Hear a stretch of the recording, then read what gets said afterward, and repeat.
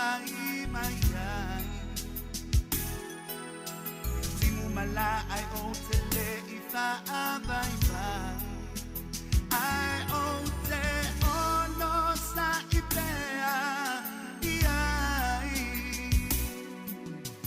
Tau tai mai oia tu o lo umatai Lo uola ma lo ufatu O uiloa lo usise Amanga lo mai oha Pe ao oi pita O lene I o langa wa oiai Wana o Yesu lo umatai O ia o te suruma maluai Whaapetai I lo waloka kuamai O aso umalele e pa aso aso mai I lo uola tau mawhai wa oiai Tau tai mai o Yesu alo umatai O te manuia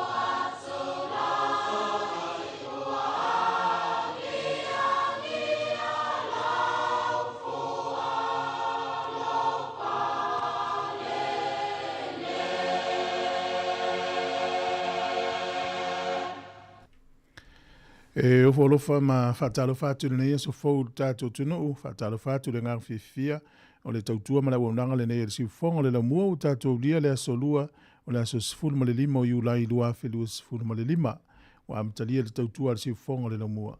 E alo mai lo le tātou sauni ngalo tua le ataitaia le sunga le whawhiangenga Reverend Fauatea ane te rea sau e kalesia na sareta wainu yo mata e usi mai lo le whawhiangenga.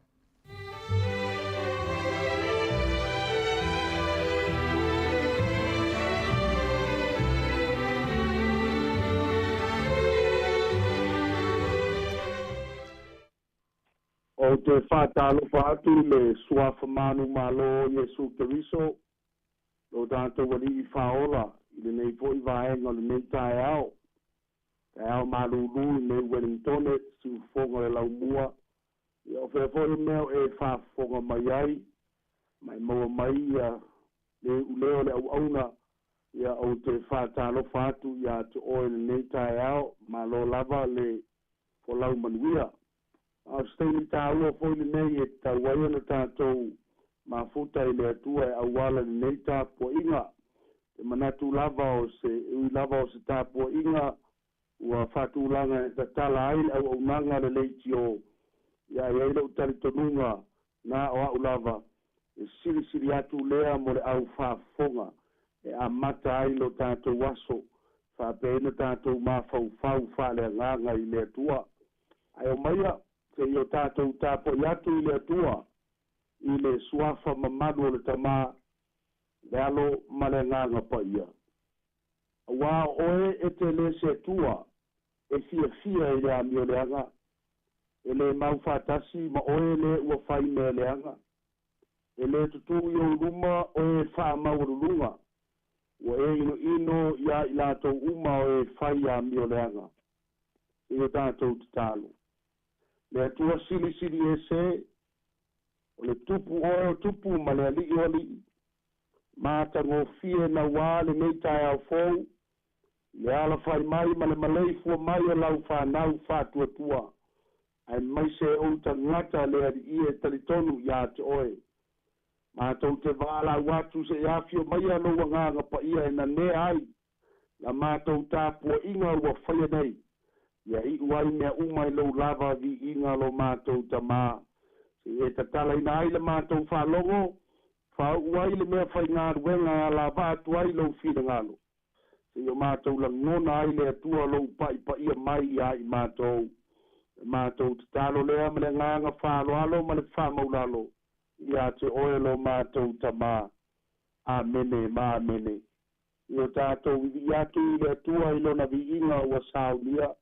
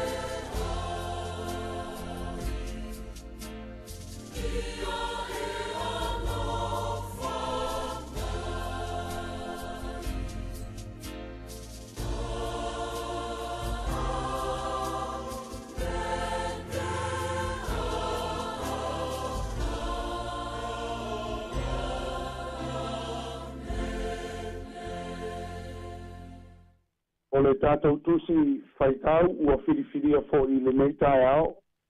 Tusi masani, tusi ua loa fo I na e whafonga iai, lau pe lau whainga ruenga le atua. Au te manatu e toi au mai nei tae ao, o lo iai lava se whiau tā ua e toi lui tau ina i le tātou wola whale whātua tua.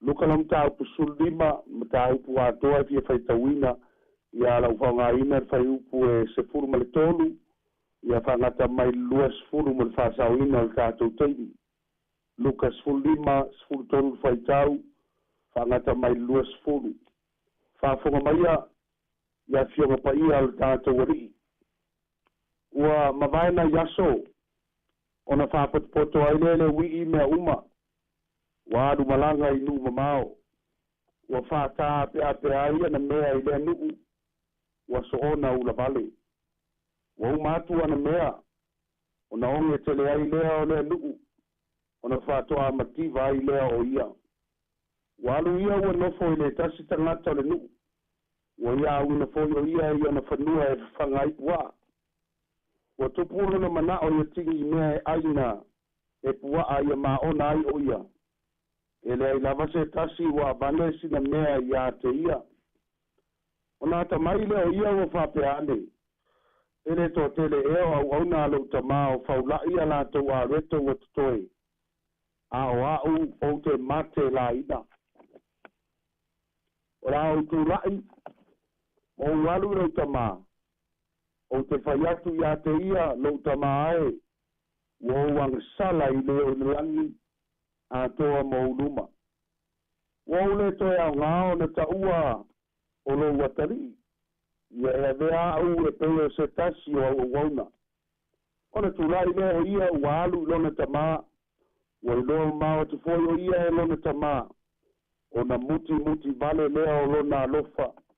Wa momoe atu ia. Wa fusi ia te ia. Masongi atu ia te ia. Ka mani mai le atua mo le faita wina na fionga pa ia mo i tātou i le nei tae ao. O le launga i le suafo le tama le alo ma le nganga pa ia. Amen. Asa ili se au tupo se au o mafaufaunga fa le nganga o le nei tae ao. Ia o na ufapina le whapea o le o fofo o vaivainga faifaitea. O fofo tuina naunga e faifaitea. Ia a ole a foi e mwhaina e whaapuina whapea manu malo i o vaivainga faifaitea. Victory over your addictions or the cure for our addictions. Ia ola uia na wha Sāmoa ino le upu e ta ua le addictions o a upuina whapea o ni vaivainga e faifaitea lo na winga e tupu so e le ngata a tonu e whai nei le asongafua whai le asolulu whai le asfaleile a so sa lo na winga e leo se mea e tasi so na taimi e tupu aile me ta ua le fiction whapea tadia ia wha Sāmoa ngā o wha Sāmoa ina aile mea o le vaivainga lea. O se vaivainga e whaiwhaipea po se tuina naunga. Ua whaiwhaipea i tono i tangata. O loa whiwhi le tala lea e peo nau. Whai atu se kiua mata ngofie po se bea foi e mwhai ona e whātuno ina. Au te manatu e mwhai ai ona e manu malo. Po le a lava le tua i ngā vaivainga po le tuina naunga. Ua sa vali le fias fulu tau sanga. O ele mawhai ai ona e manu malo. O usta ngata ua toi ina lava ma o ina tangata matua ma o isi foi. O ana o mai le oti e le i mawhai lava ona lātou tu ua vaivainga o lo mawhai ona whātou i lalo ina ai o lātou tangata. E mai le whaupunga whāpētānia e le whantalanga o lea me tau le vaivainga. Addiction is a condition of being enslaved to a habit or practice to such an extent that stopping it will cause severe trauma. Au tau whaile wha Sāmoa le whaupunga. Mai o vaivainga whaiwhaipea o se tūlanga o lo whapolonga ina ai oe i mea we e masani o na whātino ina e te o atu ai ni a fianga onga ua le mawhai o na tau fia. Mai ai fo le tei mai o le whaifa malosi. Lo winga ua le to ia te oe se malosi anga e te pūlea ai a ua pūlea oe ua fai fa'amalosi oe e le vaivaiga mai o se tuina ue fa'amalosia oe e fai nisi mea e te lē masani ai o nisi na ioiga ma e fa'asino i mea o le apuleaina i tatou ae mai se mea e le'o fausia pe fesoasoani fo'i o le fa'ailoga mautinoa o vaivaiga faifai pea o le fa'auau pea lea o lou auai na ioiga leaga e tusa lava pe fa'aleagaina ai lou olaga o le definition fa'apeletania te lē lea o le fa'amatalaga o le mea e ta'u o le vaivaiga faifai pea po se addiction po tuinanauga ona sa o iai stasi o polkalame sa fa'apena fa'agasolo sa auina ai le afiaga o tupulaga e maise fo'i tagata matutua le a'afia i me meo ta'aloga gamings le gata i lea o me meo gamblings o ta'aloga faitupe e le gata i ta'aloga pe o playstation e fiafia ai tagata e ta'alo maua iai afanau ua o'o i le mea e lē mafai ai ona ta'afiafia le naunau pea i me meo ta'aloga ia e lē na se afaitulā le malosi e mafai ona latou iai e o'o atu lava i le lua i le tolu faetulā ua faifai pea ma ua faifai so'o e iai la ia va'aiga fa'asaitisi po va'aiga fa'afoma'i e tau fesoasoani ai e fofō ia fa'afitauli a o lauia tilotilo iai ia e lē mafai ona su'ia pe a fai tatou te lē tago i le a'a e mafua ai ona tutupu mai ia mea a tonu e mafai le famai le aʻoaʻoga fa'asaitisi e a'afaitulā ma e malōlō na o te manatu e lea o se va'aiga gā fa'aterisiano e mafai ai ona tu'u nisi o mea o lo tatou faia pea na le fasile o ani mea e mafai ona ta'ua o ni vaivaiga faifai pea po ni tuinanauga iā te i tatou mai la o nisi la ia mea o vaivaiga faifai pea o nisi o vaivaiga ta'atele e aofia ai fuala au fa'asaina sikareti ava malosi ta'alo i ta'aloga faitupe matagā o nisi o vaivaiga faifai pea e afia ai le naunau i mea ai i se vai e o ai mea ai e le tagata e matuā lelelei ama pe ao'ina o mai me lea le mea ai lagalai tautala fo le tusi paia e tele tagata e atua le mea ai o TV o masini kompiuta ma le fa'aogāina o pega tafa'ilagi e pega TikTok, Facebook, etc. ma e lamatia uma tatou i mea ia e laise isi e exempt mai ai mea ia o tu'aiga vaivaiga ia po tuinanauga ia o'o mai le tagata a o i le tala lea na o faitauina leu te manatu o lo'i ai se fofo matagofie tatou te mafaufau ai le taeao lenei e mafai ona toe tapena ai tatou ma e o le tulaga e pea tatou lea le tala lea o se tala ua leva na tatou malamalama i ai tala i le ui'i ma le pea sa alu ai fa'amaumauoa ma e leo ta'ua ma le tusi paia pefia tausaga ia sa aluese ai le atali'i lea mai lona aiga ma e forina mai o se taimi'umi sa alu ai ma fa'ata'ape'ape le oa ma le tamao aiga i tu'inanauga ia ma le maitauina fo'i famai sa matua onge ma fāina lea ai ma ia ai sa iai ina ua uma le telē o le tamao aiga lea sa fai ai lona ivi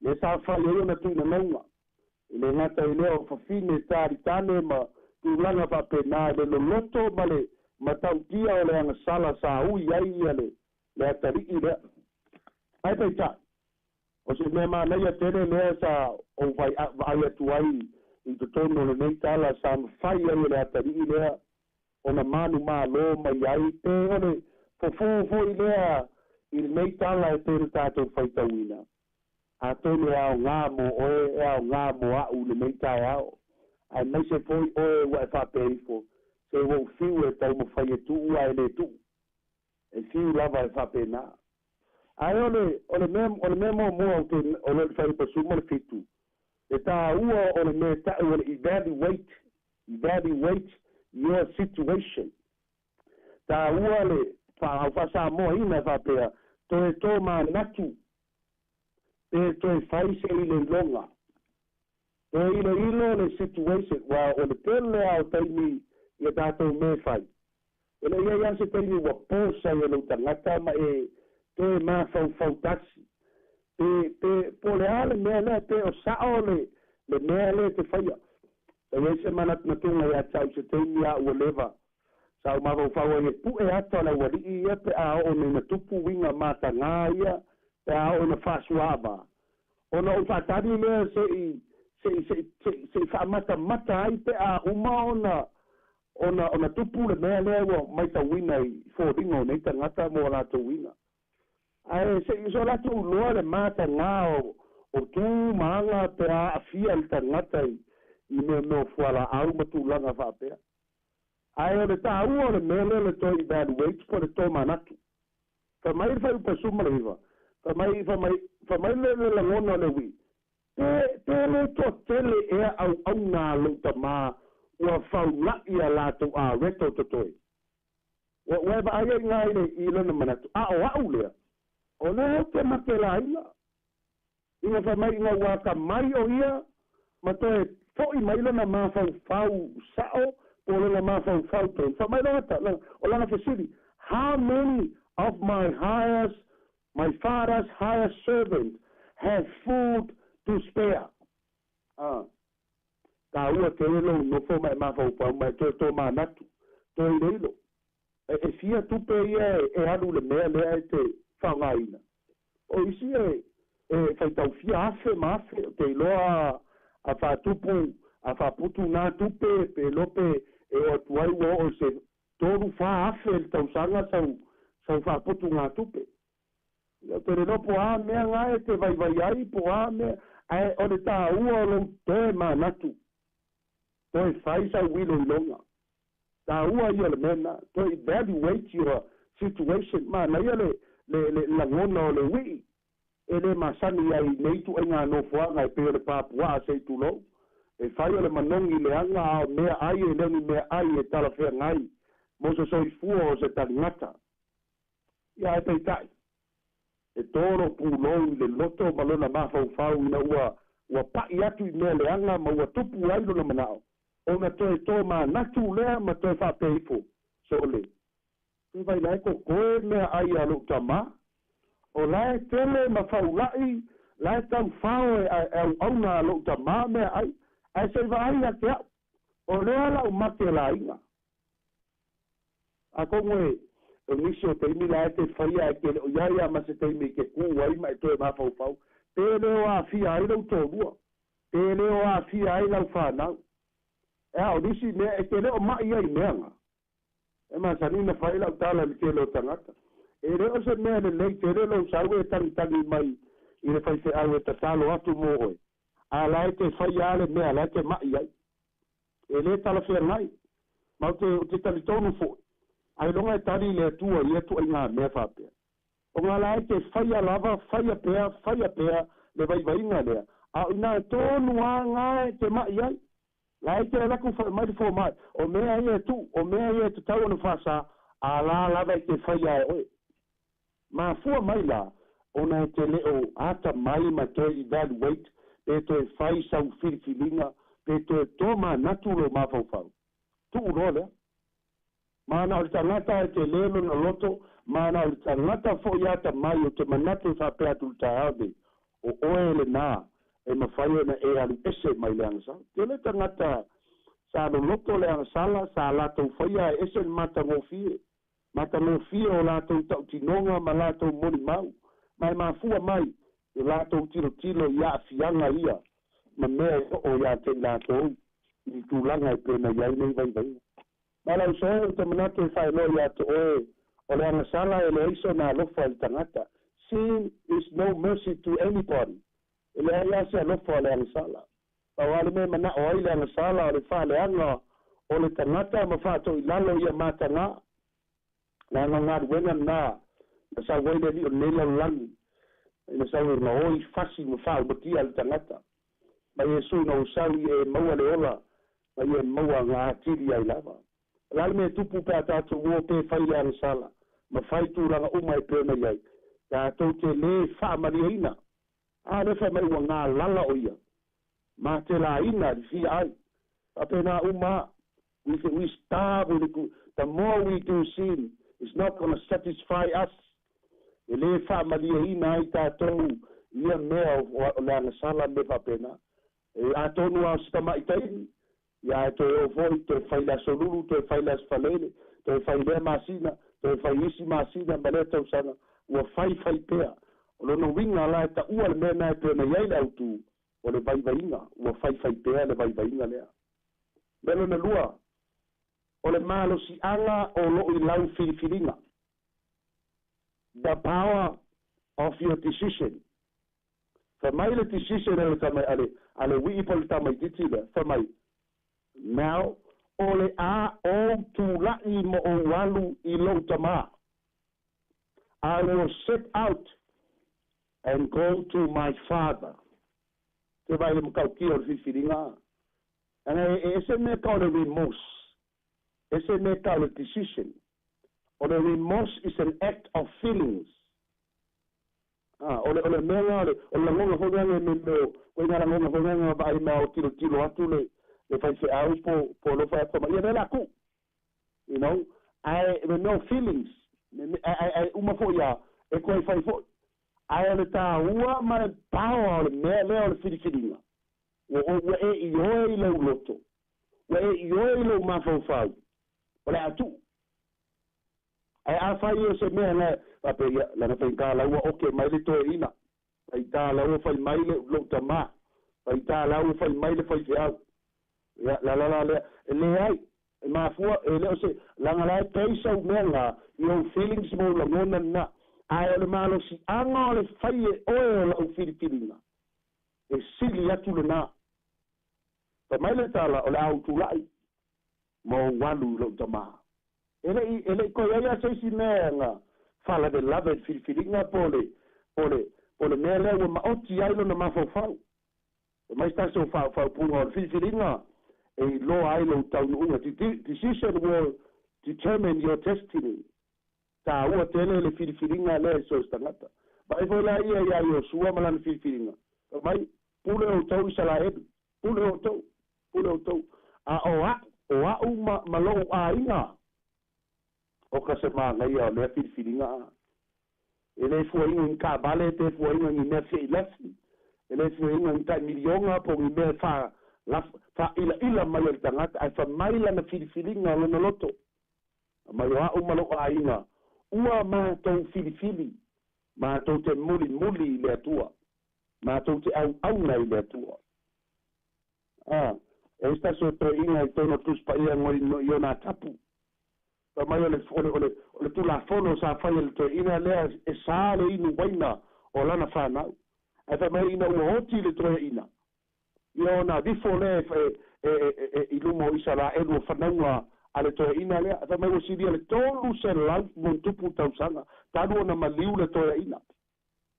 A ole upu ale le to ina sa fai ai aua me i o to inu waina. Ma na fa tumu le o pakete i waina. Ma fai atu whanaunga generation a le toa ina lea. O I fai inu le waina lea. Ai fai mai le lātou tala. Ua uma o na mātou I oe. Mātou te ustai le upu a la mātou tamā. Fia se fulu tausanga. A le malo si anga le nao le whirikilinga sa whatu langa e lātou tamā. Lako great grandfather. Te mai le malo si le mea le whirikilinga. E fa punga fa pea ioe lau ioe le ai lau le ai o te mea o mana fi fili ai te alu mo le atua alu lo mo le atua avi elo se lau pasene. Say yes to your yes, say no to your no, and that is the power of decision. E mafua mai lana ona le malo si anga o lo I lau filifilinga melo le tolu tau tino pe fai lo atu lo waibainga. Admit it or confess that you have a problem or an addictions. Awete, pa mai vai pa sumal balu. O te fai atu I lo tama. Wa o anga sala I le o le langi. A toa mauruma. I will say to him, Father, I am sin against heaven and against you. Wow. Pai le mga ngai o mo tangata ngaki lo o ia o tangata ang sala. Ele va pe la ku o me fa malia foi te pita around the bush. Le ai fa mai o ke fai yaku fo I lo tama. Admit it, confess that you have a problem. O le tele au tātou ni sotei. E le ma fai o tātou fai al mele. O ngai ele pride o toni o tātou loto. Tātou de manatu o le au tele lei. O le au te malos. E le ai au ki kau fai kua mai fua. O ki le mga o mia sa upu. Le ala ngā ele fai o ngā hio. E ma fai o ngā de ese ea le mele m tātou.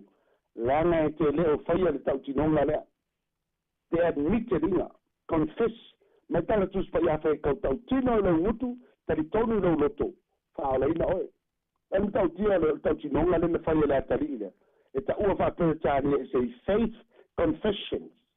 O le tau tinonga le whatua tua. Wa ia tau tino atu le tama. Tama te he whaforinga i au ruma. Mo o wanga sala I le langi a toa mauruma. Ma nai a te lea. Lan me tātou loa tala li finis amaria. E whaiaku a Iesu. Se e lima mea ngai a te oe. O nesi foi ngā iai ngā ongo ai. E le sau. Nefa mai. Oi.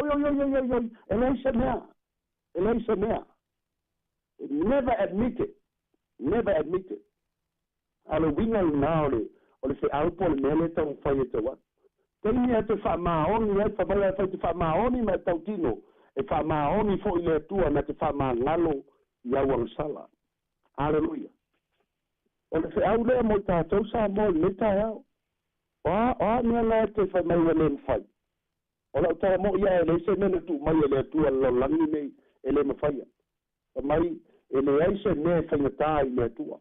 A whaia moni na fionga whaia. Lala me tātou te masar saloi. Lala wingo le whaotanga. Lala wingo le mano le tala le lei. Lala wingo le kālesia ma le tuspaia. Ma fua mai na lo ia tātou loto. E te au wala I e tonu do ai ia uia I tonu le tusi lea. A mai e se fe au mo tātou.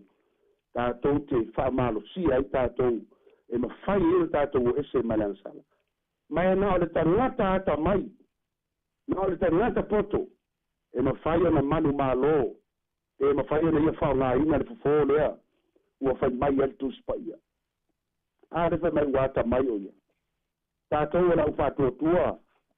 Mala inga o lea tua. Ia whaali pēlo tātou alofa. Maleanga le lei. Ia I lātou o lo whāpeo na iai vai inga whāpea. Vai o le tala tama. Ele ka moe akula karia whamelon tama. Nei. Meanga e maua lou. Lo waru ma ele whakungu. Ele mase o kengianga. Alale meanga whaari mai. Show love. More grace. Ia tātou walo lofa. I tangata o lo iai ni mea whāpea. Aole o taso tusi lima. Aole tātou whāpeifo a mea la o e lea. Wafo I la lo le uska. Ele se ne whapea na. Wha mai le tama. Au mai le ofu. Fasi mai le manu. Au mai le mama. E sen mana I o le koe ngā approach. O le approach o le alofa tu noa. Ape ngā fo I le alofa o le atua.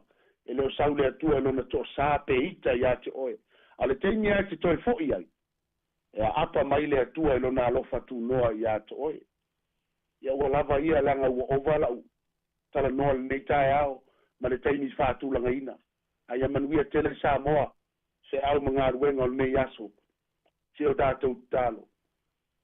Whamaruia ngā ruenga a mata o le nei tae ao le atua. Whamaruia le whaafonga Sāmoa. Te manatu e leo se upu. Na se upu nei tae ao. Ao se whea ua whaunga ina e nei awanoa. E mamoli atu wari e toe lui tau ina ai o mātou tangata. Awanoa umo awanoa mai atu oe. Mātou ke i oe fo nei tae ao. Se e fisoa soani atu. Wa umana ngā ruenga la uauna. E la fo atu loa ngā ruenga oe ngā ngapa ia. E whapeona e lui tau ina o mātou loto malangona. Whamanuia I se au. O ala uma la whapeona uia e lau whanau. Mai lava I maunga tele o I maunga iti. A pia fo ina ia mātou whanau ia o aonga. Se iai lo wanga le leile atua. O fitia I la tau ia o aolofa. E marutia I la tau mai mala fale nā tūra. Ai mai se lui tau o leo langa. A maruia siu fonga la mua. Mana po klame whanga solo. I le ali pule ma lau whainga ruenga. E iai pēr lo wanga le lei mo i lantou. Tu mo mai leo manuia, lo file mu e le ngata leo lo lofa tu noa. Al maftanga fai pēr ma lo lava nganga pa ia. Nei se ia o i le whavau lava. Amene, ma amene.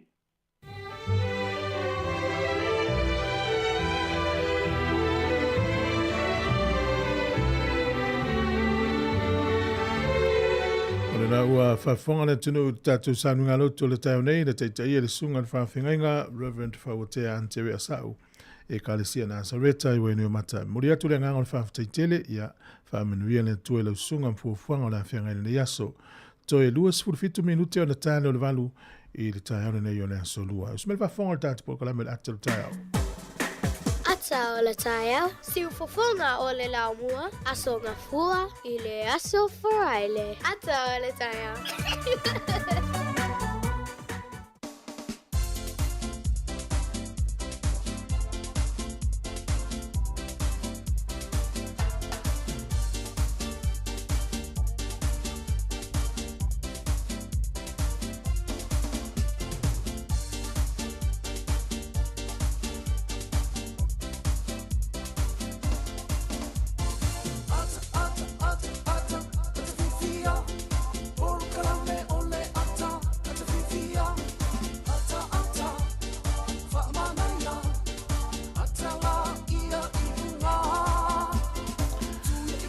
Tātou por kalame le ata le tai au, le neu tātou toi wheloa i lungo pēu le ea mā lol fo lau, whatalo whātu le ngā whiwhi tele mā lol sopo.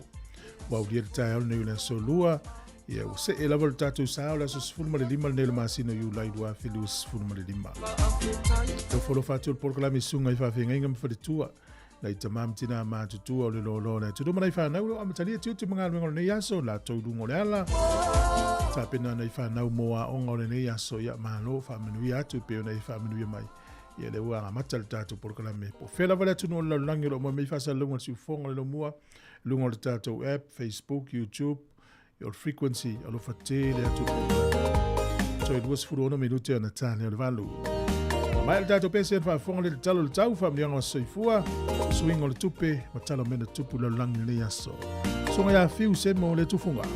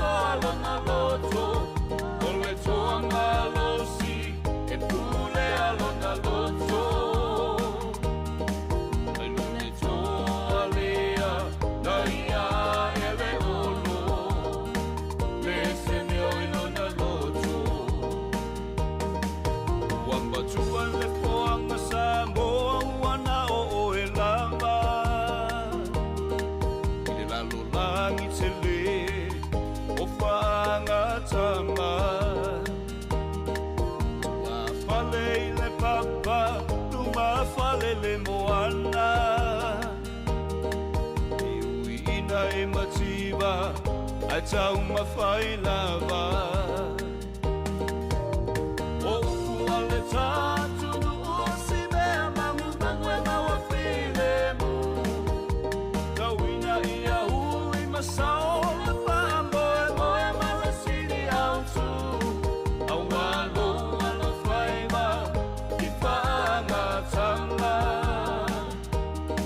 Tauina ia manu ia Umaona asanga Mau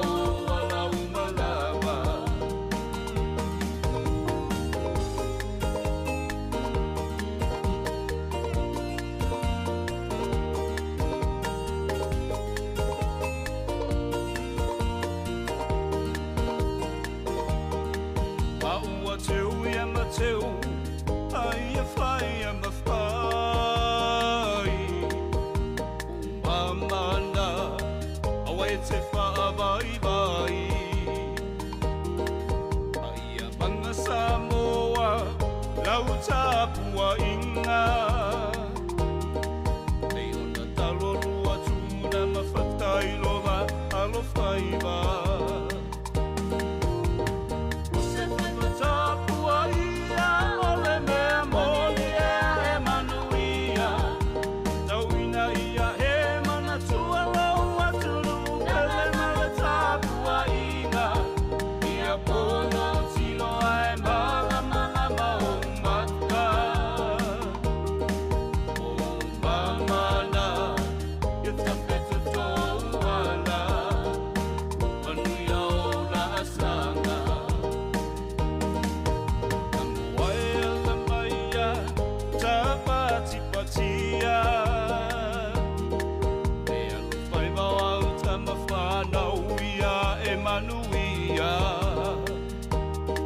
Kaua sota ai moa tai au If maanga tama if I mau ta sao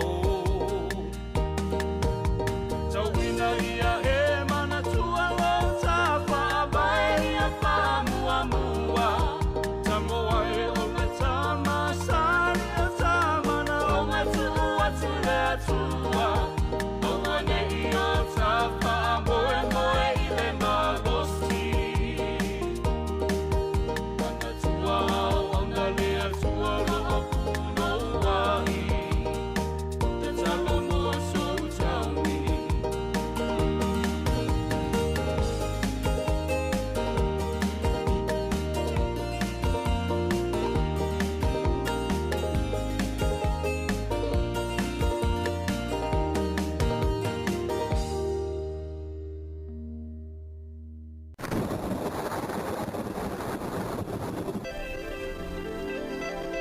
Mai whawhonga le tala o le tau pe ona whai lolo ofisa le vai tau le so Wellington e ina timu nisi o taimi e matele ina langi le lei le tau le ua vai mamau le ofisa le vai tau e o tu i le sto na i matua langi le lei lava le tau tai au wha solo tua i o le sto na to ulu nai timu i whanganui manuatu ma kapiti langi le lei le tau i Hawke's Bay ma Marlborough wha malu malu le aso nei Taranaki suisu ia i wingo le tau i taupo ma waiwa rapa o le fua le manu le fa mawina tolu anga i lunga le iwa e a mawhanwhana sifururua anga i tu lunga sifuru ma le walu. Au kilani le so lea e suisu ia i wingo le tau le nei aso o le motu i saute langi le lei le tau kala estete Queenstown Dunedin. O nisi o teimi e vai le mata le la le pito i lunga o le motu i saute e le awhia i Picton e le Soni, Blenheim, motu weka manu ulatane iai. O le nuu o Invergagol ia suisu ia i wingo le tau si taimi e vai le matau le la. O le manu lua le ea le motu i saute whamawina le amata mai le lua whasolo tu lunga le ono e a mawhanawhana iwa hanga i lunga le sfutolu. O le tele o le foi numera, o le tele foi na o le avanoa o le malu o le mawhanawhana foi na o le tau e ala i titi foi numera i o le malu lu na o le tau. O le au te rengo le tunu nei aso i matele i nalangi le lei le tu i sa e o le motu i matu nei le au fia i nei pia ma Hastings whasolo tu i Kispen. Ia e au fia i Martin Brahma Wellington ne. O le vava ia pia i le soe langi le lei luas furu iwa le fuo le vele lufu lima le mawhanwhana. O le angoto i fo le lai le soe Wellington ne i le sfuru wha minute te ele lima nane le fiafi. E oso a ele la tai au le toi luas furu minute le valu te tai au a tai au. O le fua le manulu i Wellington e manu tua oi, a mata mai i le ono whaasolo ilunga le se fulu, e a mawhanwhana e se fulu ma le whaanga i atu ilunga le se fulu ma le ono. Tala o le tai mo la toi whaanga ota le nei aso, manu ia whainga whaiva, Wellington e sua le tai nei le te au le valu, le tai au nei, pe le tai te au le lua i le au auri, toi sua le tai, a fo le valu na nei le fiafi. O Porirua, pe le tai nei le te o le ono lau pe le tai sua le tai toi luas fultasi minute i le tasi i le au auli. Ono toi pe le o le tai le toi luas ful 5 minute i le fitu na nei le fiafi. Tala nao le tau ma le tala o le tai. Ia o ai lava e lafo lan se le nei aso i se si ane rau au pe a fe lafo sautu. So le e ana to whane i Wellington e ia e mai lesi mea i o tau au kilani malo a tapua i pe o tau.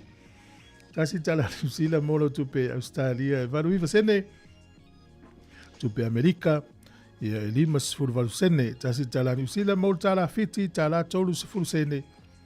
O le tupe Sāmoa i le sole o tala 5 sene, tala 5, e mo le tupe tonga pa anga tonga tasi mo le tolu tasi pa anga tonga i le so. Tasi tala New Zealand, mau la tupe Sāmoa, tala 5 mo le 1 sene. Ia, malo la vale alofa, malo le anga leisi o tatu tunu.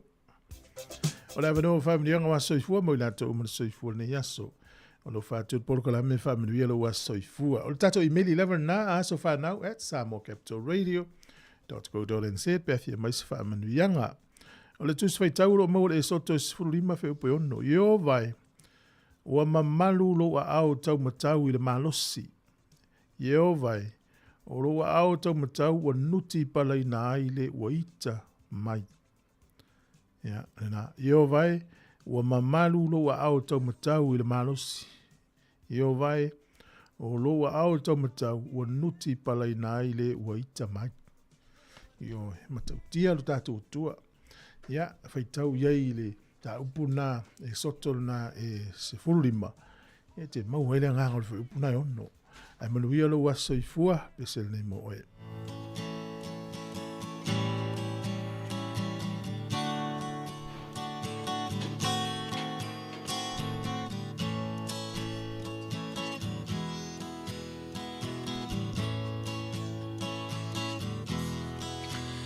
Ia vi ia lea tua ua ulia loa so soifua ia manu ia loa so whanau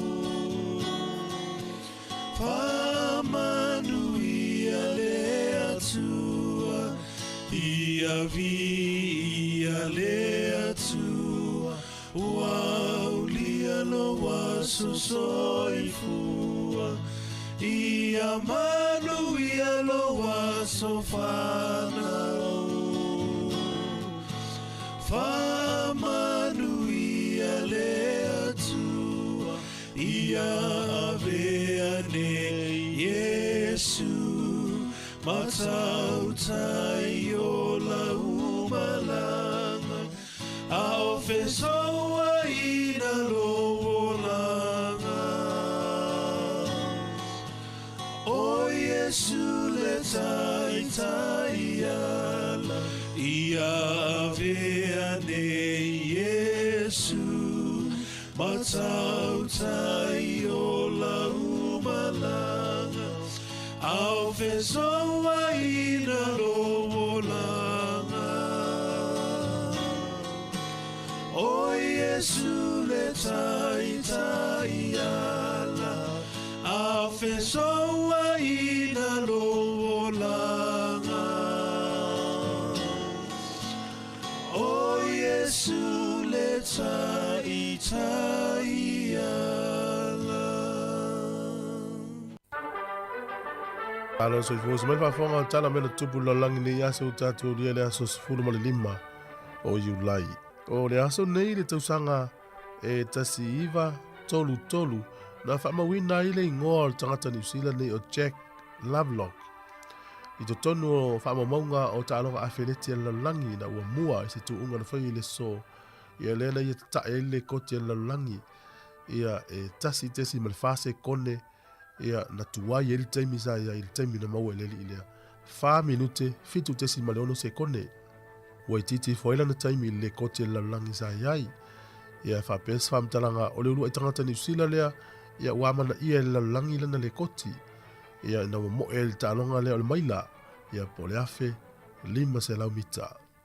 O le aso nei i le tausanga e tasiva 5 na tura wil ele ia pia i le malaiva alele i whaleolo. Le li whaiati whanga mai Amerika o Carrie Cooper. Le na malanga atu i Sāmoa. A wale po eina le ata Return to Paradise. Le na po eina i le i tumalo le whanga. O le so lanta unu ua i whaleolo. I le wale le na malanga atu ai tausanga tasiva 5. O le aso nei tausanga e tasiva iwa ono. E na amatai a whainga malanga a le wale le Sāmoa le Polensia. Polynesian Airlines. Whaiana whainga malanga. Ia mua lava mai a pia i au kilani in Los Angeles i California, ia California lo Atlanta, Georgia. Vai lai whainga volunteer. Nā matalai le sora tausanga te siwa i wano. Ia na whainga malanga mamao ia. O le aso nei tausanga e te siwa i walima. Nā matai ia le company e tau le Amazon.com. Company nei whawaina e stasio li ia na whauina mai se universite. O lona suafa o Jeff Bezos. Whapes whamtalanga ia na fuafuala nei e li whaise company whapea e whatau ai tusi. Ia ona o le tele mo mia tangata o tusi fo ile tau o le whare tusi e whatau mai. Ia ua saunia yes company whatau sao mai lava i lungo o penga of sota inga le tusi e te mana wai. Ia o le aso le tausanga e lua afe maleono ia na whaavai ai ia le upenga ia of sota inga tau le Twitter. Ia o tātou tala nā, te mawale whapoponga te masani, whaftai.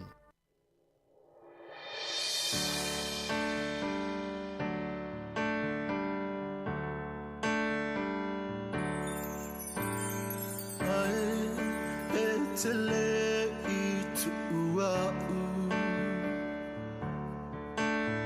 Oa nei toe upu e fia whai atu Si o ua tali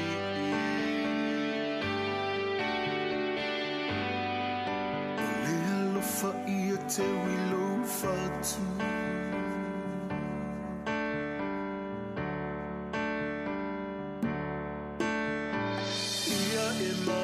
Tuaina o nei Tusi I lolo to mafusi lolo Fusi I o lima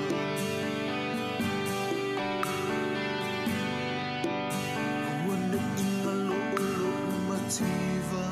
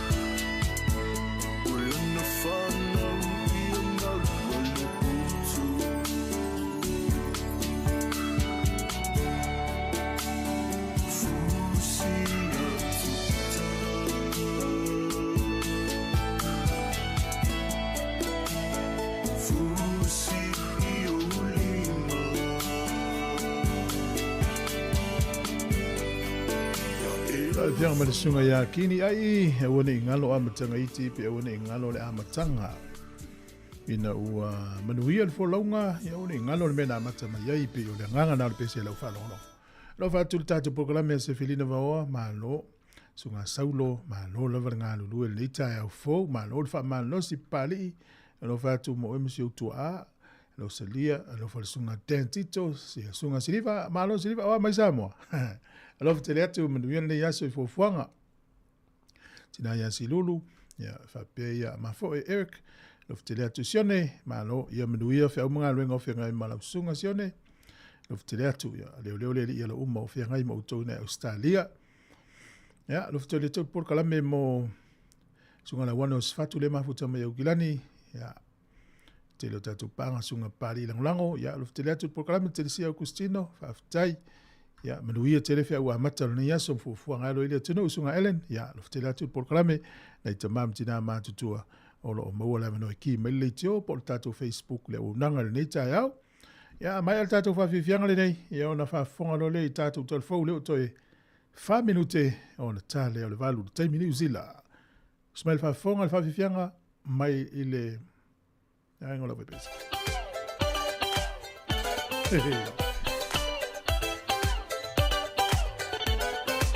Ole punya lava, ya wala ya.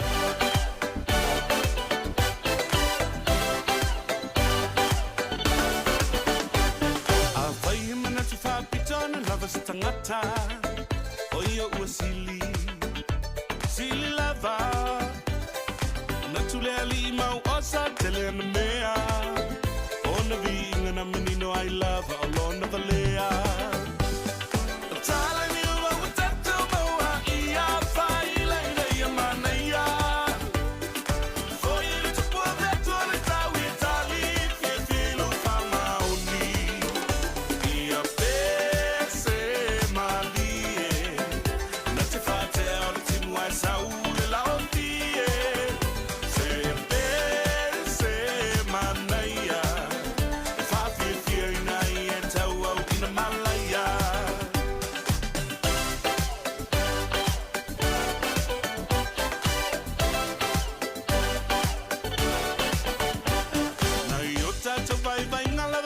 Tangata Uatili mawalalo ai letulanga Maile na forma walalo tau sama anga E pala au minai o e whano foile maasala fa Watala ni uwa utatu maua ia whaile ia manaya Foile tupua vetu ale tau i tali Filu whamaoni Ia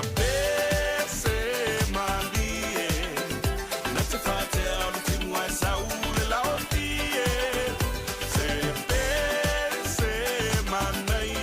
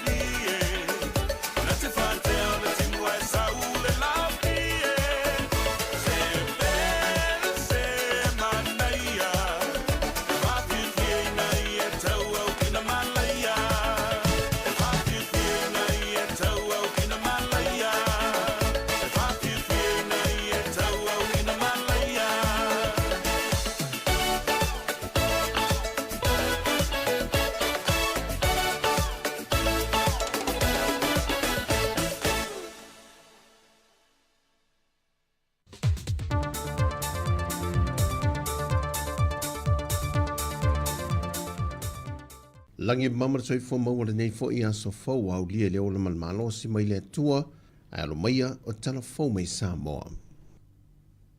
Wa fai wina malamanuia le usunga fono le kalesia o ngā tatonu ta po inga po le Worship Center mai e kalesia se le langi slia ma le salau fitu se fulu le sa tali malo ai le kalesia Sāmoa e le feitau fia hawhio le mamalo le au usu fono mai e tunu se le langi e le ngata o Sāmoa nei, New Zealand, Australia, o Amerika Sāmoa po tutuila, o Afrika i saute, whapefo intia, o atunu i umawhaina whaalau tele atu iei le ekalesia. O le fontanga le ekalesia na amtamai le aso lime o atu le aso se fulma le tolo le masina le neo Julai, pe o na tāpuni ai le afiafio le aso sa il whai ungo le vaiaso. Ai na tatala le fontanga le ekalesia, le umsa ai o lona fale te talo fōu i nā whanua, wa whae ngoi no le Meru Prayer House and Retreat. O se hall tele a ngai atu iei le ekalesia, whapea foiso o se tangata i le atunu o e sa ilia i le atua, o se maota wa whaea malulu atoa, o lo iei foi ma se no whanga e malulu i ei tangata po a inga, e anga i atu e te talo e mawhai e o na hae le whaonga i no lea fale te talo. Mau whai wina i malmanuia le konferenisia le ekalesia, e le toe whatu mawina o le laulau le ekalesia se ia vanga na ai le taitai au au, o launa sui o tō whinga. O le a wha wau pese i o ina wala au le tua, lea o lo se le susunga le apostolo i ato uta aloa lii, ma le sui taitai i a pasta le uli e Rico.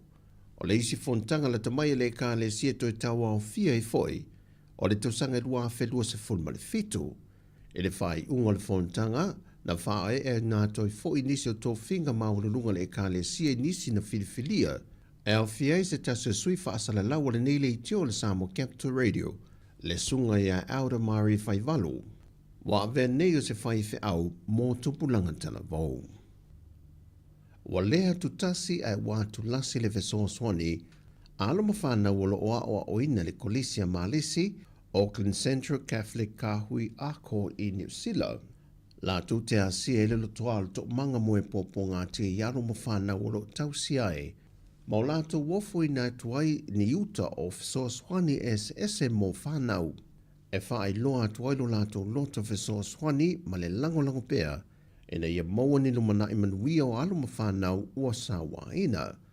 O le ni tausanga na o lato wo o mai me whaai longa ai, le se furu tausanga o le lato tautua, ma tu ina tuai ma se sele ne lima feta la. Na whaftaia le prestene o le to manga moe popo ngā tia sili Niu Lina Chang, le nei whaala tonga, a to ai malo lato teitai malanga ya makerita le alai tanga moa, e lo lato lot of sauce whani whaawopea, pei o nā siasi mai ai, i tausanga teitasi.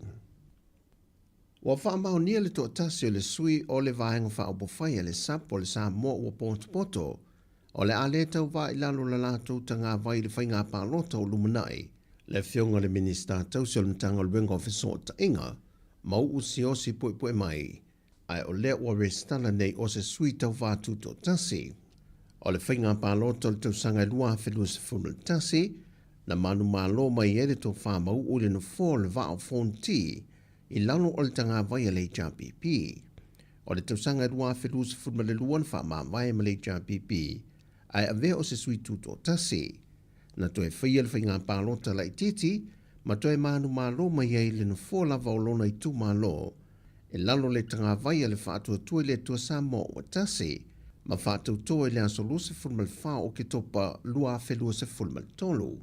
Peitai na wawai lua ina le vang whaupu whai le fast, ma ia langolango ina i le tū sa taita i le tamai tai pāre mea tausi, sa i o mai ina whaata ape le pāre mene. Ma le tasi o sui o le vang whaupu whai le Sāmoa o poto po le sap, le o le ale to tau va e le whainga pālota o le aso so nei, le whionga le minista tausi le mtanga luenga wa onga, le tamaya se ula yoa netua au, e na ua le toi restala e a vea o se sui tau va. E to se fulu tinata mai ta i o nuu le o le atu i nātu o lato swafa, e le komsino le ofiso whainga pālota i le mtanga luenga o tinama tamai tai, e na watapuni ane le lolo le restala mo le whainga pālota, wa wha amau nielo lātou leo sta i o le wha tinongo lātou tiute. E le ana i lo lātou te eno le wha amau nia lea o se sui, sa ngā waa e fia tau waa mo le whainga pānota. Le whailua inga le whionga tui a whelolo ma le sui wha asana lau le TV tasi. Afrika uri ke lea le whiunga sui kau vai whai kūri ngan purengu.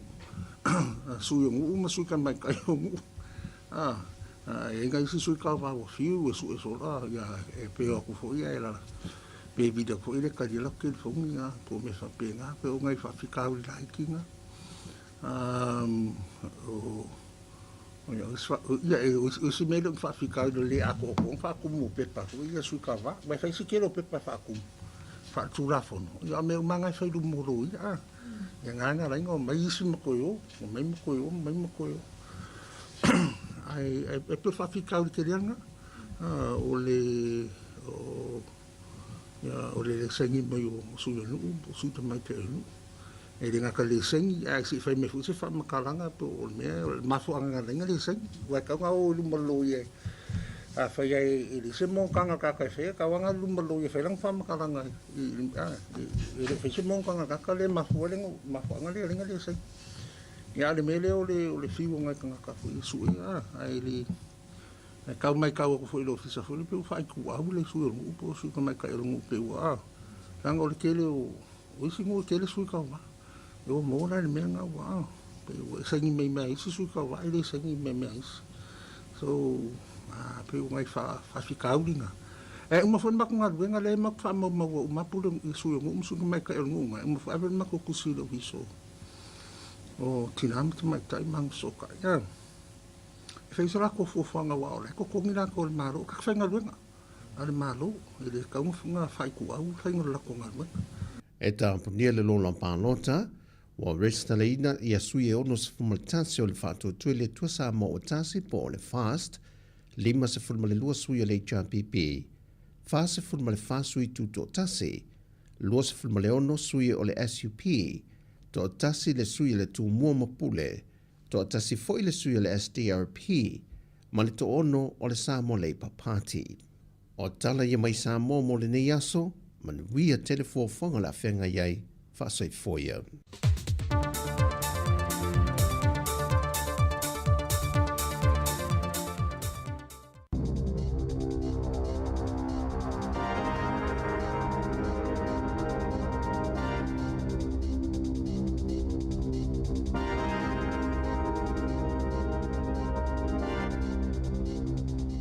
Talo falava e le nei hoi vaenga o telefo o le siu fonga o le lau mua, o le tala mua. O li potia mai le whea ngai o le au nanga a le hato hone St. John, ma whaafita uli i le awinane leo tangata a fia ini ngā se whaafosei, taluai le tūlanga pisi, malele ai o se awanoa, i vaenga e tau nuu i ai ngā se tinga ina po le Emergency Department, i whale mai te tele uma o le ai o au ki lani. O le au nanga le nei a le hato hone St. John e pei ona silfia e whaonga i nai i a ta vale le whare mai po o le ambulance a e whapea mala au whainga luenga fisosoani mua ia e au inatu pe amana o mia mai se fisosoani se whaare lave ia po stasi fo iwa a fia i se ngase whaafo sei. Sa whailo mai le matua pisi ma le whainga ta o na au inatu o ngase i Emergency Department so le whale mai tele i Middle Moa, a e whapea i fwoi ma le whale mai tele i le aio aukilani i le asonga fua na nafi. Ta ua e whapea o le pisi tele o ia vaenga o whale mai te tele nei, na mafua ai o na awinane nisi o ngase a le ambulance i whale mai tua e tonga fitia ma wa ai i la tau. Na whailo mai e sui o le mtanga ruenga le sui fua maloloina, e moni i le tūlanga pisi ma le tumu o vaenga ia mo mai ma whaalawe whaafosei i whale mai te tele uma o au kilani. Ai mai se lava o le vai taimi le nei o le tau maru lu. Peita ai o lo o tau mwhoi pēl mta ngā ruenga, ina ia mauti noa e maua e tangata uma le vainga ma le tausinga e au pito sili ona le lei. Na whaalia mai e le li pālemia ia Christopher Larkson, e le ai nisi la fonga fau ua whaia le malo a Amerika i lunga o le tau o loa mai New Zealand ia o lo whaatau inatu i maketi o le United States. Whaalia laksen i se whailo inga mal autu stala. Le iai se tusi alo ia o tu ina mai le whainga maloa le li Palestine o Donald Trump tu sa o se isi la fonga whaia i le taua o loa New Zealand o loo whaulu whale atu i Amerika. Pei ona zila fia o le tausanga nei le ana wha mamaluai le whainga maloa Trump ia se la fonga i le taua o loa uma mai e tunu i whaafo o loo whaulu whale atu i le tonu o Amerika. Mai sa whai mato e taofi le wha manuina o nisi o la fonga. Iei la fonga o toe wha pa u i lalo, ai iei foi i la fonga o si i lunga i le wā o Amerika ma tunu o loo lātou fe wha atau wai. O loo lata mai nei o na fola e Trump le si itia o le 30% o le la fonga mo o loa uma mai le tunu o Mexico, ai wha pēr ma o loa mai i atunu o le Unio Malo Europa. O le vai aso taruai lea sa wha ailo aia le li Palestine Amerika, o le asitia i le 50% le fua o la fonga mo o loa mai le tunu o Brazil, e amata ona wha mamalu i le aso mua au kuso, pe a whai e le tau fia le mata upu lea ua mōli ai le wha amsinonga lea tunu o, ia le li isa a vea mua mo la tu Palestine, e ngoa ia Jair Bolsonaro. Na whailo mai la i le li pālemia ia Christopher Luxon, o le fua o le la fonga mo o loa New Zealand, o loo whaata watu i Amerika i le teimi nei, o loo tū mau i le se 10%. Mai ana ia tā ua, o loo le lei ia le vā whialonoa i le mtanga luenga o fe whaata ua inga ma le vāi whafo New Zealand, ma le whainga ma loa Amerika. Ma o loo iai i se tūlanga le lei le pulea, ma le whaafoina o la fonga mo o loa le tunu o loo whaata watu i maki e tio le United States. O lesa ngofuana nafi, lesa whailo mai ai le pālemia ia Christopher Luxon, ai whapea mo le minstawa o onga i matata whaapitoa o Penny Simmons, ia le tala o pito lata mai, e tu sai o le fuafuanga le malo, e whaata ape ai maso loia ia le whaalapo tonga o a onga o matata whaapitoa whaatekonolosi, lea e whaingoina o le te pukenga. E pei ona sila fia o le aonga tele le nei na whawaina le whainga malo le Labour na tu whaatasi i ai ko lisi o matata po o Politics ia sa iai mua i tu SS o New Zealand. Ai whapena i fo i maa o onga whaapitoa mo le whaatinoina o ngā luenga. Pei ta ila o le whaiunga o le whainga malo so whaatasi leo lo tu nei le foe o le ato e soloia ma whaata ape ia lea whaalapo tonga tele taua o onga i le aso tolus fultasi o te sema o le tausanga a sau lua ono. Ai o le a suitulanga ai ni kolisi o matata SS po ni Politics se fulu le a whai ma whaavaina ai ma se whainga fau mo le awa o ina o ngā luenga. Na whailo mai e le li pālemia ma le minstawa o ngā matata o le aso mua i Januari o le tausanga fau lua awe lus fulu ono e amata whaanga yo iai Politics nei e se fulu ai o le te pukenga o le a wha waupea mo leisi tau sanga tasi e wha mai a i polo kalame po courses ia o le a le to e wha wawina e Politics e se fulu e pei ona fua ina nei. E to tasi le tangata na liu ina ua mafuli se loli parusi ma i se fale i le pito nuu o remuera i au ki lani ana nafi. Whailo mai leo o lo whanga solo nei suenga i lea whalavelave na tupu i le awala o le Rangitoto Avenue i le te ale titio le tulai iwa i le tae au le songa fua. O le whale na awhiai i le whalavelave le nei e whapea o lo to e whafau ma e le iai le tangata e ona le whale i le taimi o le nei whalavelave e tai le itele nisi whaamtalanga ili na tu ina mai ai e leo. Ua whailo mai whala wai tele le minstawa onga o Erica Stanford ia se fuafuanga fau o lo wha moe le whainga mā lo. E whaalua i nai le tupe maua a toa ma whaamrianga taule ta mao a inga e awala mai i tama mateine a onga mai e tunu i whafo ia e malanga mai ma o onga i le tonu o New Zealand nei.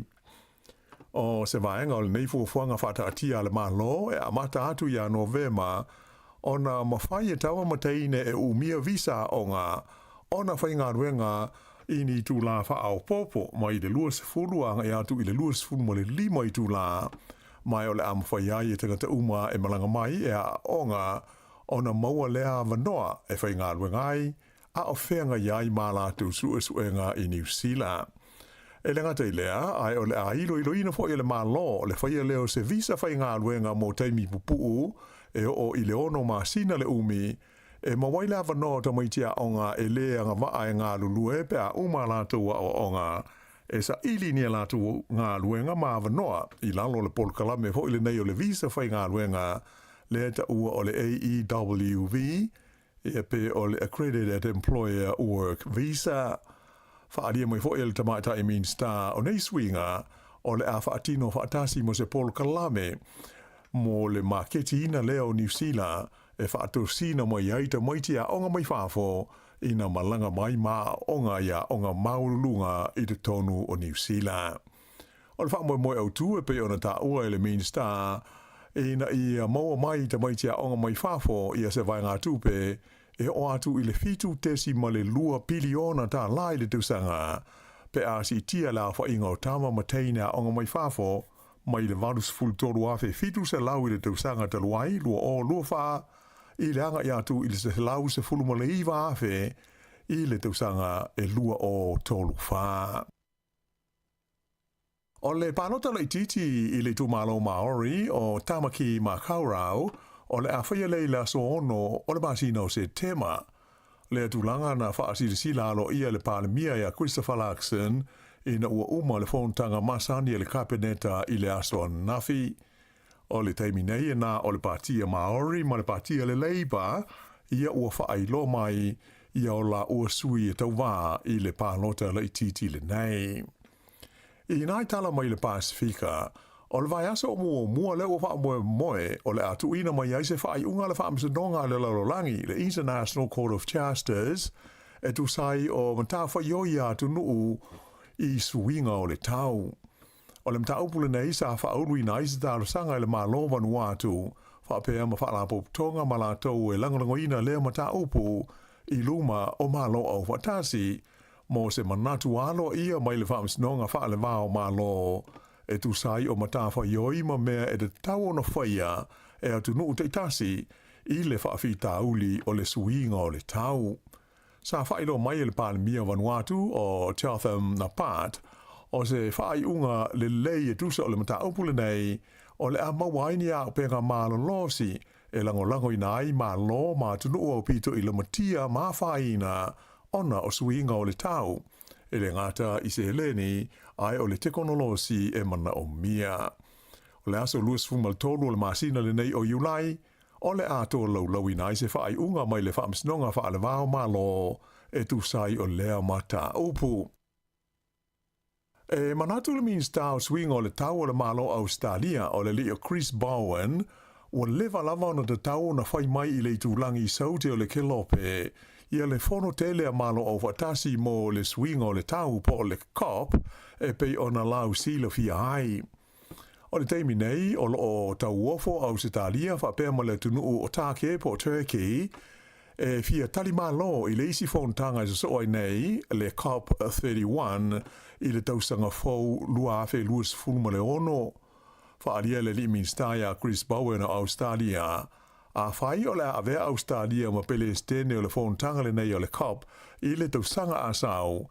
E mauti noa o le a laua lunga i ma ta upu ma whaafi ta hauli o tumotu le Pasifika i le whaasolonga o ma ta upu e talanoa ina ai i le whontanga. O le ua uma na whaero mai, le langorangoina le malo o Palau a whapea i fo ima le malo fiti o le avea o Australia ma nofua ngai whaima i ai le COP31 i le tausanga a sau.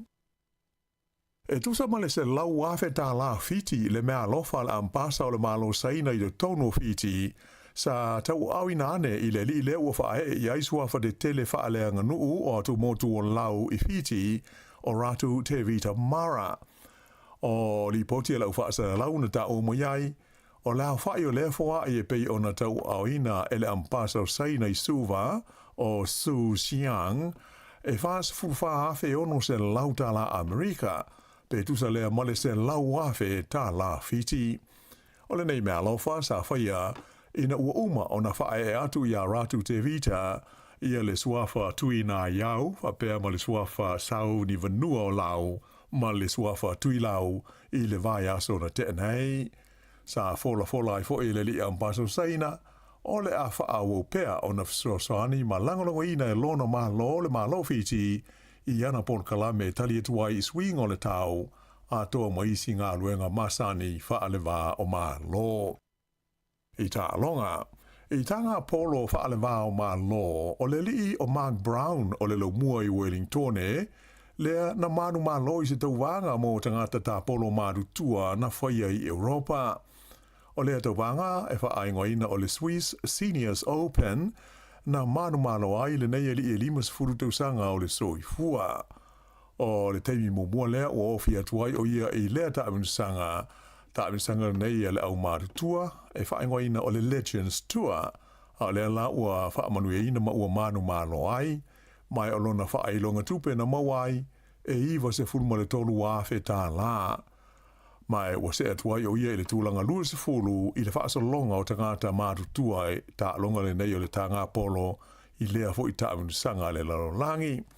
O le isi vaenga o le taaminsanga le nei le Legends Tour, o le aseana i le kalapu o le Sunningdale Golf Club i Engelani mo le Senior Open e amata i laso luas fumal whao le masina le nei o Julai.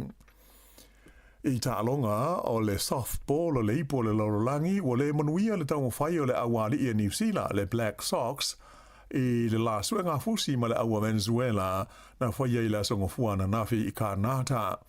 O ai o le tālonga i tolu Venezuela i le lea i New Zealand. Mai ua pine auroi nei Venezuela ai pine siliva le Black Sox. O lona vanua i leo taimi ua tauwa ai le aule nei a li i New Zealand i le siampini o tālonga i a softball whaale vāo mālo ai ua whaafitu o na lātou mālo ai i le siampini o le lololangi. O le whaiunga nāla nei vaenga o telefou.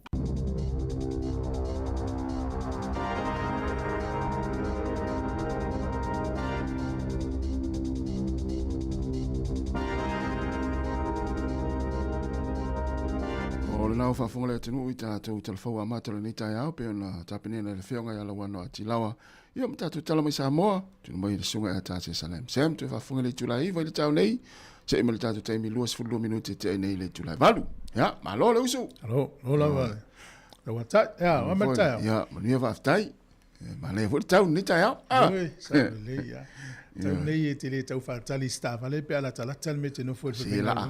E te tua i lunga e se valvali e se le mana i o le tele o tai au pe alangi le i leas te me tau ina tangata e sa vali i luma e le tata ofisa e o e pue le train ma o le lor center pe whala e nei tai au whero wha anei tangata lana sa vali atu e pue le train e uso i tai ngā luenga ia e sa o le lei ia me lan mana i o le nofo la talata i le train station ia i tangata i nofo mamau ia e tausu e le wala e alu e le mele po e le train ia mo tātou ria no fola talata ia malo mana i te le na fofuanga pena na tate mafofofo i le i ta ufo i maftanga e le savali i ngā luenga o isi mau te le ta ua te ua e tate alofo ia ini steam ia malo ai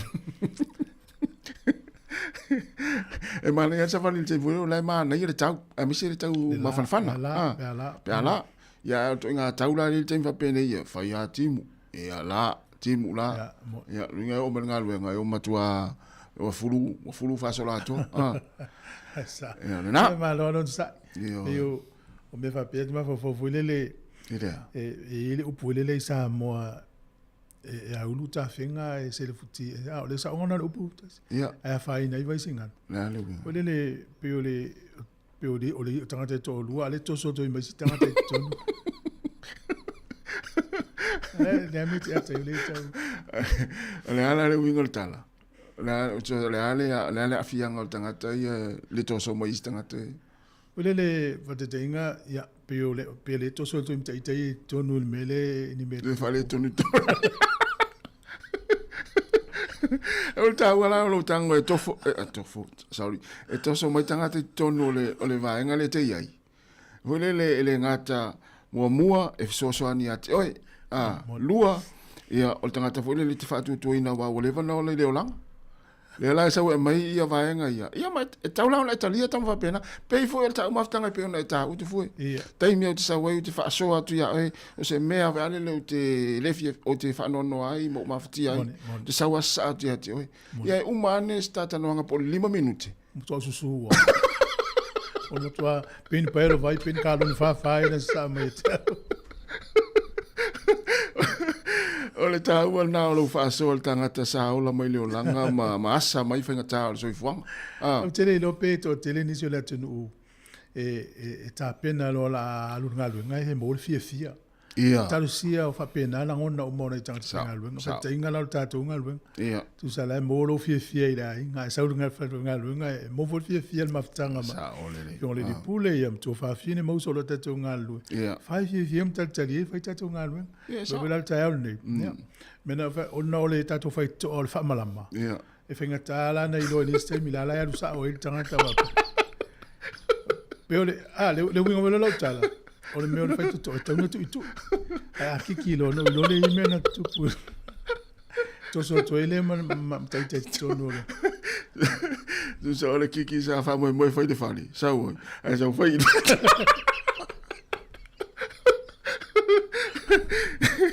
Ia mo tātou nā rea usu le tai hao, vo le o lai ene mea lai whale tonu le whale. A ora ki kia ia whai to o whale whai ngā luenga.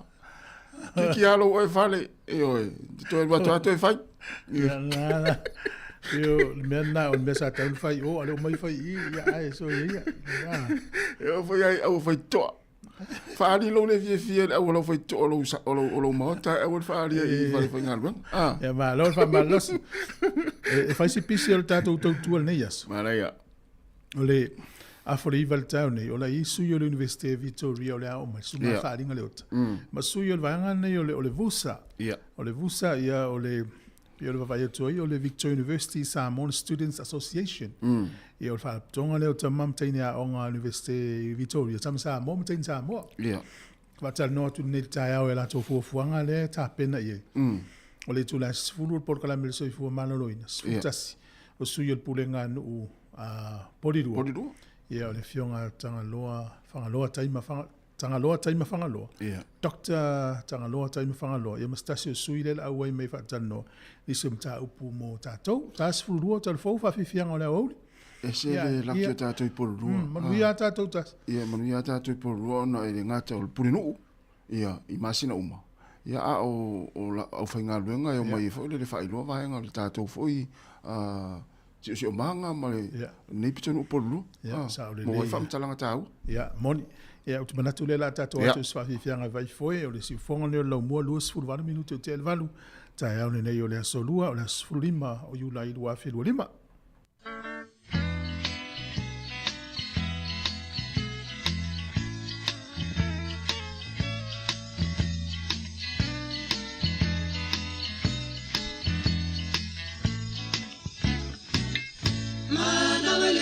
Sele mama papau ila upele ole abro Sāmoa e tautele ole sorene lea ole setete e ape mafe to peto asili letiana ye peso ole ma atioata emo Tasi oe ai ono na selo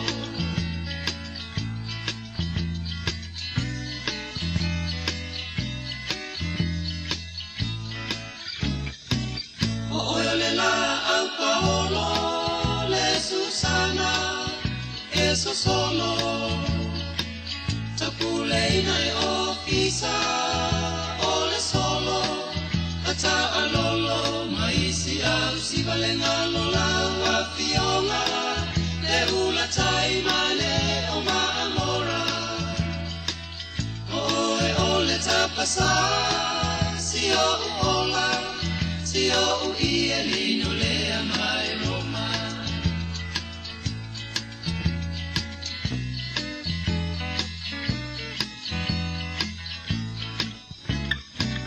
Le Fia fia moa na o no ai na pula loa. Ina ua o tu ua le abra Sāmoa. Ua mai le vasa la loa. Si awa mi o vai vai. E pea se ki o na ua liu vai. Ua lama fo i lea. E whai ma mea ai. E ngalo ai la manethia wa ai.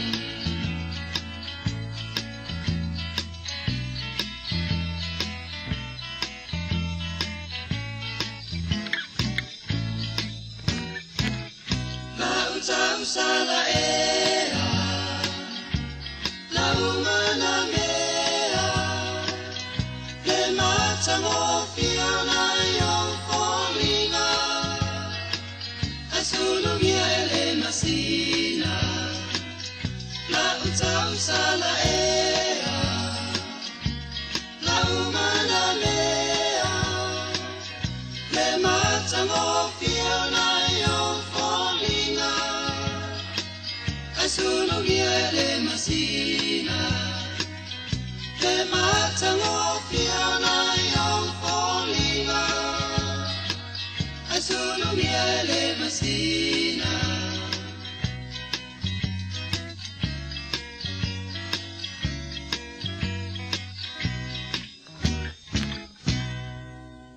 Whaasila si langa tā ua. E tusa malo mātou tu langa e vea ai ma ofisa whaasara lau. Mātou te tausisia tu la fono o sau nia e le Broadcasting Standards Authority a whai e fia whaia sau whaasea i se mata upu na e whaafonga i ai i le Sāmoa Capital Radio e re tau na lafo mai lau whaasea tustusia i le tuatusi Limatasi Mangavin Avenue Porirua Wellingtone pe ole i meli mai te alu .moresi@samoacapitalradio.co.nz e le tau na whaia i le tonu le luas furuaso whai ngā ruenga talu na whaia le whaasala launga. A whai e le o whaamalia ina oe i se whai unga o tu inatu e ma whai o na tu ina sao lau whaasea i le te mana whanonga kai pāho po o le Broadcasting Standards Authority e maua nisi whaamtalanga i le wha ngā solonga e whai ialo ia lau whaasea i le openga ta whailangi bsa.govt.nz whawhitai. Malo whawhitai o leo o te luas fulwal minute o na tale o le tula iwa tato e per proklame ata le tai au. Ioi. Ma na ia o le masanita tala noa i nai mātua fo ina i tangata mātua e fo ina nofo te totas. E mo e fo ila ia ai o le tatou la fo i wha malo si mo le wha le tatou atunu e me se mātua Sāmoa. Ia asi nai mātua. Ai mai tau atu i le ma le fo le whainga stina Amerika lea o ia wha ataulo na potu i lungo le vaa. Fitu se fulma le fitu tau sanga le matua o sitina. Ia ai se vaenga fo ile le wa leva na nau iai. Ia e alu ese mai malonga ai. Ai alu e no foi lungo le vaa ma felwa iai mole. So lima tau sanga. Va le meli. Le meli. Ia. Ia lo fa tau le potu. Ia lo winga ile se me to pole. Ah. Ele ase se ngama le fo le rent. Ai te lo e na i fo ile si tama lo na fo i lo potu lungo le meli. O le mela tupu. Te mile na woso i lungo la wele ele. Ia. O le sa o savali. Oh. Wole pale ni savali tu se titifa fonga le la. Wa umi te le no fo lungo le sami. Mi tau le sami fa pe ne yeso. Te le lota si pole ale umi. Na i lungo se vasa o fo lau se vaa. Ia o ngā wai whaima atau nu ua whaile. Dala se umi vo ile le tolu suruaso pe. Ia vea so atoa. Vea so atoa. Ia. Fo lau wale vaa. Fo lau wale vaa lungo to atau se si wafu. E na lai te ilo utou ia o maasani ai au nei tangata i pe o tangata lau tele. Ia o le tūlanga na nei lista mana e pe fia e tau sanga o nofo i lungo le meli. Ia sa o matua. E mo ia lai le fo lau le meli le tau sa i taimi umana ia. Alanga la ua o le mea wana ua maua. Jo sa vale tulungo lau ele ia matua le maasani. O le maasani. O le matua. Matua. O si mea o le futulou o le fai ai ia. O siake atu e fo mai. Pe ua le tū le le fai ai me tauntu ai. Ia tūlo wale ngana, te o se le whaupunga leo te whai atu al tūla ngana. Ia no luinga o le awhianga i lungo o le wa o le sami. Ia, we mino. Te le taimi i lungo o le wa ai nofo ai ma asina e fia vai lai me e fai e isi foi tangata e le mawhaina fai e Sāmoa mea na. O le Sāmoa i e taula i lona a inga, tau stele le a inga, e atu tō ta anof tō tasi fo, e wa i tele le a inga, tangata matu. E le mena e tūlanga e sei fo, tātou Sāmoa le Pasifika e. Tō mai tauina foi le stala le na mai le isi aso, nei isi mātua ia e tape le vai vela.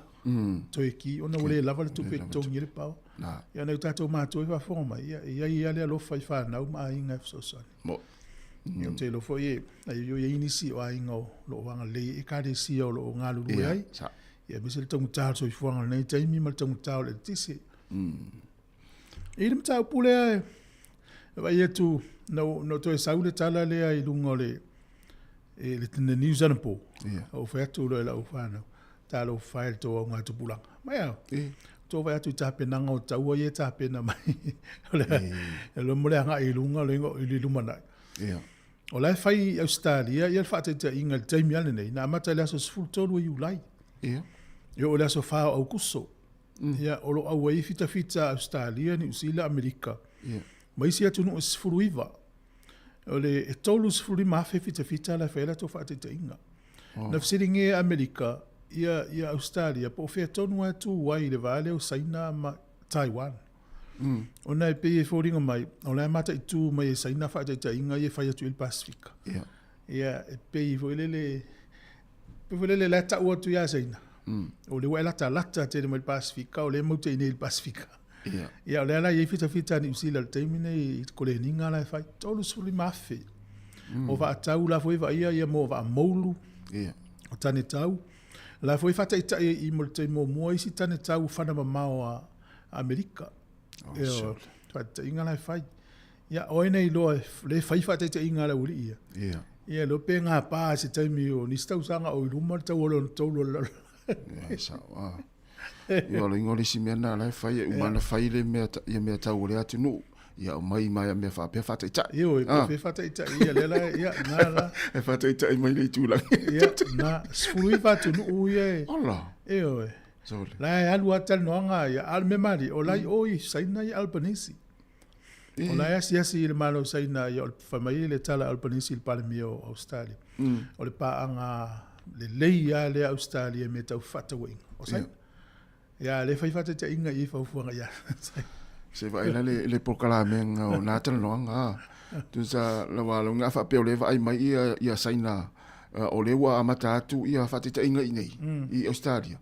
Ala utau nu atu mala tau palemia, Australia. No inga la ofisilia ile le pestene o saina. E me ala fai mai o. Pe fai me foi na tupu ya Israel ma Iran. E tau nu atu foi mai foi ma Donald Trump. Ya, ese a me ala i Trump, ese me la tau Israel ma Iran. Esa. E mana tua foi malanga a Christopher Luxon na lula tamai nei ai saina. Ia. Sa lai o saina le malanga al palmia mala o malanga mala o fafia. Ai luan nei lunga folfolanga ni usila ele to e mau e Cook Island se me alo fa mai ni usila ono la fainga pa ngam sai. Le time yo me. Na fa tu o time yo tana noanga ma. Ia na. E le lana sau nei o la fa na tu fies fu e tau sanga Cook Islands ele alu palmia ele alu le Minster vai fa. Ia na ko van se lima o malanga le anga ye. Ya, pio ona imena le tupu nei tato fa ituni le lang. Ia le tau fe wa ia ese amela ma fa fa uta ita yo le lang ya. Eta pena me tau ti o pas tau ala zaun. Mana fo inai tama i ai kia ia fa e tunu la i o tato Pacific. Fa ia ma fo le ma so ta ia saina. Se vai ao stadio. Ale algo famela ulina ya lo moto. Malo aí se meta po FIFA so aí o tato le na o fa to lo lima lo fa tas. Ele le meta po mana ya le sata no to el por kala me o tala la ulungo le vayaso. E fale inga fo e te le lo pesi so tato tu na tupu e mana ele o vili mai e fa matala. E si tangata na puklo ne fale inga yo e mana tangata ai stasio fale inga yo girani pe Sky City. E te ila ua toe vili e cancel pe whale au ngaina le booking. Ona ua le malosi le tangata lea. Ia, na tongi le tangata lea le lima suwe to lima e lato. Ia, na tongi tangata nale, tai lima sutala tangata tō tasi. Ia. Tulo wa. Ia, ona wa ia inga le, ale whara inga lea. E le mawhaina, a whape, whamai, na complain pe na wha se ala tangata le. Le me walu se le tupe mai la ukada, e le mautele i watu, whamai. Wa ia inga le mato, whara inga. A lalo i fo le lua su whai tū lai kenso pe wha lea o ngari puki. E te pe ia lima sutala, a lima tangata, tai lima sutala tangata, a wha, tai lima sutala. Pele lea mele fautuanga. Ina ia mauti no le lei. Ia inga ia maamala mai na ise se lumanai. Ia. Ia, ole o whātou lima o whātasi. Mele whenga tāia no tanga whailata pukinga tu oi mara card number, oi lele lunga o uni puking sa. Ia. O le mana i o le vai ngara le wai amai tufu. Whamanatu fo i mara tātu atu langa e teri na tupu i misi ha wala au lia vai whapena. Whaata inga whapea o le wala au lia tā ua ise ele a inga fo lele to lues fulu ia tātou e wala au lia. Ia. Mana tuala, o le tutongi ua le a inga lea le tātou umai to lues fulu. Ia. A le wha aula lea ma le whamanatu e whapea o au lea ua lea wanoa. E te tau ono ta whawe whafso o tai le a inga lea. O te lea wanoa. Ina ia awa ina i tutongi ato e a inga lea mahau. Ia. Mai mawari tupe. Mawari tupe. Langa wa tupu tele i mo wala au lia ma vai whapea. No inga whapea le whale inga le wo umana puke e haupo oe e lima su tangata. Ia. Ai o tūna fasu lima tangata. Fasu lima tangata. E le watu to lima. Alau tongi ato a malisto lima. Ia. Mai mawari tupe. Mai mawari ngausi a inga. Sa o le le. Mana i vai ngara wa mai whamanatu fo i mo tātou. Ia. Tala tātou leina. Ia e te wala au mai ai. Ia. Tole. Ia mai wala au mai po ise sina whatita. Ia le silver pit le na whaila u no whatu e nafi. Le whinga nei. Na whaila u la ulu au. Fue. No ai mo mua i lu au whai silver pit. O matua mana ia. Tua pe o lu au. O mawhau alanga i lea so na whai e stasi fo yo o tamali i lu au whai silver pit. O sau whape sole. Whatua. Wale whai lau talo. Le pe o maru au ale winter. Ia sa. Whape a whata i ta ila na whai se si lau pele. I Sāmoa. Ia, sa.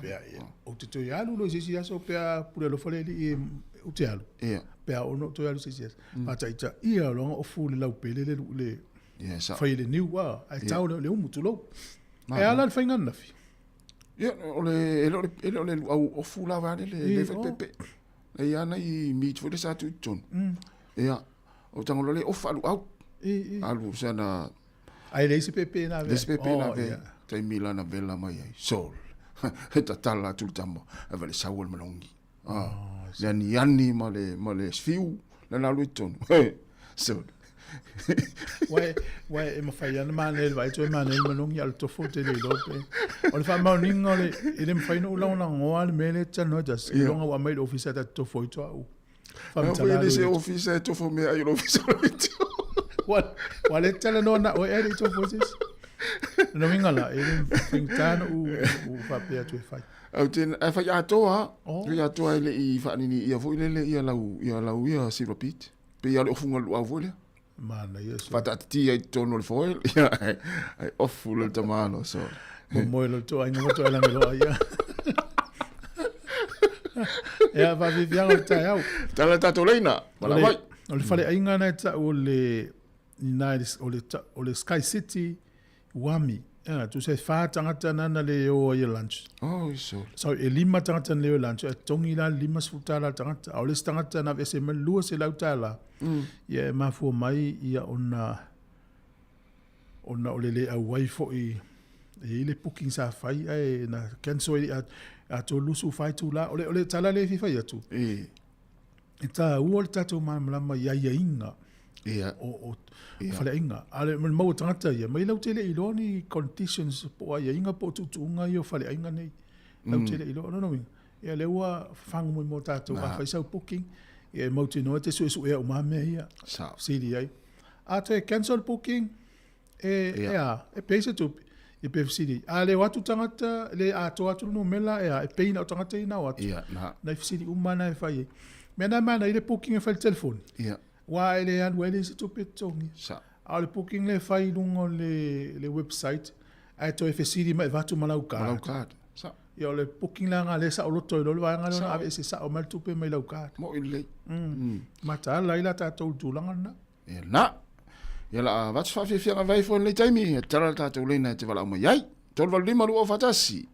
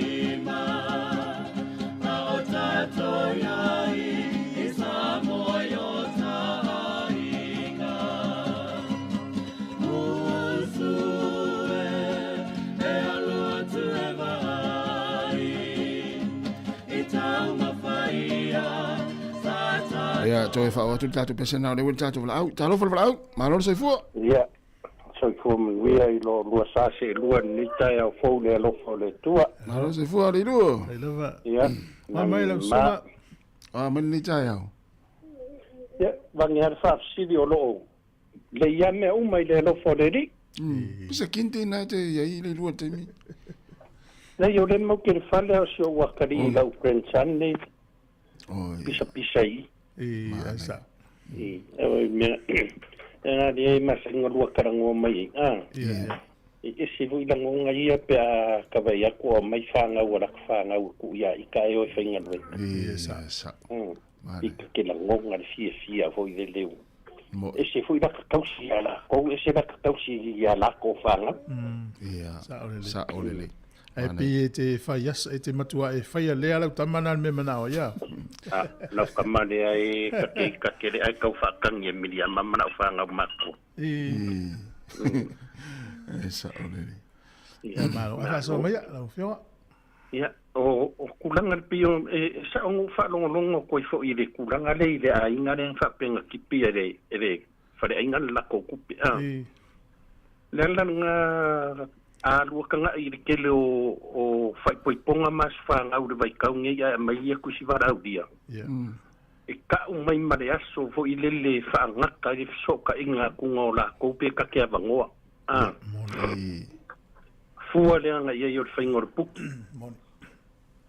A umalola le aso lenga ka umai e whapeo kasi le ua mai ar kusi varau dia ia ka uku fue rei koe soka ia kuka ua ia kasi a mea ka kia vangoa. Ken solo e kasi. Mone. Ai vai mai kasi le asor fa moi le uka wa. Ia.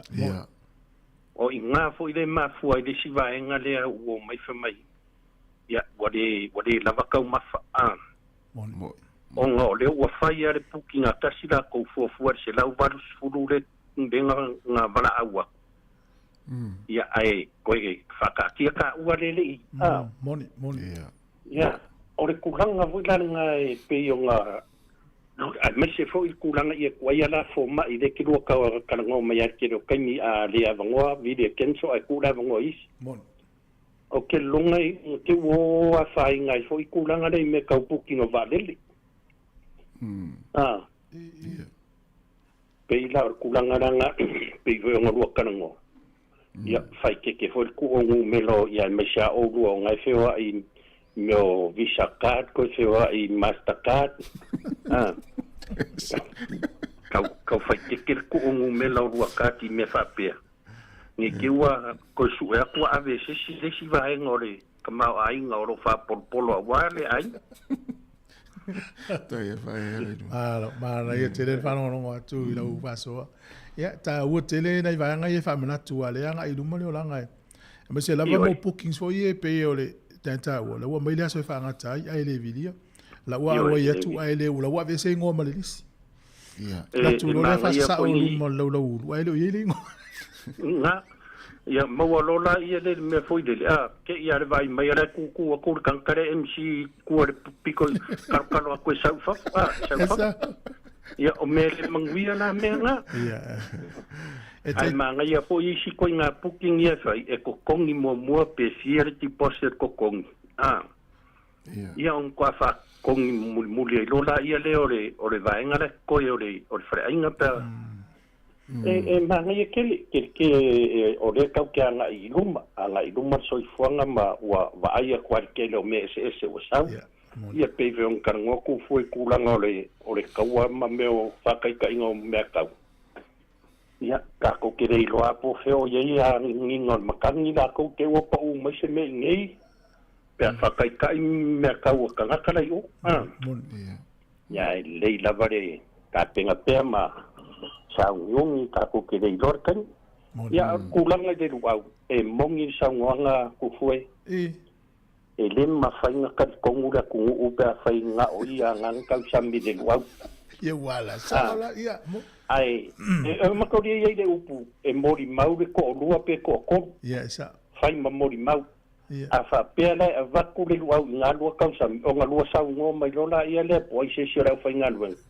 Mongi mwha maongi e sunga ia tasi le luau kua ma ngā ia rikau mafa. O lea ia toma le lalolangi nei.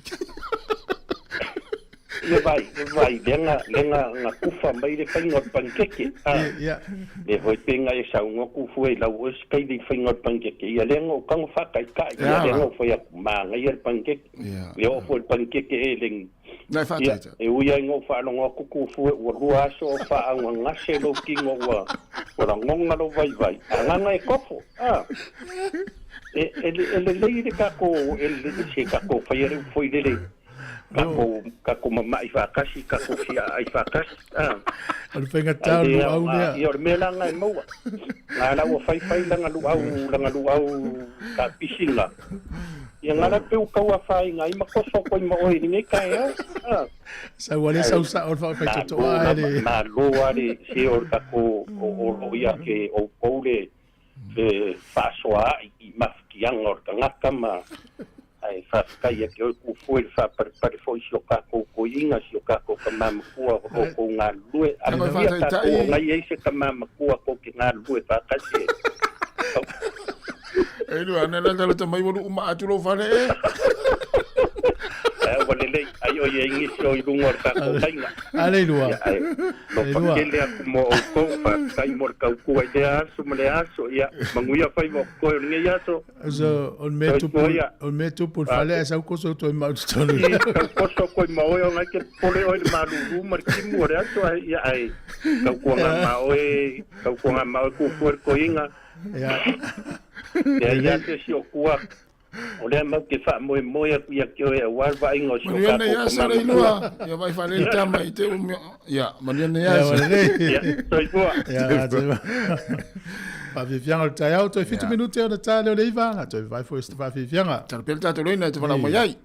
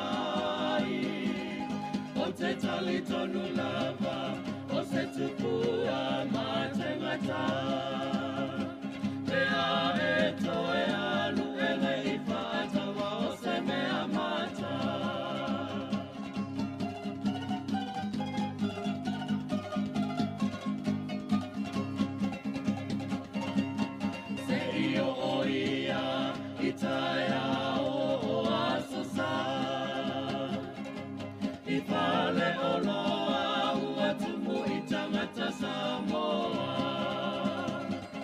Ole talo, ole kilo e whatala. A ole whai ua tala fo I maleiva. Usue e alua tu e vai. I tau mawhaia sa tātou masani ai. O te tali tonu lava, o se tukua ma te ngata. Pea e toe alu ele I whaatoa o se mea mata.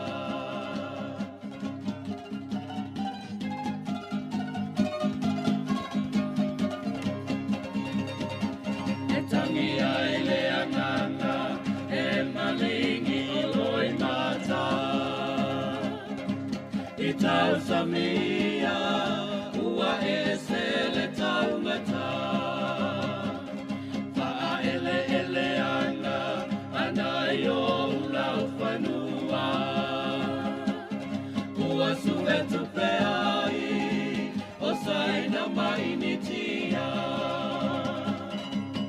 Usue, e alua tu e vai. I tau mawhaia, sa tātou masani ai. O te tali tonu lava, o se tupua ma te ngata. Pea e toe alu ele I whaatawa o se mea mata. Pa whianga mana sunga, po le whianga ai ono ni usale lea, ina ua toe 5 minute ana tāle au le itu lai wale fo pena mai tātou telefon tala mai Sāmoa. Yo. O le whawhilawene nā mai nei e tātou telefonu wa i tu full news ana po. Ia. Tatele lope whawhena pa ule loli si male na. Po le o le tā ua mene o ngā luenga le saonga le mu. Ia. E le astanga te alo whainga luenga e mawhawhau e le toi fo il fale. Sao. Tā alo whai le fo i tangata ua whaina e lona ola. E tō tele tātou e ngā luenga ia e la ua iuta ma mawhai loli ia. Whai tete ma wha mua lau tu saonga le mu ia mauti noa ia toi fo i le fale pe au mga luenga le aso. Sao le le. Ia. Ia pia ona watu wha amalatu pe whai mai wata ulis fulu le luas fulu tau sanga lau le leo lau to mai mea ni. Ia ai ta avale ni ia al taimi e sasi e fo. Ia. This time le fau tuai nā tātou ngā lua te tō lua. Ia mauti noa ia e lunga le pewhai ia ise te tū atu I lalo e whawai. Whai te tira nei taimi e se le tele o whai rawe tupu pe ane mātala tātou. Me se o le mase se e fua le lei ngā lua ngol nei aso. Nei tangata lo ngā lua lunga o le tele I whinga o wala. Ia lo lawa ngā lua nai. Tele ala upu ia utou ia e mā lolo nsai. Ia na. Ia. Talo fatu I tātou paanga I mafta mai, pina te vanga, whafta te la, whiunga a whamsanga filis finai, patua whenga we sila, talo fatu nei tai au, sunga sione whangaa, manuia lava nei tai au ne emia soki, te lava le mafta mai pari sina, talo fai le sunga, I le whaltua a ngarua fi a leo pepe, o le sunga I a antele aliva, manuia lava nei tai au, talo fai le whaltua a la nuola ai ono, ia le sunga vale le mati mala fai ngā luenga I o taura, manuia lava ni tāra mafta mai, ia o le whaltua ia Reito Sifa, ia mara sunga aloasi tui, ia Amelia Whaamoana, te tere lava, sunga mahalo pele sauma, ia ma le whaltua, ia pole sunga, ia Lupe Leopolu, manuia lava ni tāra ngā luenga whaftaini mafta mai, toi 2 minute, tāli tūla iwa.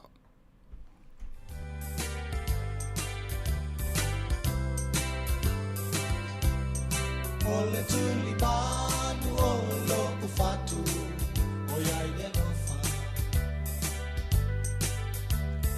Tangi mausu la upese o ele o Katata no aiwa o leilo o ai e lo ingoa Tau tala mai la upele Tafie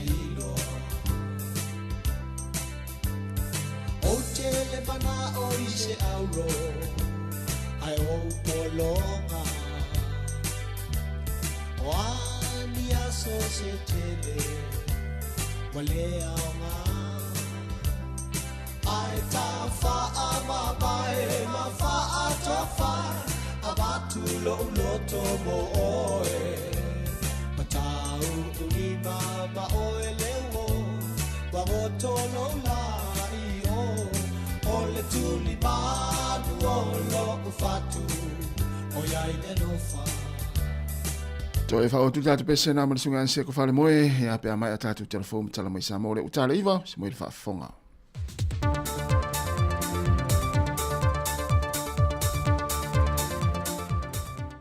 Langi mamara toi fo maua le nei fo i aso fau au lia leo le malmalo si mai le tua, a alo maia o tala fau mai Sāmoa.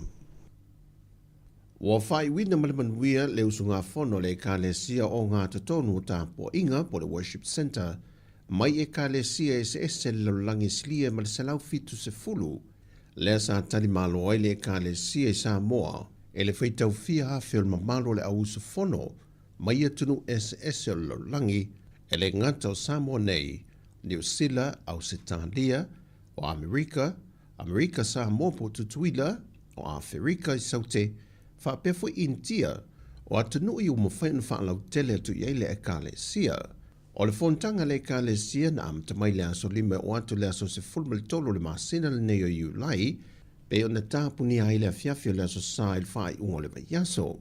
Ai na tatala le fontanga le e ka le sia, le umsa ai o lona whali tatala fau i nā whanua, wa whai ngoi no le Meru Prayer House and Retreat, o se hall tele a ngai atu iei le e ka le sia, wha pia foiso o se tangata i le atuna o e sa ilia i le atua, o se maota ua wha ea malulu atoa, o lo iei foi ma se no whanga e malulu i ei tangata po a inga, e anga i atu e te talo e mawhai e o na hae le whaonga i no le whali te talo. Ma uwhai wina i malmanuia le konferenisia le ka le sia, e le toe whatu mawina o le laulau le ka le sia se ia vanga na ai le taita i awao, o lona sui o tō whinga, o le a wha wau pēr se i o ina wala au le tua, lea o lo se le susunga le apostolo i ato uta lo lii, ma le suiteitai i a pasta le uli e Rico. O le isi fontanga le tamai le ka le sieto e tawa o fia i foi, o le tausanga lua whelua se fulma le fitu. E le whai unga le fontanga, na whae e nā toi foi nisi o tō whinga maurulunga le ka le sia nisi na filifilia, e au fia se tasu sui whaasala lawa le nele i tio le Sāmoa Capital Radio, le sunga i a Aura Mari Whaivalu. Wa ave nei o se whai whi au mō tupulanga tala vau. Wa lea tutasi ai wā tulasi le veso swani, alo mawhana wala oa oina le Kolisia Malisi, Auckland Central Catholic Kahui Ako i New Zealand. La tu te asia ele lo toal to manga moe popo ngā te iaro mawhana wala tausi ai, ma o lato wofo i nai tuai ni uta o veso swani ese mo whanau. E whaai loa tuailo lato loto veso swani ma le lango pea, e na ia maua ni lumana i manuia o alo ma whanau ua sawa ina. O le ni tausanga na o lato wa o mai me whaai longa ai le se furu tausanga o le lato tautua, ma tu ina tuai ma se sele ne lima feta la. Na whaaftaia le prestene o le tokmanga moe popo ngā tia sili Neo Lina Chang, le nei whaala popotonga, a tuai malo lato teitai malanga ya Margarita le alai tanga moa. E lo lato loto so swani wha awopea, pei o nā siasi mai ai, i tausanga te tasi. Wa wha mao nia le to tasi o le sui o le vaenga wha opofai le sap o le Sāmoa ua poto, o le ale tau wa i lalo la lato tanga vai le whainga pālota o lumanai, le whionga le minista tausi o le mtanga le wenga o fiso ta inga, mau usi osi pue mai, ai o lea ua restala nei o se sui tau wha tuto tasi.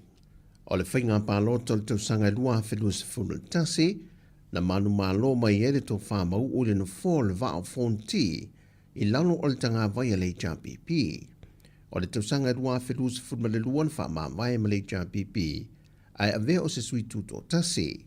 Na toe whaia le whainga pālota la i titi, ma toe manu malo mai e le no fō lava o lona i tu malo, e lalo le tanga vai a le whaatua tue le tua Sāmoa o tasi, ma whātau toa i le aso lua fulmal wha o ke topa lua whelua se fulmal tolu. Peitai na wawai lua ina le vang whao pufai le fast, ma ia langolango ina i le tū sa taita i le tamai tai pāre mi tausi, sa i o mai ina whaata ape le pāre mene. Ma le tasi o sui o le vanga wha opo whai le Sāmoa o poto po le SAP, le o le a le toi tau wha i le whainga pālota o le aso so nei, le whionga le minister tau se le mtanga luenga wa onga, le tamaya se ula yo ane tua au, e na ua le toi restala e a vea o se sui tau wha. E to se fulu tinata ma i ta i o nuu le o le atu i nātu o lātou swafa, e le komisino le ofiso whainga pālota i le mtanga luenga o tina matama i tai, e na watapuni ane le lolo le restala mo le whainga pālota, wa wha mao nielo lātou le usta i o le whaati nongo lātou tiute, e le ala i lo lātou te eno le wha mao nia lea o se sui, sa nga waa e fia tau waa mo le whainga pālota. Le whelo inga le whionga tuia whelolo ma le sui whaasana lau le TV tasi. Afrika au le ke le ala whionga sui kau vai whai kūri ngan purengu. Sui o ngu, ma sui kan mai kai o ngu. E ngai si sui kau vai o whiu e sui e sola, e peo aku fo ia e la. Pe vida fo ile ka dila ke fongi nga, po me fa pe nga, pe o ngai fa Afrika au le laiki nga. Ia e si mele fa Afrika au le ako o fa kumu pepa, ia sui kau vai, mai fai si kero pepa fa kumu. Fa tūra fono, ia me umangai fai du moro ia.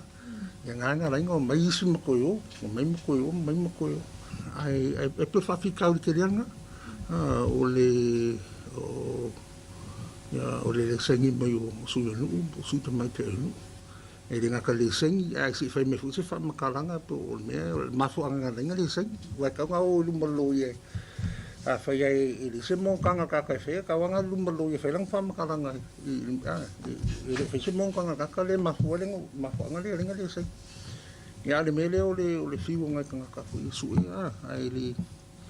Kau mai kau ako foi lo fisa foi pe fai ku au le su o po su mai ka ero pe wa lang o le kele o isi mo kele su ka wa o mo na le menga wa pe o sangi mai su ka wa le sangi mai so pe o mai fa fica ulinga e uma foi ma kunga wenga le ma fa mo ma pulo su o su mai ka ero ma fa ma ko kusi lo viso o tinam mai tai mang so ka ya fai sara ko fofanga wa ole ko ngira ko maro ka fenga luenga ale malo ile ka unga fai ku au fai ngala ko ngalwe eta punia le lo pālota wa restalaina ia sui e ono se fumaltasi o le whātua tui le tua Sāmoa o tasi po le fast 5 se fulma le lua sui o le HRPP 4 se fulma le whāsui tuto tasi 2 se fulma le ono sui o le SUP to tasi le sui le tu mua mapule to tasi foi le sui le SDRP, ma le to ono o le Sāmoa Labour Party. O tala ia mai Sāmoa mo le nei aso, ma le wia telefo whanga la whenga iai, whasai foia.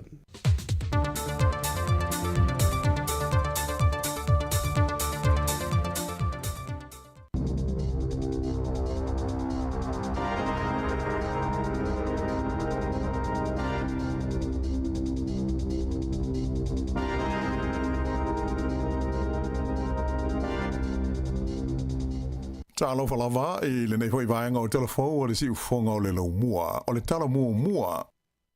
Ua lipatia mai e le main star o le sui fua maloloina ia se tu langa le lei o le whaatino ina o tui pui o tamaiti mo wha mai pipisi. Lea ua lata atu i le 20% mo le urua i toru maasina o le tausinga nei. O le fua e velesi o tamaiti sa mawhai o na whai o lātou tui pui ina ua aulia i le luas fulwha maasina le mātutua. Na o atu i le fitus furuiva tesi ma le 3% i le kuata lona toru o le tausanga lua afe luas fulwha lu furulima. E tusa lea ma le lua tesi ma le 5% ua maurungai. Na i loa le awha inga na iai i le tausanga ua mawai. Na whaalia le min star sui fua malaroina Simeon Brown o le puipuia o tamaiti mai wha mai pipisi e pei o le misela ma le talevivini o lo ave pea i ai le wha mua ale matanga aluenga.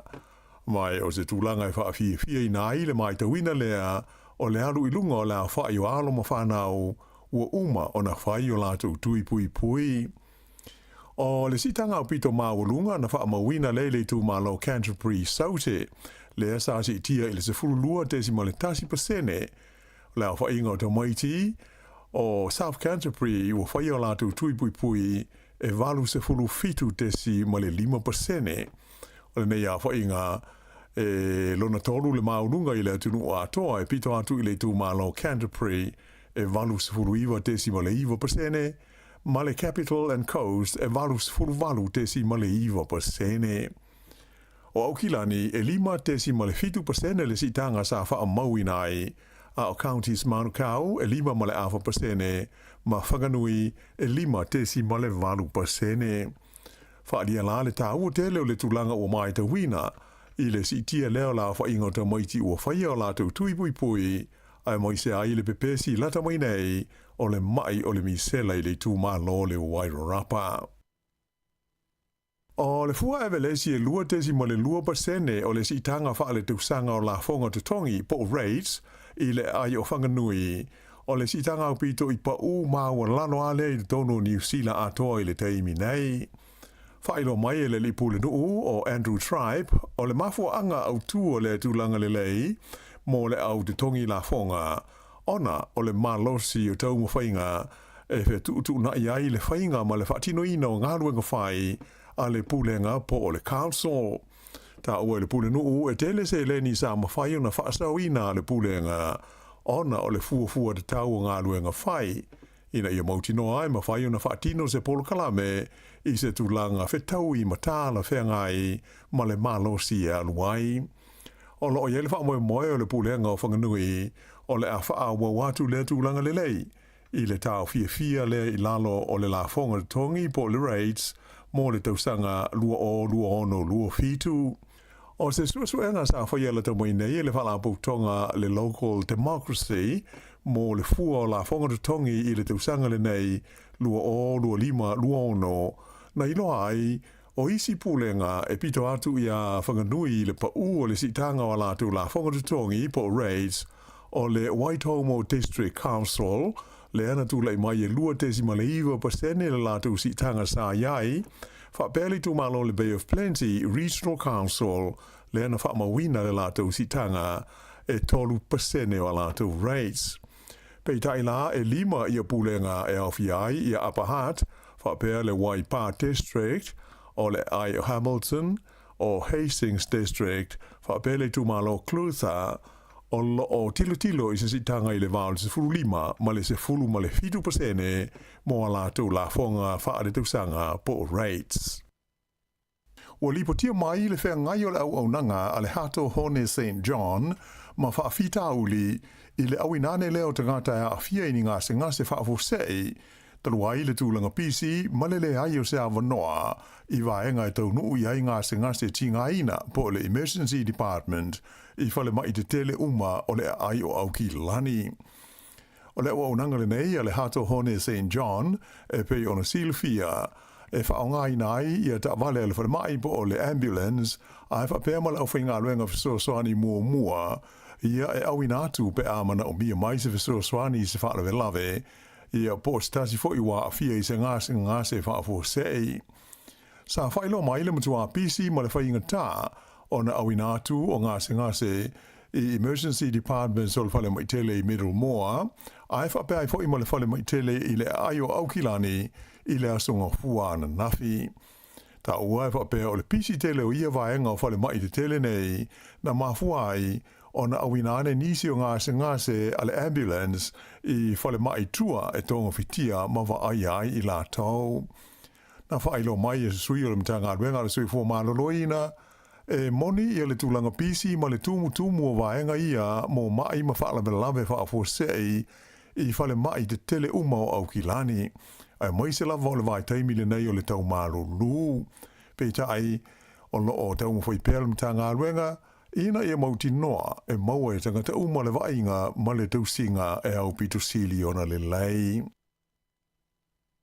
Na whalia mai e le li palemia ia Christopher Luxon e le ai nisi la whonga fau ua whaia le malo Amerika i lunga o le tau o loa mai New Zealand ia o loo whaatau inatu i maketi o le United States. Whaalia Luxon i se whailo inga ma le autu stala e le iai e se tusi alo ia ua tu ina mai le whainga maloa le li Palestine o Donald Trump e tusa o se isi la whonga e whaia i le tau o loa New Zealand o loo whaulu whale atu i Amerika.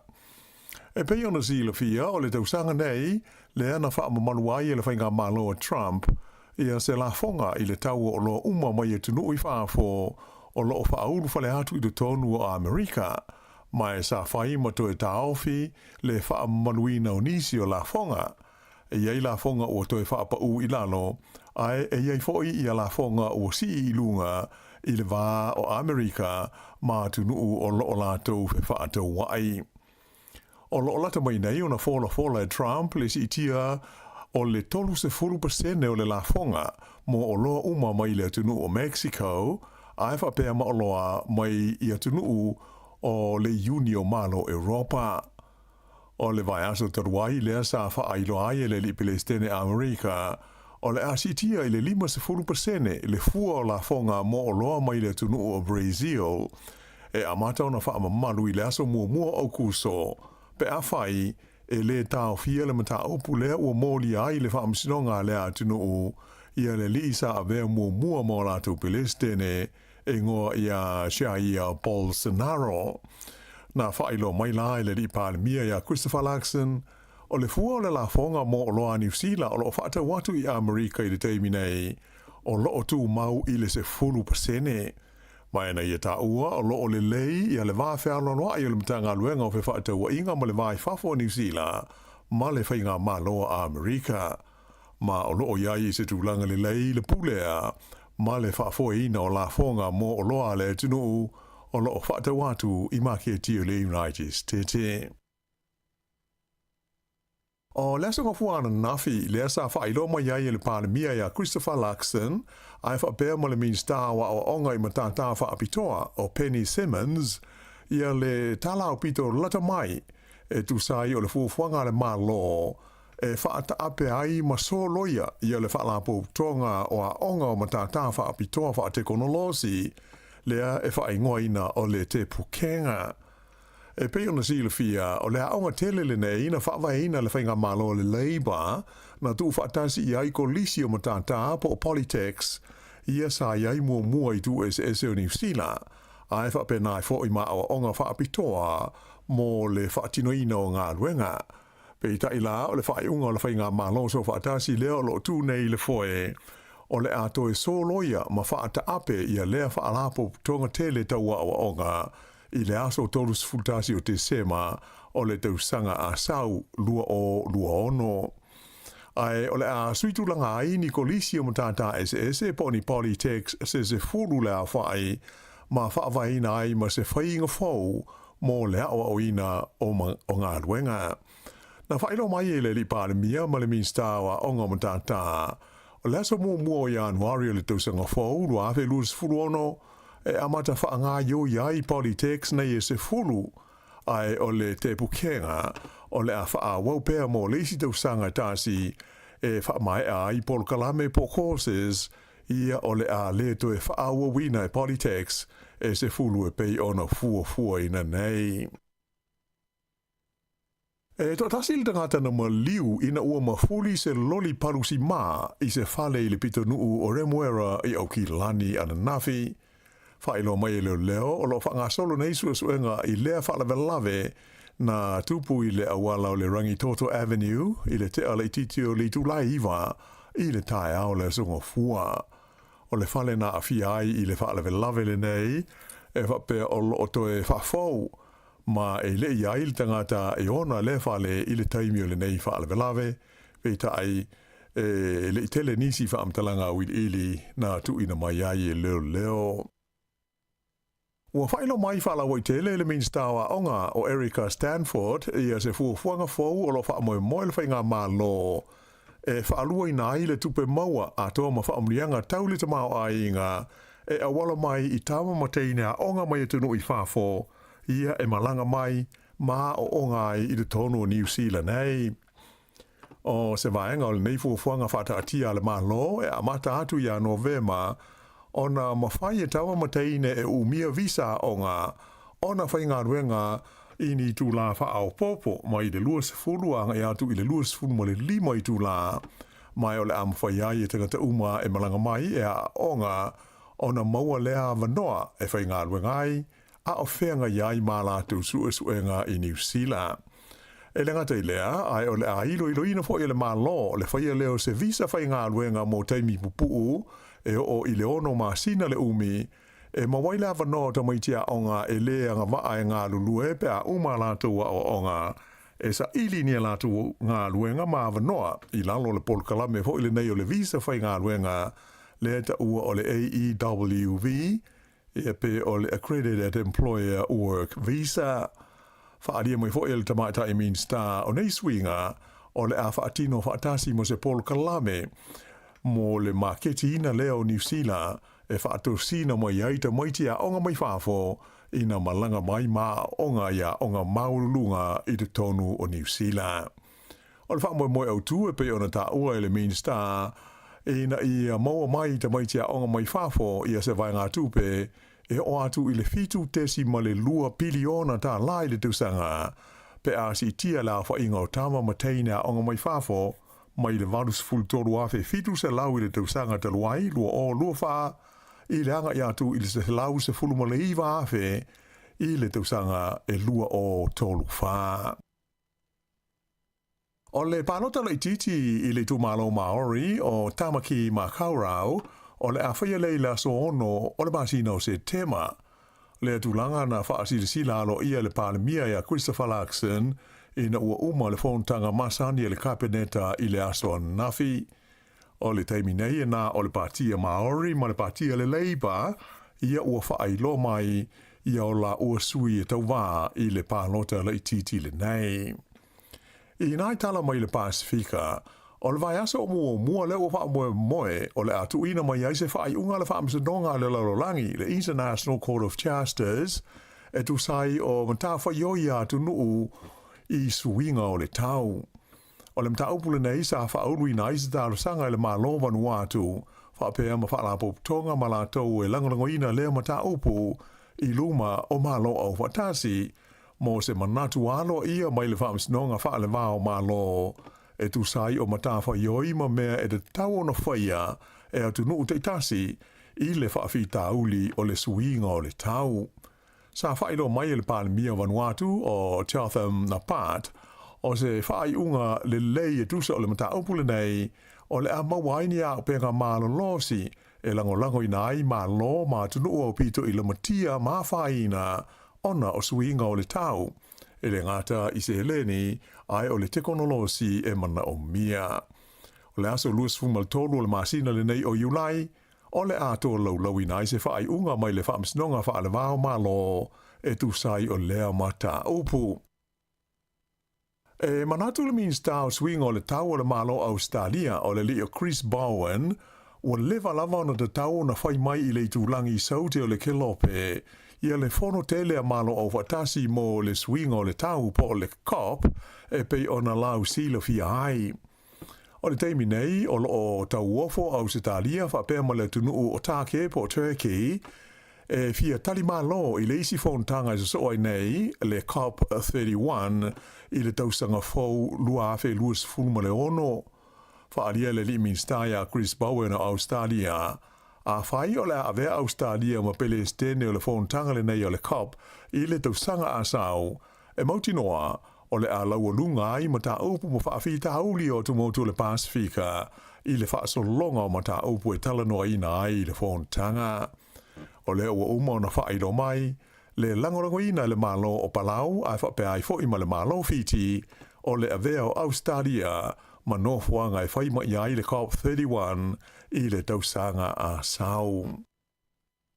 E tusa ma le se lau afe tā la fiti le mea lofa le ampasa o le malo saina i le tono fiti sa tau au ina ane i le li leo whae i aisua fa de tele whaalea nuu o atu motu o lau i fiti o ratu te vita mara. O li poti lau whaasa lau na ta o moiai, o lau whai o lea fua i e pei o na tau au ina ele ampasa o saina i suva o Su Xiang, e whaas fuwha hafe ono se lau ta la Amerika, pe tusa lea male se lau hafe ta la fiti. O le nei mea lofa sa whaia, ina ua uma o na whae e atu i a ratu te vita, ia le suafa tui nā iau, whapea ma le suafa sau ni vanua o lau, ma le suafa tui lau i le vai aso na te nei. Sa fola i fo e le li ampaso saina, o le a whaau pea o na fisoasoani ma langolongo ina e lona malo le malo fiti i ana Port Kalame tali e tuai i swing o le tau a toa maisi ngā luenga masani whaalewa o malo. I tā alonga, i tanga polo whaalewa o malo o le lii o Mark Brown o le laumua i Wellingtone, lea na manu malo i se tauwanga mo tangata tā polo marutua na whaia i Europa. O lea tauwanga e whaaingoina o le Swiss Seniors Open na manu malo ai le nei li e limas furu tausanga o le soifua. O le teimi mumua lea o ofi atuai o ia i lea taaminsanga nei e le au marutua e whaingoina o le Legends Tour a lea la ua whaamanueina ma ua manu malo ai mai o lona whailonga tupe na mawai e iwa se furu ma le tolu wafe tā la. Mai wa se atuai o ia i le tūlanga lua se fulu i le whaasalonga o tangata marutua e tā longa le nei o le tanga polo i lea fo i taaminsanga le lalolangi. O le isi vaenga o le taaminsanga le nei le Legends Tour o le aseana i le kalapu o le Sunningdale Golf Club i Engelani mo le Senior Open e a mata i laso luas fumal whao le masina le nei o Julai. I tālonga o le softball o le ipo le lorolangi o le manuia le taunga whai o le awali i New Zealand le Black Sox i le la suenga fusi ma le awa Venezuela na whai i la songa fuana nafi i Kanata. O aio le tālonga e tolu Venezuela i le lea ai a New Zealand. Mai ua pine auroi nei Venezuela ai pine siliva le Black Sox. O lona vanua i leo taimi ua tauwa ai le aule nei a li i New Zealand i le siampini o tālonga i a softball whaale vāo malo ai ua whaafitu o na lātou malo ai i le siampini o le lalolangi. O le whai unga nāla nei vaenga o telefou.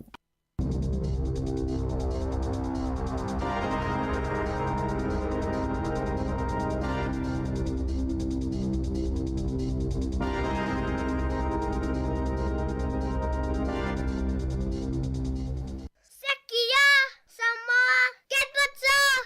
Radio! JUL!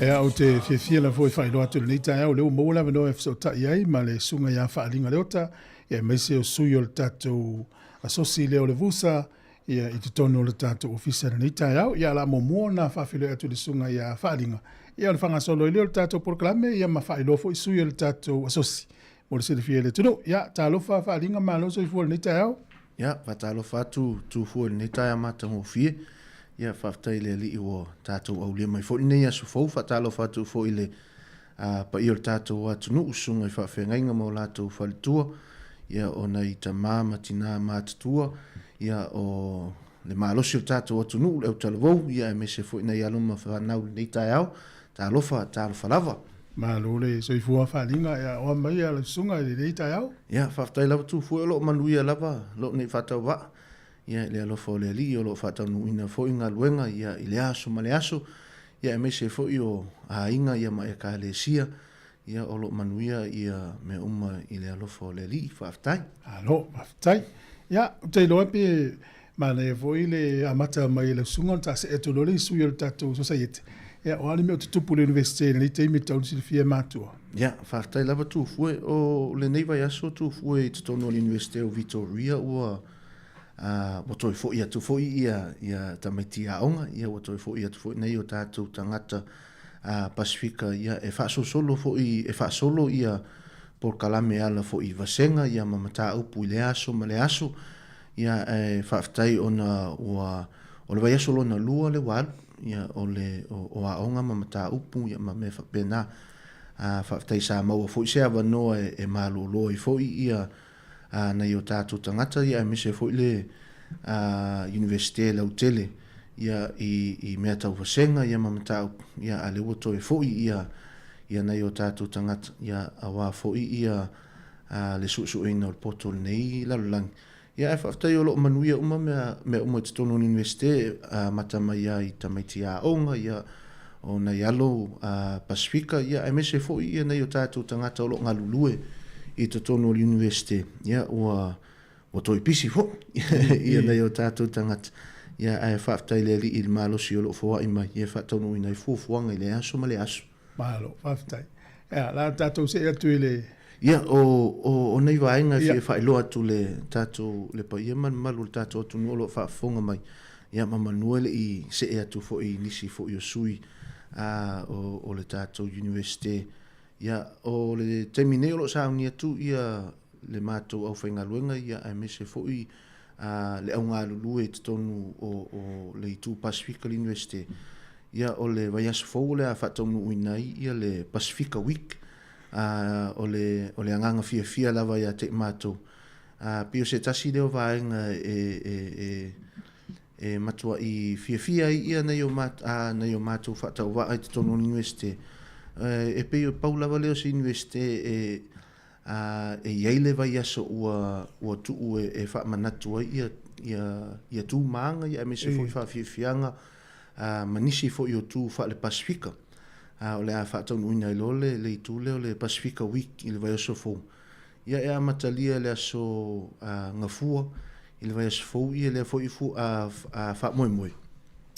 O le a whaia i e whaafianga wha le Pacifica e le ngata o Sāmoa ia o nisi o tātou. O i tonu a le universite e sfulu tolu ia asosi Pacifica o lo iai.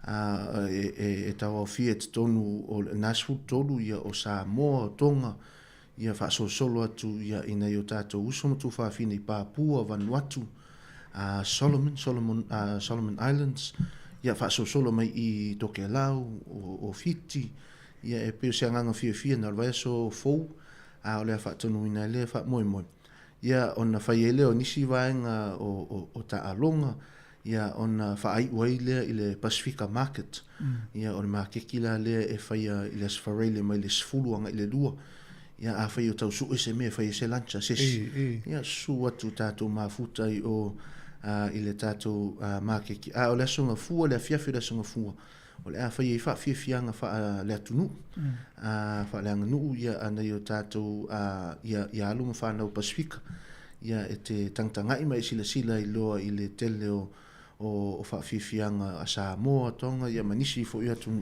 ia peo se anganga fiafiana ia te mātou o e o loo whainga luenga i l'universite e mese fo i ia nei o tātou tangata o loo a onga te tono l'universite ua tasi e l'universite a toa e iele vai aso whaapitoa lava ia e whaamanatu a ia ma fia i fo i wha le Pacific ia i le vai aso fo ia e mawhai a ona sua tuai ia matala tuai ao sio tātou atunu ia me se fōi le pa ia o lo whaafonga mai ia i le asonga fua e mai mo ia masila fōi le fōi vaenga o whaafiafianga ia e whaai ulo les whareile ia i le makeki o lo ia nei mea ai fōi tu lau le ngangana ia wha le Pacific ia tātou mafuta ia i le vai asfo O le winga lan fa moe le vaso le na o kulupu po o asosi ese ia Pacifica i to tonu a Victoria University le fa fifi le vaso le. Ja, sa o le tu fu. Ja, malo le o mawatu. Ja. Malo. Na tu le la tase e tu le fa felo ita malo le wa tato felo. Ja. And my if you ever know, would you mind if you talofa and welcome to Sāmoa Capital Radio. And if you would you mind if you introduce yourself and your parents, your villages in Sāmoa? Talofa lava. Talofa lava, tai lava mule wanoa. O lo ingoa o pepetonga tawili ili. Sa o whana wile a whionga lea o tapule ele i sawa i Sāmoa. O lo tina o whina o tawili ili sa o mai sili mana i afu. Au lo ta mau whare loia ta wili ili sa mai. Ta pure ele, sa ai, sa pipi matufulele. I also study a Bachelor of Arts, double majoring in Pacific and Samoan Studies. Wa ole sui preseni le ne asosio le vusa. Malo, io tene man motele sa fa. Ya, malo. Ya, tu leva noi, ni tatu sui. Ya, malo sui folo uingoa. Tulo, olo ingoa charisma me se panatania angai ava. Ia ona yo mātua o nanai so wala angai ava mai sa anapu mo tau tu whala tai. Ia o siop tina o whaiami o angai ava mai lau li ima manono. Olo o tawina o i le tikeri wha pisinisi. Ia o le whailau tusi le vusa le nita sanga. Whaftai. O nuala e o mai scholarship mai Sāmoa pe o i nei e te rua iei. Ia, o aule sa mai Sāmoa ai on mai taire ali. Ke kuai o Wellington. Ia, malo, whaftai. Ia, le ua tātou tala noa o le whalaptonga leo le vusa. In whanau so sani mai whaalinga. O le hale whauminga o le vusa. O le whauminga o le vusa pia whaperatania o le Victoria University Samoan Students Association. So le societe le tama taini Sāmoa tonu le Victoria University e wa le isi associate pion ta ua whaalinga. Malo. O aila ia sui o le tātou whalaptonga le vusa. Ia, o le to atele lava o sui o le vusa o tama matene mai Sāmoa. Ia e fo watu tau sangane o e o tātou sui mai fiti, i o tonga, o uso matuangane o leo atu fo e fia i loa ma fia mana malama e tātou anganu, whaftai. O le ringa lai ta tala lewa no i so stamatiti. Mana ia fo, ia. Malo. Tu sai fia ni sui o le vusa o lo i te mine?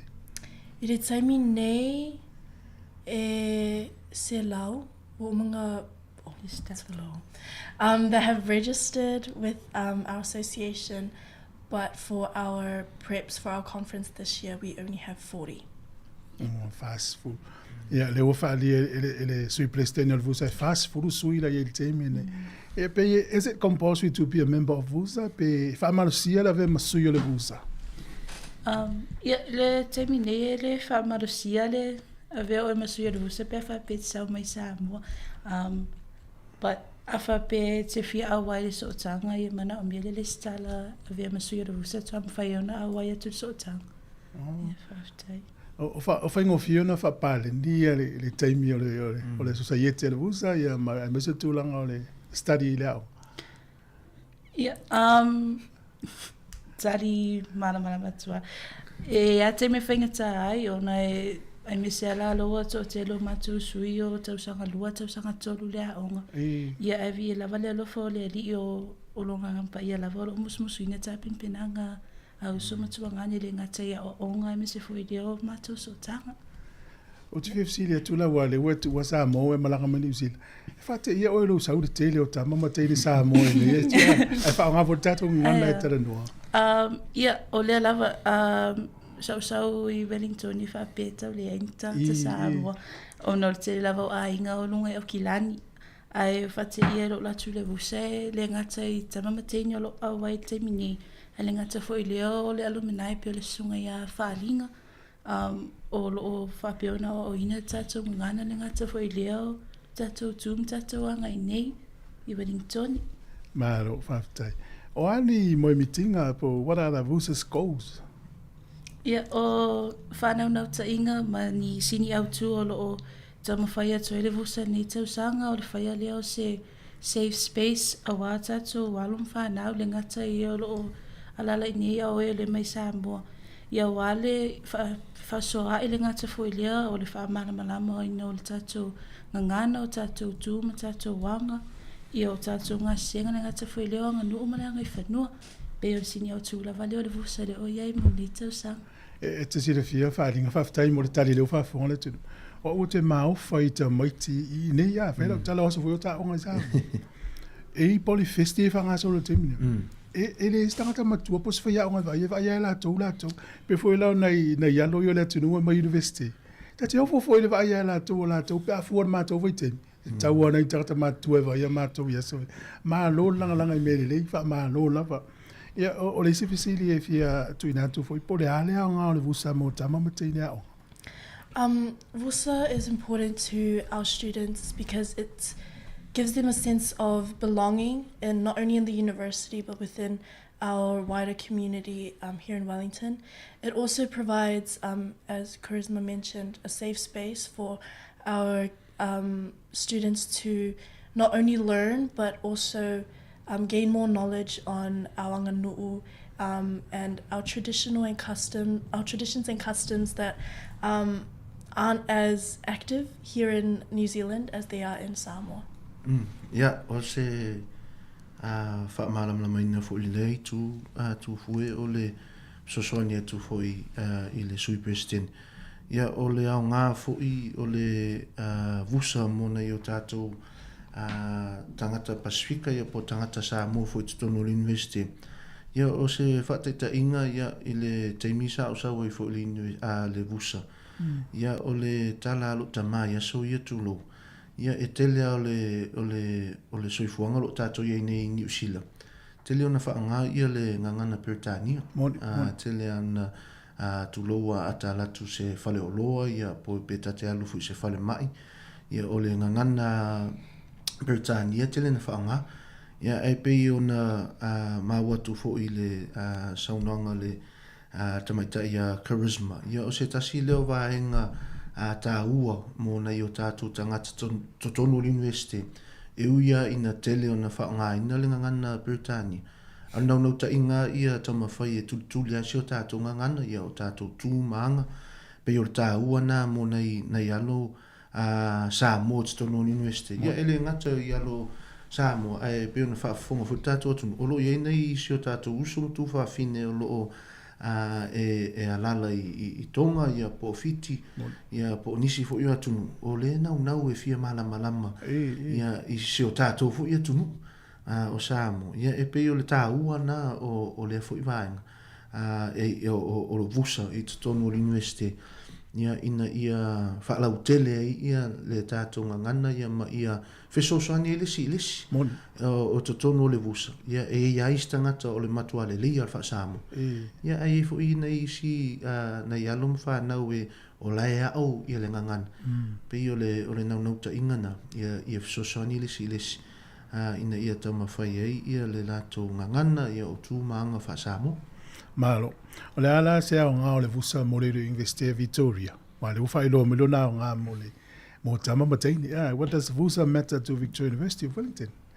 Te tono le atali atua. Le tūna o lo avea o matangata whainga ruenga te tono university. Ai o vusa fo isa o sa woi fo i le tele o tausanga. Ai o le mafuanga e tā ua ia le asosi le o le ta mama tene Sāmoa te tono university mai le tūle o ta maiti a onga ia o nawo o mona saunua tu e tā ua ona sosoani i tātou anga ma MSF o le ngangana ai moli tūle o e fo i oro ngā lulu e te tono university o le e te lele o ngā o le asosia Sāmoa i te tono university o se tasi o vaenga le tāua. Ona o le University of Victoria, o le e telea ina unai le University of Victoria i le diversity. Ina ia embrace, ma ia tau whaaolaola, ia ngangana, ia me se fo ia tunuu o alala i te tonu o Wellington. Ia o Sāmoa, e tele fo i Sāmoa te tonu o ele ngata University.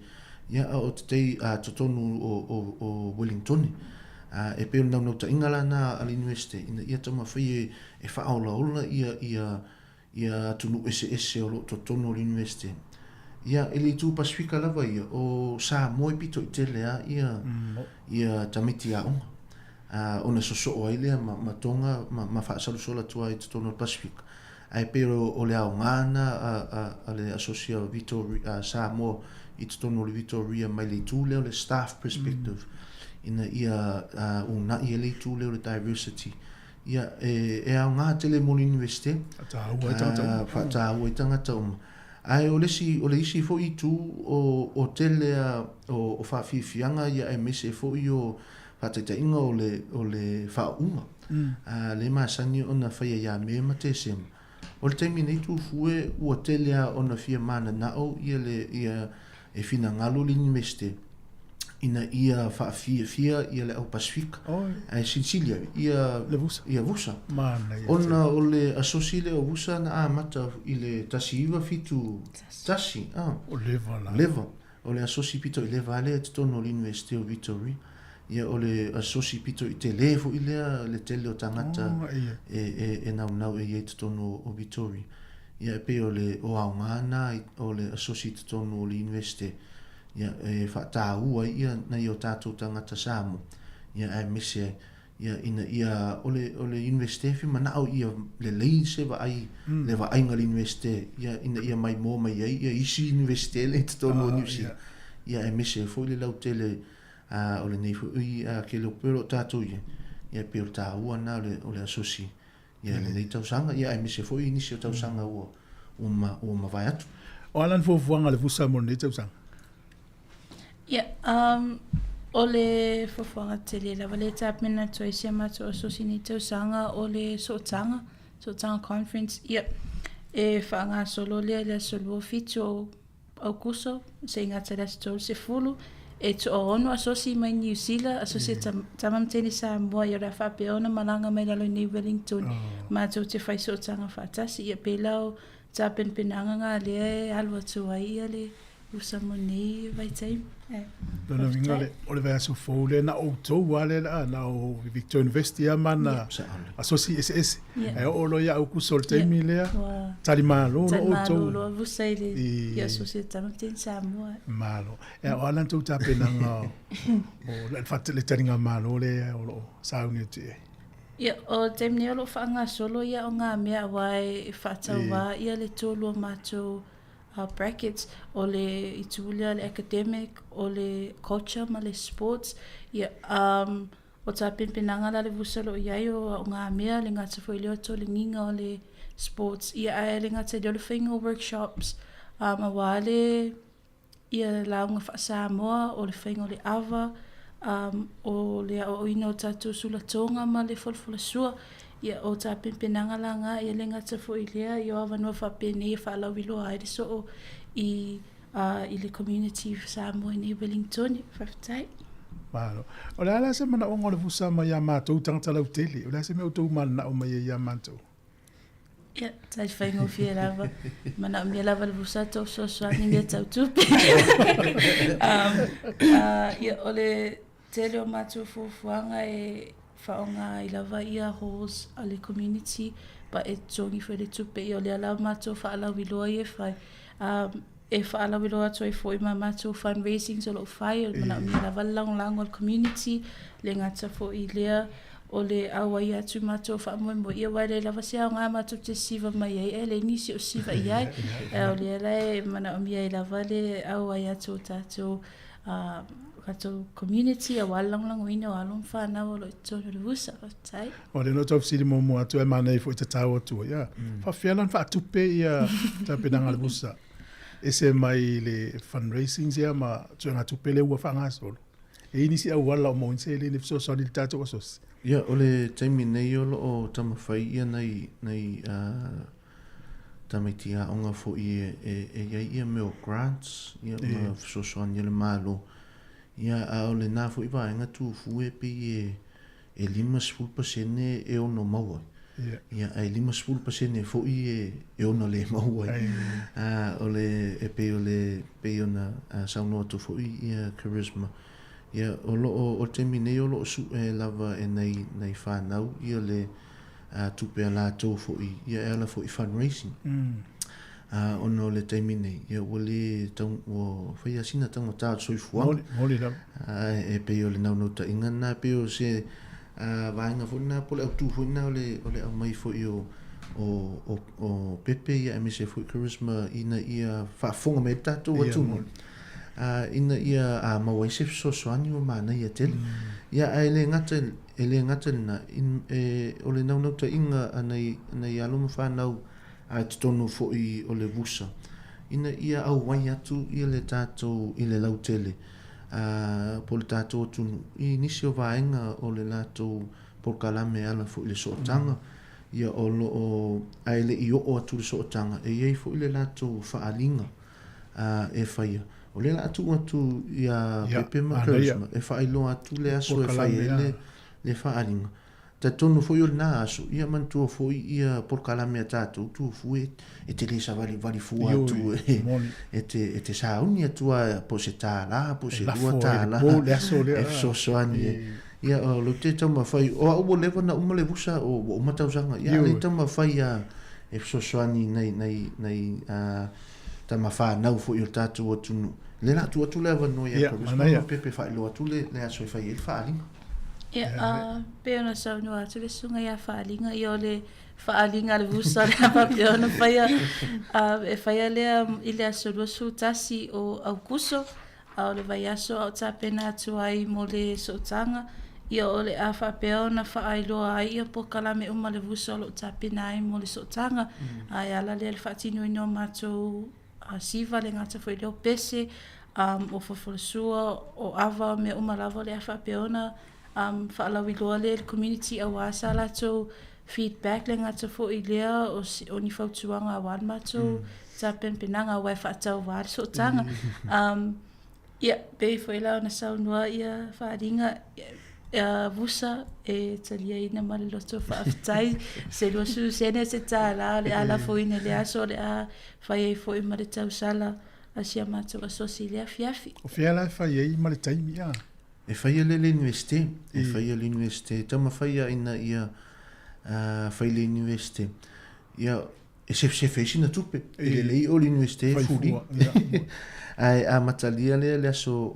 tofi le aso lofu tasi i le ono le fiafi o le a whaia le wha moi moi pe ona whaia tutu fu temi wa sola o nau ta inga ina ia whaali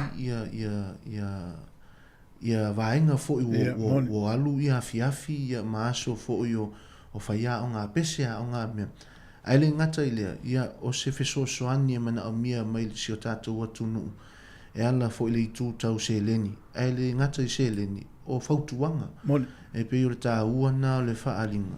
Ina ia whaali ia le tele o tā pena penanga. Ai ia whaasoa mai fo ia se o tātou atu nuu. Whautuanga. Nā e tatau wā ona tātou wa aia fo ia nei o tātou mātua. Ia oe fo i sa tele la tau taimi me o whaafifianga i o tautalanga o fulfula ngā sua ma me whapena e fsosoani. Ia ole aunga lava o le whaamoe moe, ole aunga. E au tau ina ia nei tamama teine Sāmoa. Ia awa fo ile la tau wanga i luma. Ia le taimi a whaise whaapotopotonga e kālesia. Ia po o le nuu po o ainga.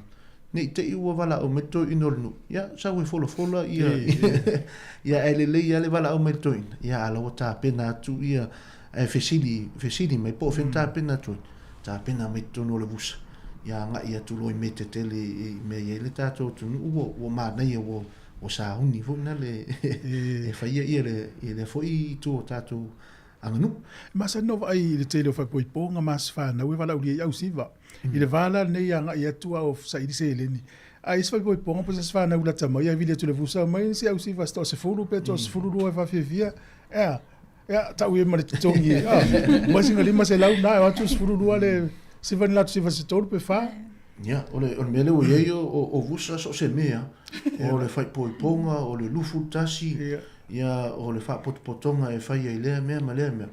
Ana vala au mai ia tu busa langa lole tu mai mateu tusi ia na wala malisi su nga se leni wale uma ua fa mo le se lu futasi if so ani. Yep, so we also have during Pasi week we have a market day and Fusa will be holding a store there and and the weeks following we have suppers every Thursday that'll be available for everyone to purchase. Aringa? Ia, o le awhatonu uina, ia le o lo whaia ia lau a vusa e tonu o le Pacifica Market. Le whai university? Le whai university. A whaila e fia mawase lancha se tasi fo tātou tunu nāso, ia o lo ia lau abus. Ia ale maua te foi, ia o le a whaia foi, ia sapa i le aso tofi, ma le aso tofi. Ai, o le temi ni tu fue, ia ua tele ona online. Ia nei o tātou, ia tamamatene foi o le asosi. Ia tangtanga ia ne a whai o nei te, ia te tonu o nei o tātou mātua lo whaafonga mai. Ia a whai e tele o, i loa tele le tū leo le online. Ia o le tele ai lungo le Facebook, o le Instagram, o lo ia i le page fo ia a le university a Victoria, le asocio o tamamatene Sāmoa. Ia o le whaingofia, su e ale Victoria University Samoan Student Association. Ia e whaingofia ana mo ina, ia o ina pe e tele ona la o aso nei, wo whaingofia lava ia online i mea tau Instagram a Facebook. E tele ona mau ele to tele. A whaila e te fia tangtanga i fo i tu fo i o lo o whaataunu uina e vusa i lea tausang. Le nei tausang. Ia e whaingofia lunga le Instagram, ia po le Facebook. Ia a whaile ia ona vini mai le ia tia. Ia ona o tala noa atu le. O le mero e tu fue wo pe wo to fo i tu no le vusa. Mania. E so soani ona ele whaingofia le tali malu. O te wha amu ia i tamama tene o le asosi nei tausanga. Ona se teimi mua le nei i le tele o tausanga. O le sootanga ua mawhai ona au wai mai ai ia universite e lua au kilani o Waikato ia ma Canterbury ia MSC foi o taku. Pe o se teimi mua lea ua tu whaatasi uma ia o aso la sa tele ona le au wai mai o taku. Ia ai le uma nei o au wai mai o taku, a le au wai mai lisi ia ai au wai mai lisi. Ai whaatai le ali o nei tausanga. E pe o lo o fia mana na o lava nei o tātou tangata. E o mai tutono le lau mua. Ona lai loa e tele ia manuia o lo o maua i le lau mua. Ia MSC foi le asosia Sāmoa i te tono l'Université a Victoria. Le la e au mai ana po kala me waso nei a matatu temi nei whaina longolongo atu. Ia.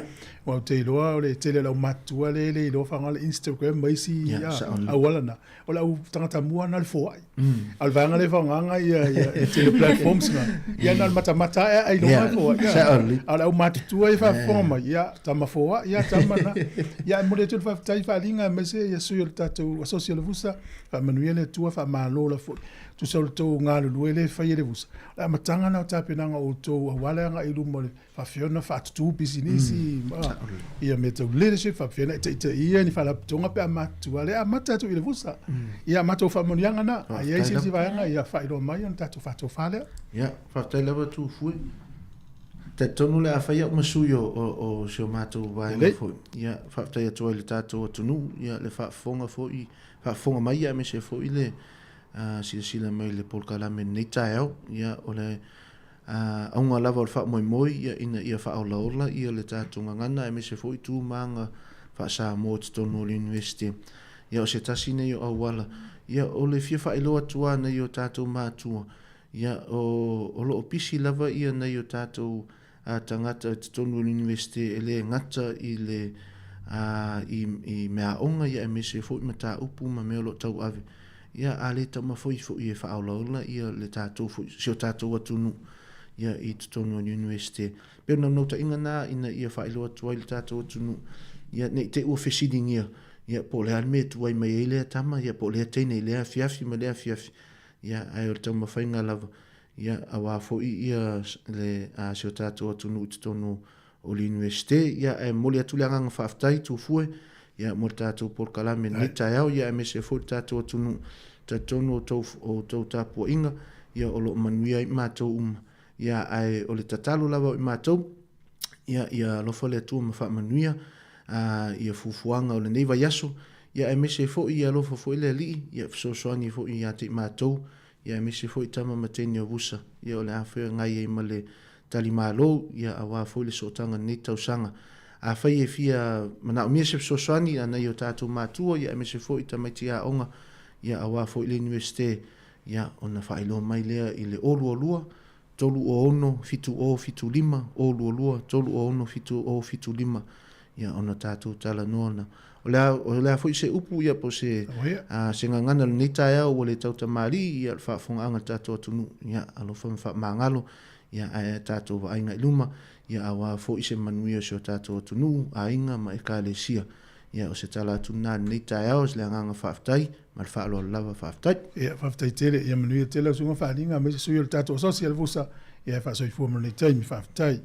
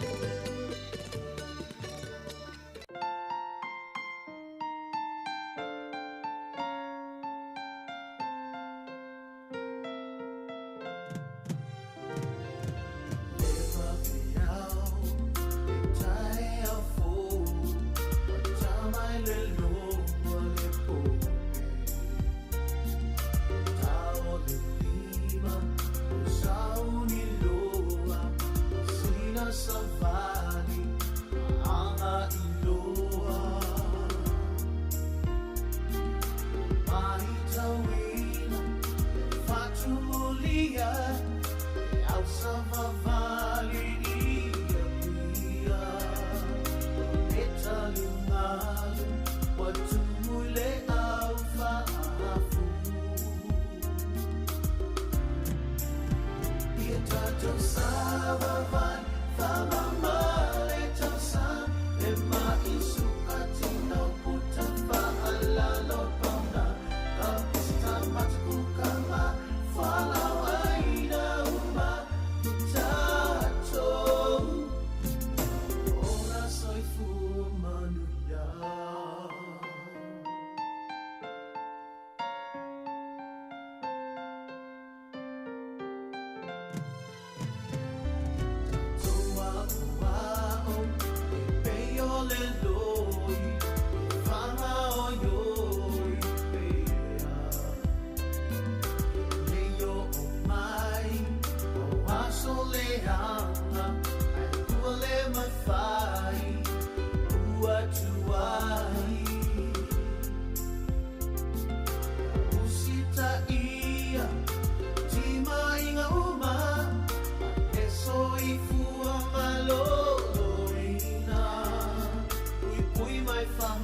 Fifia lava e toi whaatalo whātu i le nei tai au fau.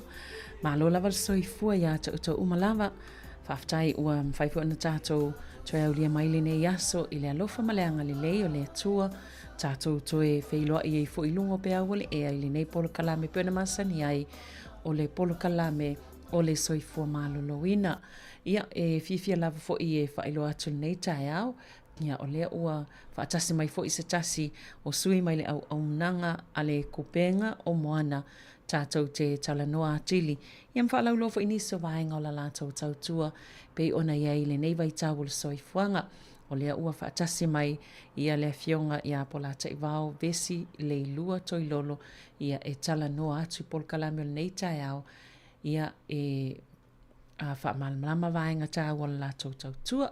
Mālua le soifua vesi. Malo soifua Savelina ia fatalo fatu fo ele pa ia male malu si tatu atu no nei tai au fo manu ia mana ia le tau le nei aso moni nei mana ia le tau ia le fo pe ua fa ia tu le malu lu nei tai au ia e malu alfa malosi ia malo fo I fatalo fatu le pa ia le tatu o fa fonga le nei tai au ia suisunga fa fiangainga ma o to fa le tua la le ia le ngata foi lea o fionga I pātele, ma tamaita I sā, sosoani katoliko, ma epikopo, ia ai mese foi ia na i tatou mātua mālolo man mālo, maningaruenga le tua, whale tua matausi, ia le pa ia ese o le tatou atunu tulo foi o tautou finga, ma maru tutonu e kalesia nu ma alalafanga ma fioanga, ia ai mese foi ia le sunga I le whaatumsili o le tio nei, se ufonga lau mua, ia mese whalau whaingaruenga, ia malo lava le soifua. Ia, malo. O le o te iloa sa o tau pisi fo I te lea tau po kalame, ia mai se fo I peini semina, ia po ni fono fo I nasa tau whianga, ia a tonu, pe mana I fo nam ta upu e whaataltal noa il nei tai au, wai ngata na o tangata la sa awai sa iloa, ia mana ia fo I le sila fia I le mamalu le au whafonga. Ia whaftai Savelina, o le amatanga o le masina le nei le aso tolu pe o luava I aso taluai, sa whai ai ia le mātou o le tama e konferenisi fo ile lai titi, ta o le symposium, e whaingoaina o le ofania symposium, sa whai ale apahat, ia sa whaasala lau fo ilea mo I lātou o lo o ngā lulu e tutonu o le o matanga luenga o soifua maloloina. Ai mese lava I lātou lo ngā lulu e mō tātou tangata Pasifika. Ele ngata mole au whainga luenga soifua maloloina Pasifika. Ia ai sa tamawhaifo ina ia to atele ni tangata ele o ni Pasifika e awai mai. Ina ia whaafafonga fo ima whetufaa I lea konferenisi lai titi. I mea o lo whaata waina. A wale soifua maloloina o tātou tangata Pasifika. O le mātou whaala potopotonga la le kupenga moana pe on sila fia. Ia mātou te ngā lulue maa inga o lo o iai o lātou walo ma whanau.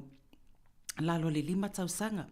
E maua le fesoasoani e mātua ma tangata la inga ai pe e taula I lava mātou ia I alo mawhanau lalo le 5 tausanga. Pe o le aunga la lea o le mātou konferenisi lea.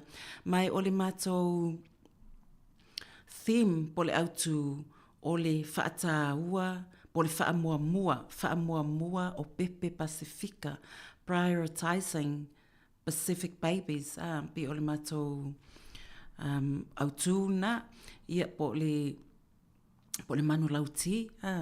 Ia e tolu mātou saunoanga ami, ia pe o le mātou saunoanga ami mua lava, ia sa mātou amia, ia le a fionga foi o le dokta o ia o le formai mea tau suenga ma faufaunga ma filosofia ia o Dr. Claire Archmed o ia o le Chief Children's Commissioner in New Zealand o ia o le tamaitai o le High Commissioner o lo vaia ia alo ma whanau umalava I lalo sfulvalu tausanga I totono New Zealand, ma ele ngata o ia o le voice, po le advocate, mo tamaiti totono New Zealand, ai whapena fo I vai fafo, o ia e malanga I atunu I fafo, ia I whanotanga ma futanga e tala noa inai, ia soifua malolo ina o tamaiti totono New Zealand, ia mo I le vale I fafo.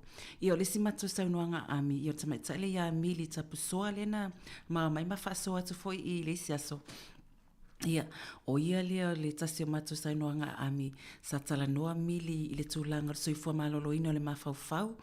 Ia po le mental health and addiction, ia mai lato e a fia tūlanga foi o addiction po o tūlanga o le mawhaiona tau fia e a fia le soifua malolo ino tangata. Ia whaatasi e foi ma le tala noa mai I nei mātua o lo iaini o lato walo mawhanau e ia mana o ngā whapitoa po ni tūlanga foi le soifua malolo ina le o ato toa ine malosia. Pe o le tūlanga lana sei ami o ia mili. Ai o le matango fie foi o le saunoanga mili.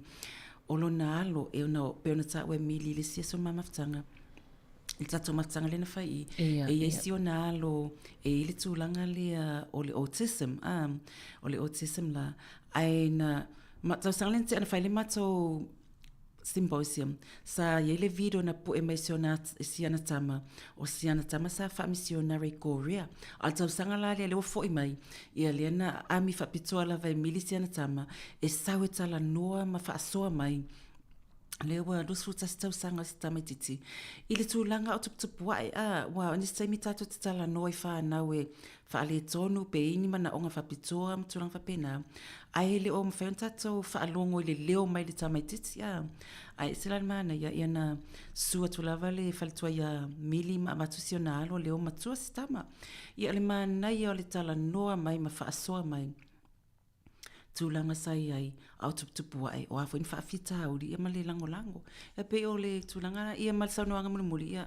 o se tūlofo ia o lo ni tangata whaatauwa ia whaafitai lava mwhai ona a ami fo ia o whai setau talanga ia masalo ai o ini mea leina maua mai tele atana fu matama fa po ai fo ita wa ami mai ita sa tela te whai ia se e fai masui fo e fai sanuanga a mea winga fo le tūlanga o lo ngarue ai.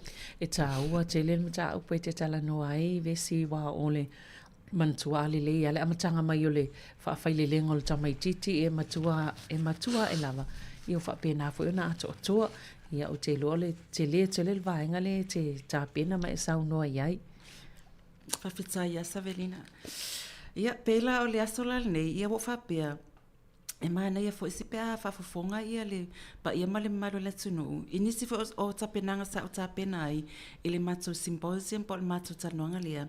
Se i whafafonga fo le tunu upe aisea ua mato filifili ele nei au tu po le manlauti e whaamuamua ia Pepe Pacifica. Talale mafua anga awa peona o tala noa peona o fai atu e toa tele nisi o sui mai whaalapa potonga o ngā lulu i tūranga le soifua maloloina e le ngatana i e tato sui mai Pacific Health Service sa susua tu fo ia nisi o whaia onga mai i le fitireia. Ma avato la to student o le nursing students o le fia nga whaftai le tua o na watu ia nursing students ma I fitireia. Whaalongo fo ila to I le tu o lo mato tau mawhai ai. A wara soi fua malolo ina o alom whanau. Mone. Ia le ngata lia o nisi o midwives po o fo mai whato sanga o lo ngā lulue mo lo tato atunu. Ia fo mai palalangi. Ia ma le toa tele o ila to o lo lato ngā lului whale mai. Nā o mai ma whalongolongo ai ia. O whawhitai lea tō tawai atu. So se tai mea tō atu e lunga ia lata PowerPoint, le whai le PowerPoint. E o wae lunga ia me po e tala wae ngama ta po e a o whapea ui. Te lelo po. Malo. E o fwoi a ule taimi lea na wale sa e tango lafu mo mua mai ta pena i ein whai tau i. O mo wha mo monga i a tonu e o atu i e ilau sau noanga vese wha matala. O le mana i o whainu mera, a wha mau wina o I lātou, mau I lea taimi, ma lea taimi o pepe a fia I ma mai. Ia, a lea ai wha matala in. Ia no ilo I lea le tā ua vaenga wa o pe o vaenga, ia tau te fia mau, pe fia ni pepe na maa liu lea, pe fia ni pepe na, pe fia ni tina whailele na. Ia ai o te lo le tā ua na o vaenga sai suin. A tono mo ia o lea mau wailunga, ia ai, telefo e ai fiu tau so taimi ai o le saili linga lena e whai ele whai ngofi e tau wha a tamai ele pepa lena e tāpena ina. I whawhetai sa velina pena o whai atu o le o nisi taimi a mita e tati te whaisa tau talanga tati mawhau po whea matamai ai. Ai beia e te talo ai lea li e fsusoani mai lo ta mawhau ia wata te reilo foi pole ale tapenanga le tapena mai eile si tangata le sau ia awani tutusal tapenanga ia peila o le sunga I le Dr. Claire Archmed na tala noa mai ia I le ta ua le lua afe tausanga mua lua afe tausanga lua afe aso the first 2000 days talu ona soifua ma le pepe mai le taimi mai tanga tina e o atu le tolu tausanga le pepe po le whawhai tausanga so le lua afe aso na tala noa mai la ia I le tūlanga I Tamati Pasifika ma whawhitauli e mawai whapea e sausuenga ia wa name tautalanga e tatango e whaiata research ia ta mai mea moni ele mwhaina ta mai ni mea whaina e tau mate pe ni maso salonga po ni mea ni whaalongo ai tau ana talo e su e mai suenga whaamaonia mai mi tatala noa ai ia tala noa mai la ia le Dr. Tūlanga na I le a mai suenga e tatou fu ile mai fia ai o le starvation o tamaiti te lena fia ai tono o te tamaiti fia ai tono New Zealand o tamaiti Pasifika ma holi ia pe o tūlanga na a mai fuela ia le whautuanga po ani au wale whaalele ia ai ia ma le tūlanga le human rights o le aiata tau tangata o lo o iai ma aiata tau a tamaiti a tatou whaalong fo in le upuro aiata tau pe le fia te leo tatou pea whaapea o tau le aiata tau a tamaiti ai tatou na tatou manatua ele I whaia nei tūla fono ina ia whale pui ai mātua le ina whai ina ia pui ai a tatou whanau o wai e whaatino ina le aiata tau a tamaiti o tatou mātua ia mauti noa e saunga le mu ia alo mawhanau o lai tau sia le lei mawhawhanga le lei pe o le to e whamanatu mai na ia ma le wawa ai foi awala ina ia le leile awa onga ma soifua malolo ina o arum whanau Pasifika ia tutusa ia whamanianga e maua e tamaiti Palalangi ma isi tamaiti isi atunu ma whamanianga e maua e tato tamaiti Pasifika ia ai peila o le autuna o tala noa iloa au ia o a mai lava ilo te ita mawhawhau le atua o le mato manu lauti o le wha o Tamaiti Pasifika. O inalana o to e tilo e mato e ai o le a le mafua anga wala I ona whaile nei autu wha Tamaiti ia pepe Pasifika wala mato autu fwele tau sangalentea. Mato autu fwele tau sangalentea. Ia lea lana o tala noa iloa lea I le mato autu lea ina ia mawhai ona tau lai tonu lava ia ila wautu talanga. Ia o le fisili fo ilea e ile upu maa o li whapea o le ale me pito sili ona ta ua lalangi. Ia on whai mai lea o tangata. Ai sa faila e le sia vaenga ia o Anuska ma tamatai Anuska tamatai fo mai sanga lulu ma mili. I tau sanglen te o le ali me silon tau langi pe atu mai e tatu ainga ia o pepe. Ia o le whaamua pepe Pasifika sa o tu ua i lunga le fisili. O le ale winga o le upule a whaamua. Po le upwhapurutania prioritizing Pacific babies ia na o te fisili lo lea. O le ale winga o le prioritizing, le ale winga o le whaamua. Ai whaalongo o le upule a prioritize po le whaamua. O le a ni mawhauwhaunga e oso, ia te e oso e o mawhauwhaunga, po ni manatu e te mawhauwhau ia. Ia manatua ia so ia Savelina, muli mai nei ale koko. Ai o aso ia te au i Sāmoa, i te mota o ngā osa ua o ngā ia pia o saina. Ma le lea matwhaya o ngā, wha mai ia e sauma mai lau dictionary. Ta te alu malata dictionary aso ia ia e su e le winga upu. Toi whaafo ia la, o toi whaafo ia le pa ia fo isa iai, i le aso le, toi wa ai le winga le upu, prioritizing, po le whaamua. O whai mai ale dictionary, ia po o le ale winga le au mai. O winga le, e tele winga, e te le dictionary e tele winga. Ai, o winga e tolu no tango piki mai whapea. O lo fili lea, i se kulupu, e oni mea, o lo filifili ina o se kulupu, oni mea, e sili ona tāua ina ia ave e lau whaamua. Ia po o lo tang fo le whatūlanga ia ni mea e tāua, ile i se laina fo lea, po se whatūlanga na e a mata mai le mea mua, e o ile mea e muri, o le mea te tau, ne whai mua wha Ia, po os ni ngal benga fo ile te filifili o fere ngal benga ton fa mua lona lua lona tolu lona fa ia no fa ia lo fa se inga fa pe o pepe ne we elu atu le fale mai se tu lo po le poto le ni pepe ia se uma pepe pe fa pe tu langa le fa mua pe Pasifika ia na tang lo le fa pe me se tangola e fa tu langa pepe pa e po pepe pa langi ma oli saina Pasifika ia le fa tu langa lo ma fa kulupu ia pepe se tu lo ia na fa pe lo le ia avelo la fa numero tasi pe Pasifika fa numero lua pepe maoli fa numero fa pena tu sa leo fa tulanga e matu ulo ile order feta wa lona lua lona tolu e ave ele fa mua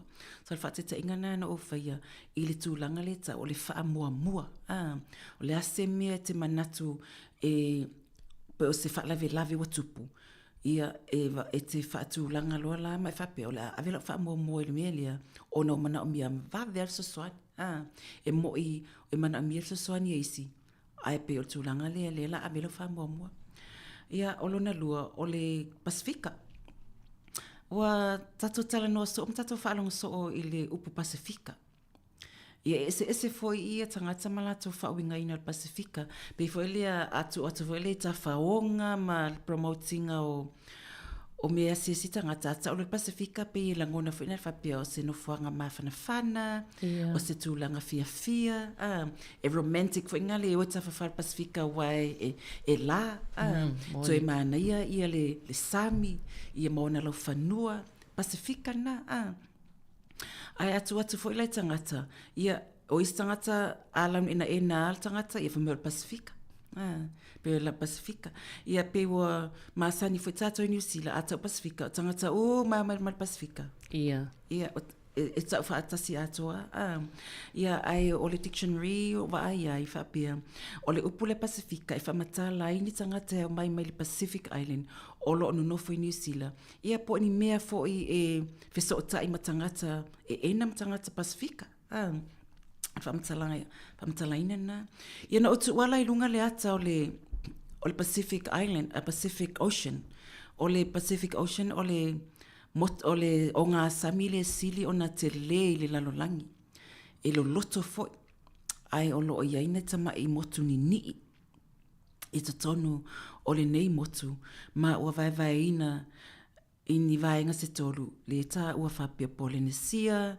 Melanesia, Micronesia o le Polynesia o motu e tele Micronesia o motu ni ia ao Melanesia ia whapea o tangata ia e uli pe ena fo ile a uli o la tino ia pe ole fa aila ia tangata na ia o nisi taimi ua tu fa tasita to e tangata tutono se ato a taua o Pasifika whapea ia o mai I le tutusa o ma auto ia sa o fa mamala maina e moni ena tatou tino ai se tulo ai ia tatou se senga matonga o tonga e se foi me fie la to e se la tonga no e se la tonga ngana e se foi me ta mafai e se le fainga o la to me o fiti e foi matou tene fiti matou tenga lulu e se le tatou te lo ngana e se ia la to tu manga no e se foi le fainga o la to mionga ma la to tu manga masan e se uma la so pe ole points no tango points atwai e le tutu sa tangata Pasifika e se uma ma ele tatau foi ona nini fatasita to il tulanga lo soi fua maloloina leanga ese foi tato mana onga ia ole simea na o va ai ole tulanga la lea ile soi fua mal ile va ai ile population le numera fa tangata tutono o New Zealand mai il time foi ko viti ma se na faile tautalanga foi le pole update ya o le al palemia le sa ile sa mai tai foi Jacinta Ardern e ma sa na ta o Jacinta o le fa tangata New Zealand time le 5 miliona e ama le 5 miliona ma ile lua ile su engala po le tusinga ngoa ile lua fe lo sfutolu na ilo ai e tu sama le malu se lau valu fitu wafe fa se lau I vatolu malu se lau valu fitu wafe tangata maoli mana tupu tangata so atu ele tangata Asia e valu se lau suma tasi afe ia o tangata Pasifika e fa se lau fa lua afe ono se lau tolu lua le to atele o tangata Pasifika ia so atu le tangata mai isia tunu o ia Asia ma atunu fele Middle East ma tangata mai alapia to so tatou salo na tolu ile faitawa tangata le o mai faitaunga le lua filo tolu le wolo na fata to sa mua ia palangi lua maoli tolu e Asia lo na fai lo le Pasifika le sawa Asia ia mavi ai ole tulanga le ai ole fesiri ai se wa fa mo ai pepe ai se wa mana o mi ai le fa mo o pepe ia no titilo lola ia le ona Savelina ele taimina talanoina il tulanga le ole fa pa uina se tulo le abortion fa pa uina pepe e o fo istanga ta laenga lulu e tonu officer soi fo maloloina la fe confuse la to ma fa po a fe o la ile pepe o me na len fai mais tangata e talafia ngai lava le fapa o le pepe le taimi le mana voluntina ono la le iola pele I langone le pepe ti nga ma tulang fa pena ma ole tasile mena o tala no ina me tangata fa fitai me te au o tu o ilunga le ata le ata le o le taimi fo ai le pepe mai le se tu lo fe so ingalanta mamalontina tupu ai lola I o le sel lua tolu vai yaso wa eva ayatu pese tamai fatu wa lesa na tupu ela ia lea 5 vai yaso no vai yaso a tole masina wa eva ayatu wa lua masina wa tino mai tangata se ia oina a toa le tino le pepe na ofisili lola ia lea o fea la o atatu tilo ile ata lea male le chat lea se e tangata fainata o mea te au po o fea e tupu ma ola I le pepe pe a fai mai tangata ele ola le tangata le ele o tupu ma mafuanga na lina fai mai tatau na fasioti se tulo ona ola ele I ola no falango longo fo le talanoanga a se tase tama I America le atano ni ni se vava ai o yo kirsiano e alu fo ile street ma lu ya o ngai sistema ma walunga ma lu I tangata la to tatonunga ia ai misela vai le so I fo malolo ino tangata Ai lui mai foi tangata tatonunga fa Cristiano. Na fa longo ala ia le fasile te malo na fai le stama itaina. Le fasile no winga te fai mai ele ola le pepe. Ele ola tangata le fa mai ele o se pepe mol mioli o le fitas. Le ta of mol fitas. Ia le fasile no fasile o la meta o le fitas. Because I always say mo fa nga tangata upu. E na nai ia tatonunga. Ai ia msawa ia mele man na fai ia o tato isa mo eta o toto le watu pultangata o lai ola mani ia no ofisi no fai la utala atono o se fa no noanga inisi o matua o ule o ia matua ile te million mai tanga mal avia matua mali ma sa unioni matua ile fa na wina mali fatinga le mali tupol pepe atono e matua popole matua pe fa yatu o te pole se ilonga fa no lo pepe to ola le anai ile ola lo pepe e te fa longo itnato ingatala na iloela ia matuale ai mase mana ia e pe ortulanga na o toi fa atepa ia ole fesili o atonu o afia tonu lava o afia tonu lava e tato te fa mua ina i tato pepe when tato te fa tali se fa na le pepe pe tato te fa tali se ti ngal manava ole failele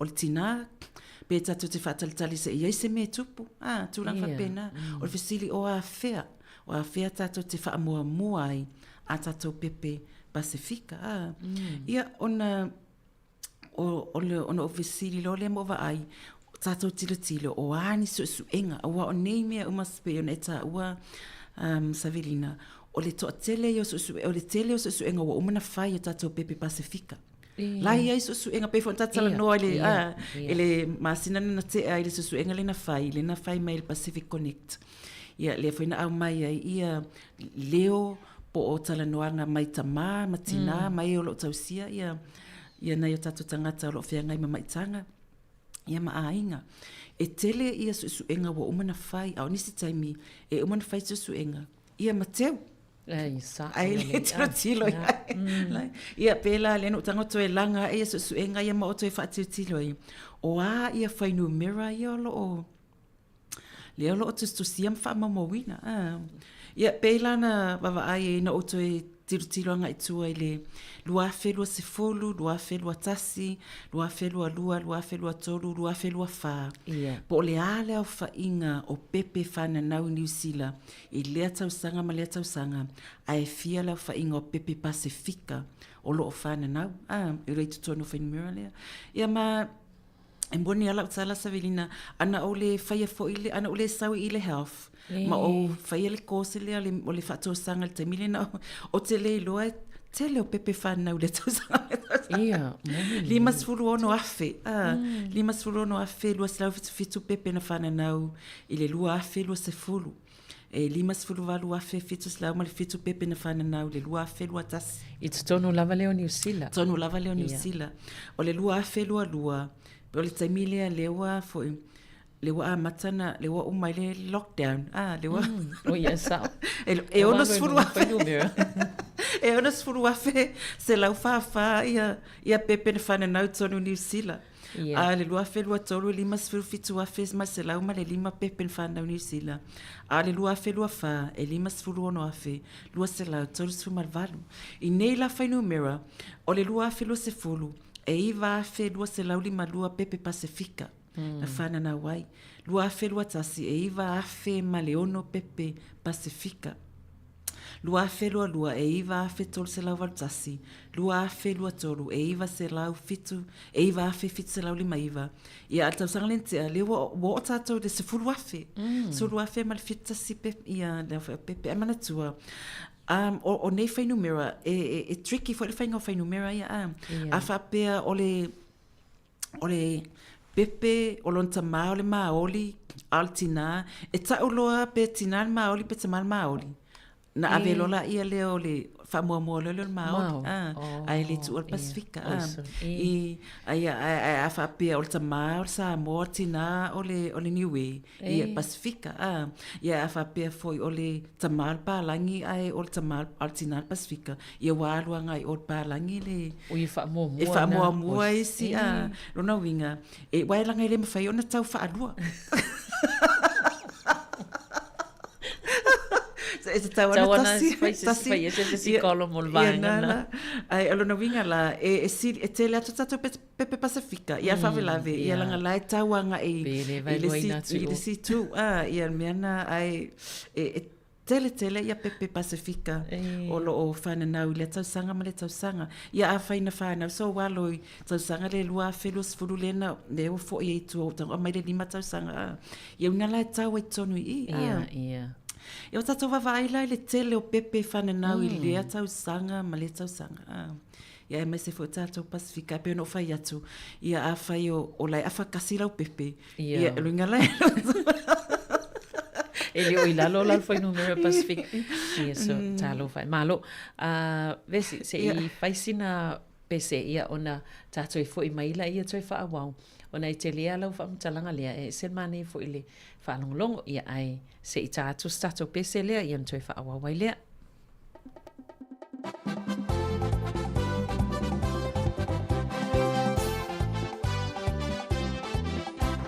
E a e siwa mai wha a Sāmoa o oe lava o le tausala se mai ala i a maata pungai wala si au tanga tinga le tele o siwa mai whafo e se senga o whainga i winga peitai se lalo mai a te ine Sāmoa ko kawa oa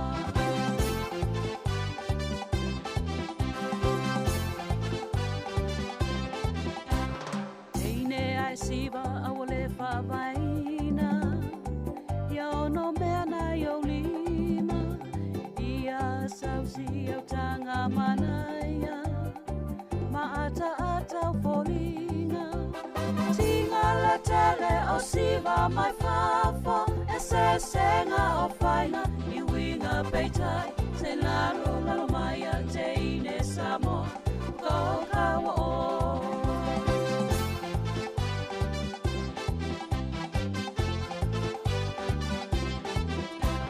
e pele oi lo loto Sāmoa i lauanga numa lo la lele e tu mawea oi uale o lele tinga la tele o siwa mai whafo e se senga o whaina i winga peitai se lalo mai a te ine Sāmoa o kawa oa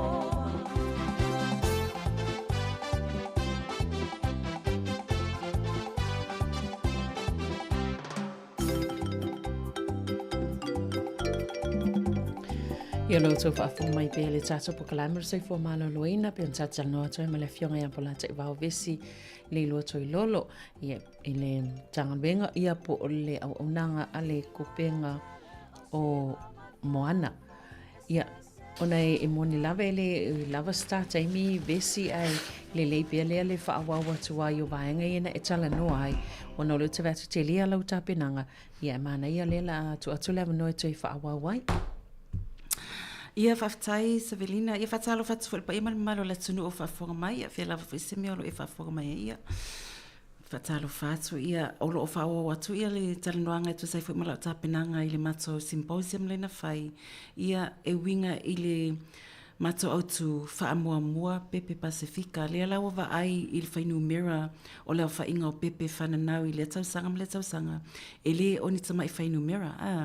Ia ai on mato polo kalame, ia e mato te ngā lulue ma a inga ia i o lato walo i lalo le lima tausanga.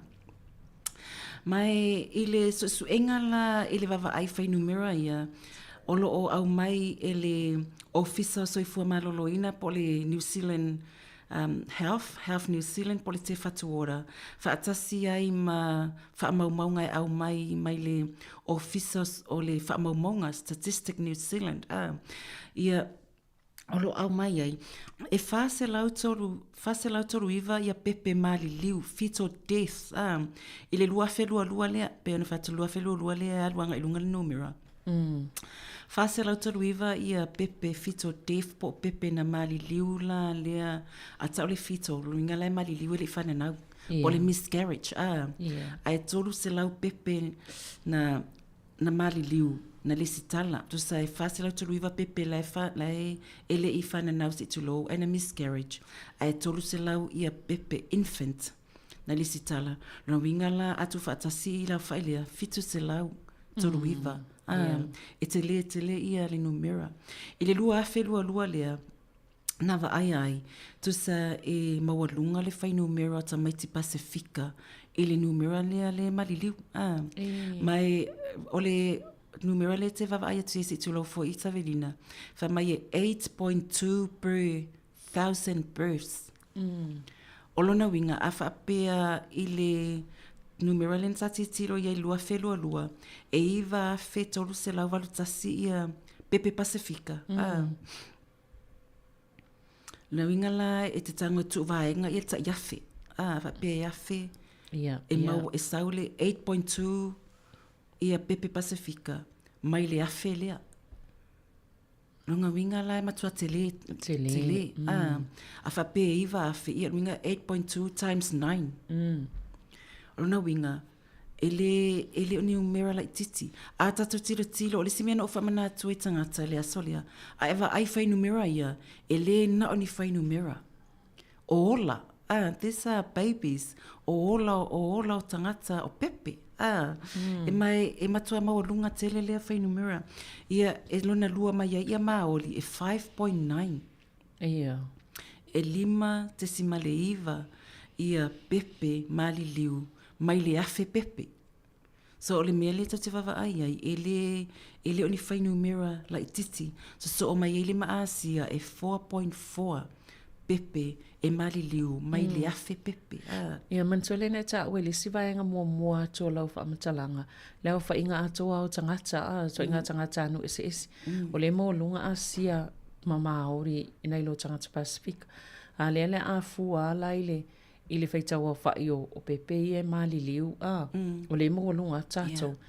No inga pe se fatu sanga tau fa ngofie mo le tau fa longo atu.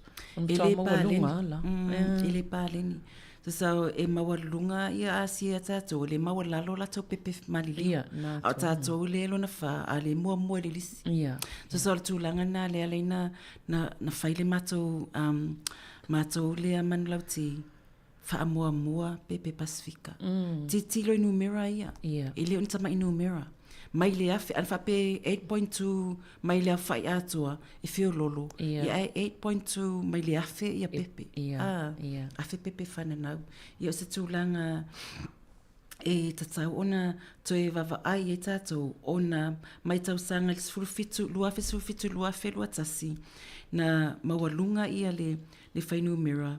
E a whainei o le whainu mira o tangata Pasifika sa 7.4. Ale o atu 8.2 o lona winga ele o alu ilalo la aluanga ilunga. Mana ia. O le sila whainu mira ia na wa ai Savelina o whainu mira na amai ele statistics New Zealand. Lato te avea o le whalaputonga le ta o le leala te whai o le pepi pod. O le pepi pod o moenga ia mo ele pepe. Biona ta ua ia ili meta o le sudi. O le sudi o le sudden unexplained death in infants. O le taunga le sa tau ia soia tato o le cot death. Ale wata o le suri. O na o le tele o tamaiti e mali liu i o lato moenga. O nisi e maua le mafua anga fo ile pe o tau mia. Pe o mafua anga na lea e alu i poka la me mfa lau ilua. E le tatau na faa moe ia pepe ilo moenga. O e le tamama tina e le tatau. E mo i tātou tatumana o tate momoe whaatasi mā tātou whānau. Ai o le suri po o le maliu whaafua se o tamaititi au noa mas whamatalanga. Pe le iluan mafuanga o se tūlanga sili leo na whaatuputupui nei tutono New Zealand. Mai o le whainumera la iana mai e le o fisa whaamaunga na aveanga i le vaenga ia e whea ngai male o ino mātua ina ia saunga le mūl whaamoino pepe. Pēlau na vaai e Savelina, lua whelua tolu, ia uni. Whapea la vau ia e tau sanga, e te oto e tilo le atu i whainumira, maaso, le i tolu maasina. Uni lua whelua tolu, vaai i lau whainga o pepe whananau, na i region. Ia foi e pe ati tira lua whelua tolu i pepe iana whainumira ina tawa ai le whananau. Ai o pepe whioti se tulou i region. O le Northland i le tolu maasina le ia uni. E 2.2 i Northland i lunga. Midland 1.4. Central tātou e 2.4. A Southland e tasi 0.2. Le tolu maasina le mai ia uni. Iu lai au kuto se tema. Tau sanga lava le lua fultolu, lua whelua tolu. Weva aia ia Northland 2.4 foi, 1.5 Midland Central 1.8, Southland 1.3 la lo. Tātou le Wellington 1.8, ili ia se tema e 2.4 ia uni. Ai o tia te sema le tolu masina, so e sau foi 2.3 ia Northland, Midland 1.5, Central tātou 2.1, Southland 1.0. Ia o mai lole ia mati lua whelua wha, le si tolu masina, ia walu lunga ia Northland 2.6, 1.8 ia Midland, tātou Central 1.8, and 1.3 ia Southland. Ia na wa ailole i ethnic group le i lalo. Maaila ia uni lua whelua tolu. 2.7 Maori ai 4.4 Pasifika. Ia o mai ia se tema 2.8 ia Maori ai 1.8 Pasifika. Ia o atu ia te sema 2.4 Maori, 2.0 tātou.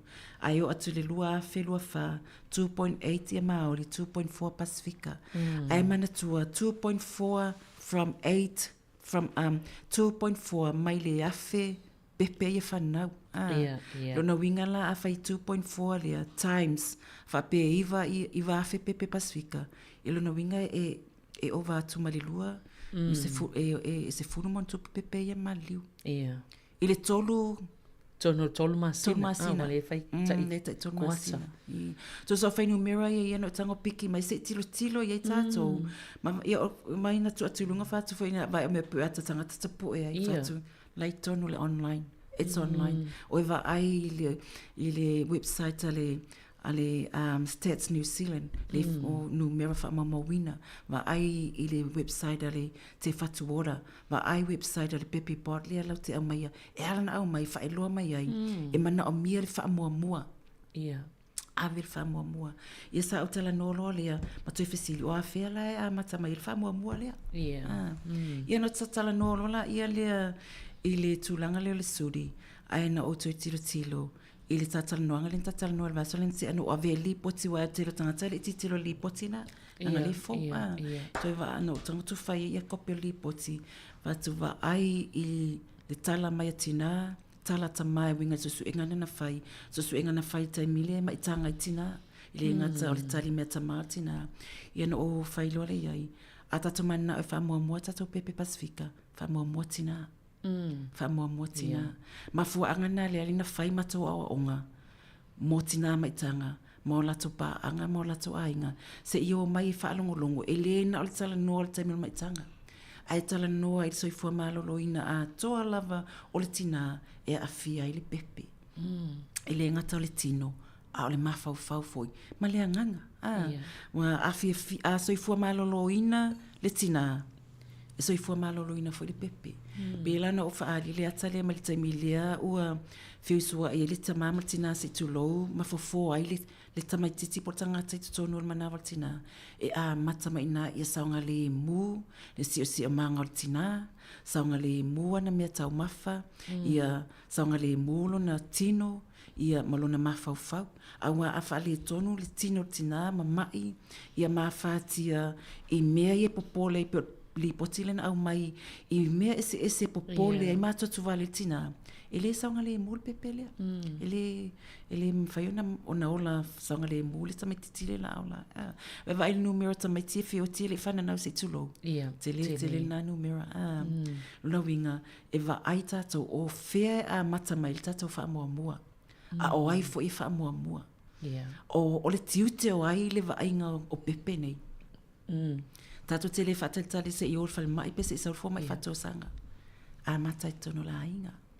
O upu fo ile whai a mai tanga loa le tina tau si whapelipele. Nanga lena te tau aveina ia le oloa taua. Peo tātou a whaisau mea lo whaitanga fifi le ia le tingi pusa mai le pepa mana ia kāwai. Ia mai mali pine teu ai nonoa. Teu. Ia vai mitanga tau lai watu le mana mea lofa. Le lopo la mea le tonu.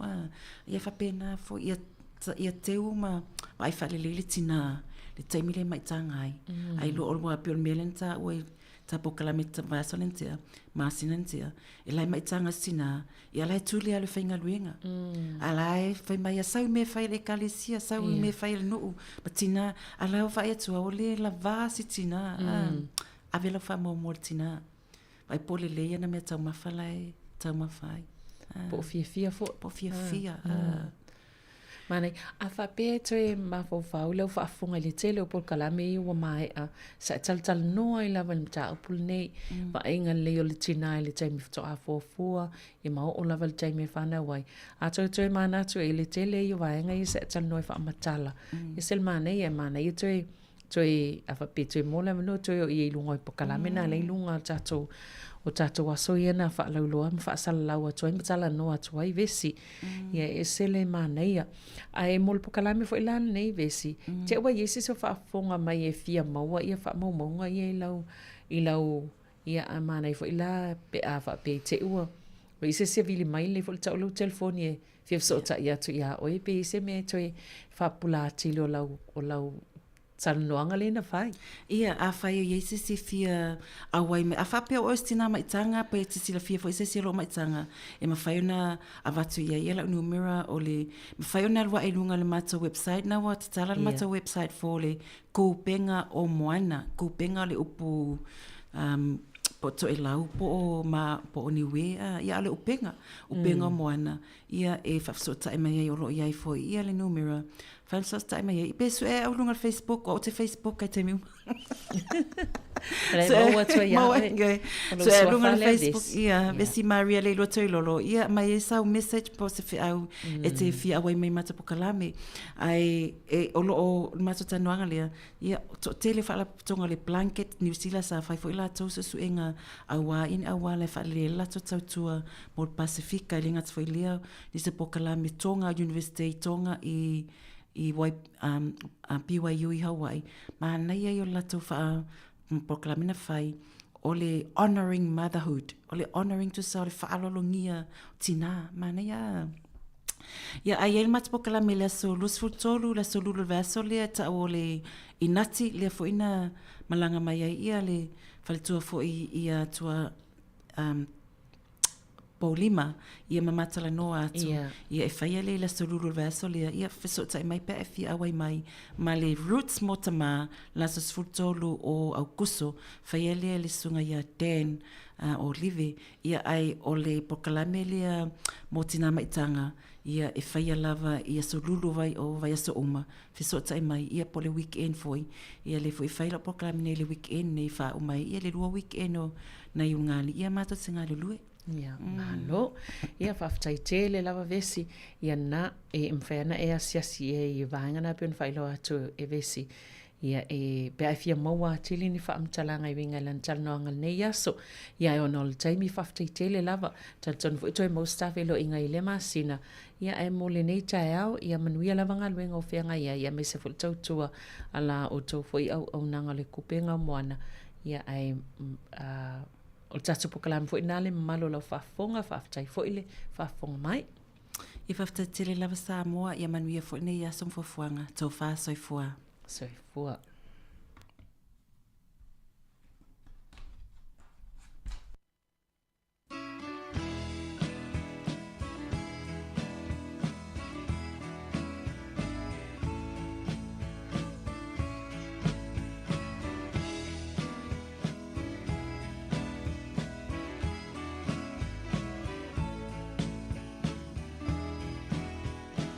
Mau le malongi mai o fu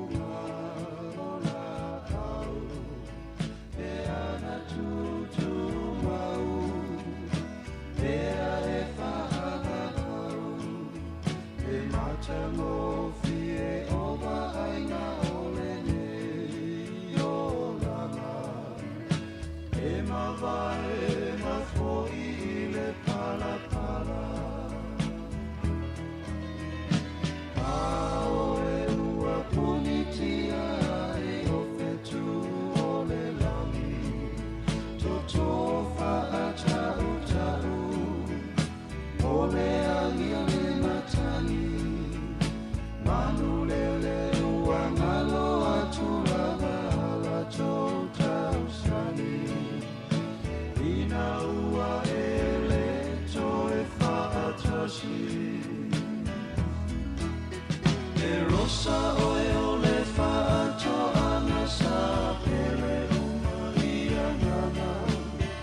E pese manu lele ina ua e matala.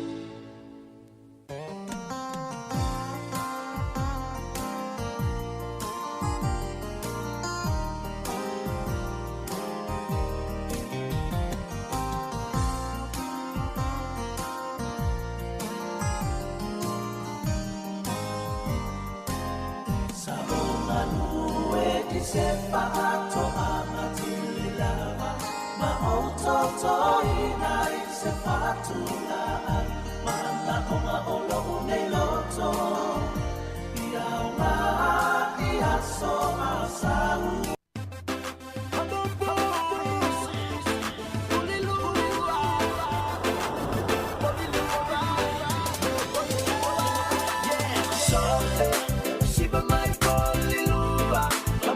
My Porirua, yeah, yeah. Porirua, Porirua. Sua, siba my Porirua.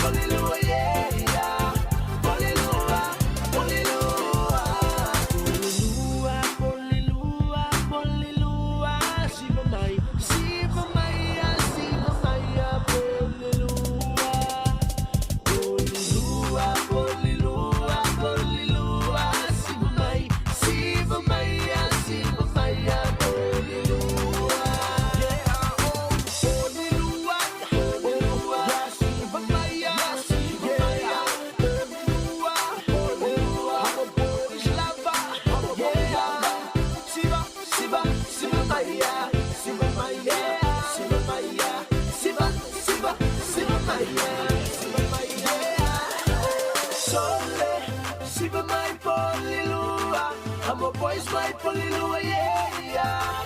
Porirua, Porirua. Sua, Siva my Porirua. I'm a boy's my Porirua, yeah. Porirua, Porirua. Yeah, I'm going to prepare my vow, my motivation. Porirua, more Porirua. So far, so far. O te whatalo whatu mo lo whaaloalo le whawhonganga le atino ni tai au. Ma to whatasi ma le fionga e Tangaloa, Dr. Taima Whangaloa. Ia o lo onga lue nei i le pulenga nui Porirua, ia whatasi ma le sunga ia Jack Marshall o le Deputy Electoral Officer. Ia, pe o la ia le soani fo e tatai i le whainga o palo te le pulenga nui Porirua. Ma to te tautana noa jinisi o ngā luenga ma fufuanga mo le anga ia tu le whainga pālota ia Oktopa. Pe unto whaafonga e mato tano tu ma le pune no ia Anita Baker i le tanoanga le waiaso mawai i sa ta ua e fo le vaianga le whainga pālota. Te alofa good morning, welcome to Sāmoa Capital Radio. Whatalofa tu la fionga Tangaloa Neta e au. And special welcome to you, first time in the studio. Yeah. Sāmoa Capital Radio, Jack. Yeah, thanks so much for having us. And yeah, can I just acknowledge the amazing partnership that we have with Sāmoa Capital Radio over many years, getting messages out to our community. Yeah, thank you. Malo lava le soifua maua ma le langi e mama whawhetai ma le apanoa awhamasanga. It's wonderful to be here, and it has been some time since I was here the last time, so it's great to be here to share more information to our Pacific. 2010 we signed a contract with you to do health programs on radio. It's still going. That's great. Well, that's a good sign. You left us and we're still running it. Yeah. Excellent news. No, it's good to see you and sort of sharing our studio with you this morning. Perhaps if we start with you, Tangalo, just mention briefly what you're doing now, because people say, so you started with... all over the place a little bit. So, thank you, Afnisang. I left the DHB in 2019 and finished my PhD. And then I went and worked for a national disability provider called Your Way Kia Roha, based in Lower Hutt, as Senior Advisor Pacific. And then at the same time, this role at Council came up, which was a 0.5 part-time role, but was focused on developing the Pacific strategy for Porirua City Council, which was adopted in October 2023. And now we're in implementation of that strategy. So it's been really great to have that as the first Pacific strategy for Porirua City. It's really about supporting our staff to think about what's important to Pacific people when they're doing the work that they need to do. And this is one of the reasons why we have people like Jack come on the show, so that he can talk to his specialty around democratic services and elections, and you're able to share it in the language that people are familiar with. That's a good team. That's good teamwork. If you mentioned Pacific strategy, I attended the BizFest. Yes. And the guy, Osman, he showed up the graphics or the graphs, and it showed that Porirua is doing well in terms of economic growth. Yeah. And I thought, and then he mentioned education and health, and I thought Pacific strategy. Yeah. Yeah, because health, there's money coming to Oratoa. Yeah. And then, the Pacific services. So your work would have contributed to all that growth. So it's good to hear things going well for Porirua. Yeah, it's definitely a start. And one thing I can be sure of is that through events like our Pacific Language Weeks, this year we have seen a big increase in participation by our ethnic specific communities to be involved in those language weeks. And also our Pacific night markets. Jack has had a stall at all our Pacific night markets that are held at Te Akapuanga Hall. And the reason why those night markets are really important is to ensure that our Pacific communities can see themselves running a business, and they can bring their products to the night market, and they can test their products with the people that come in to buy and purchase.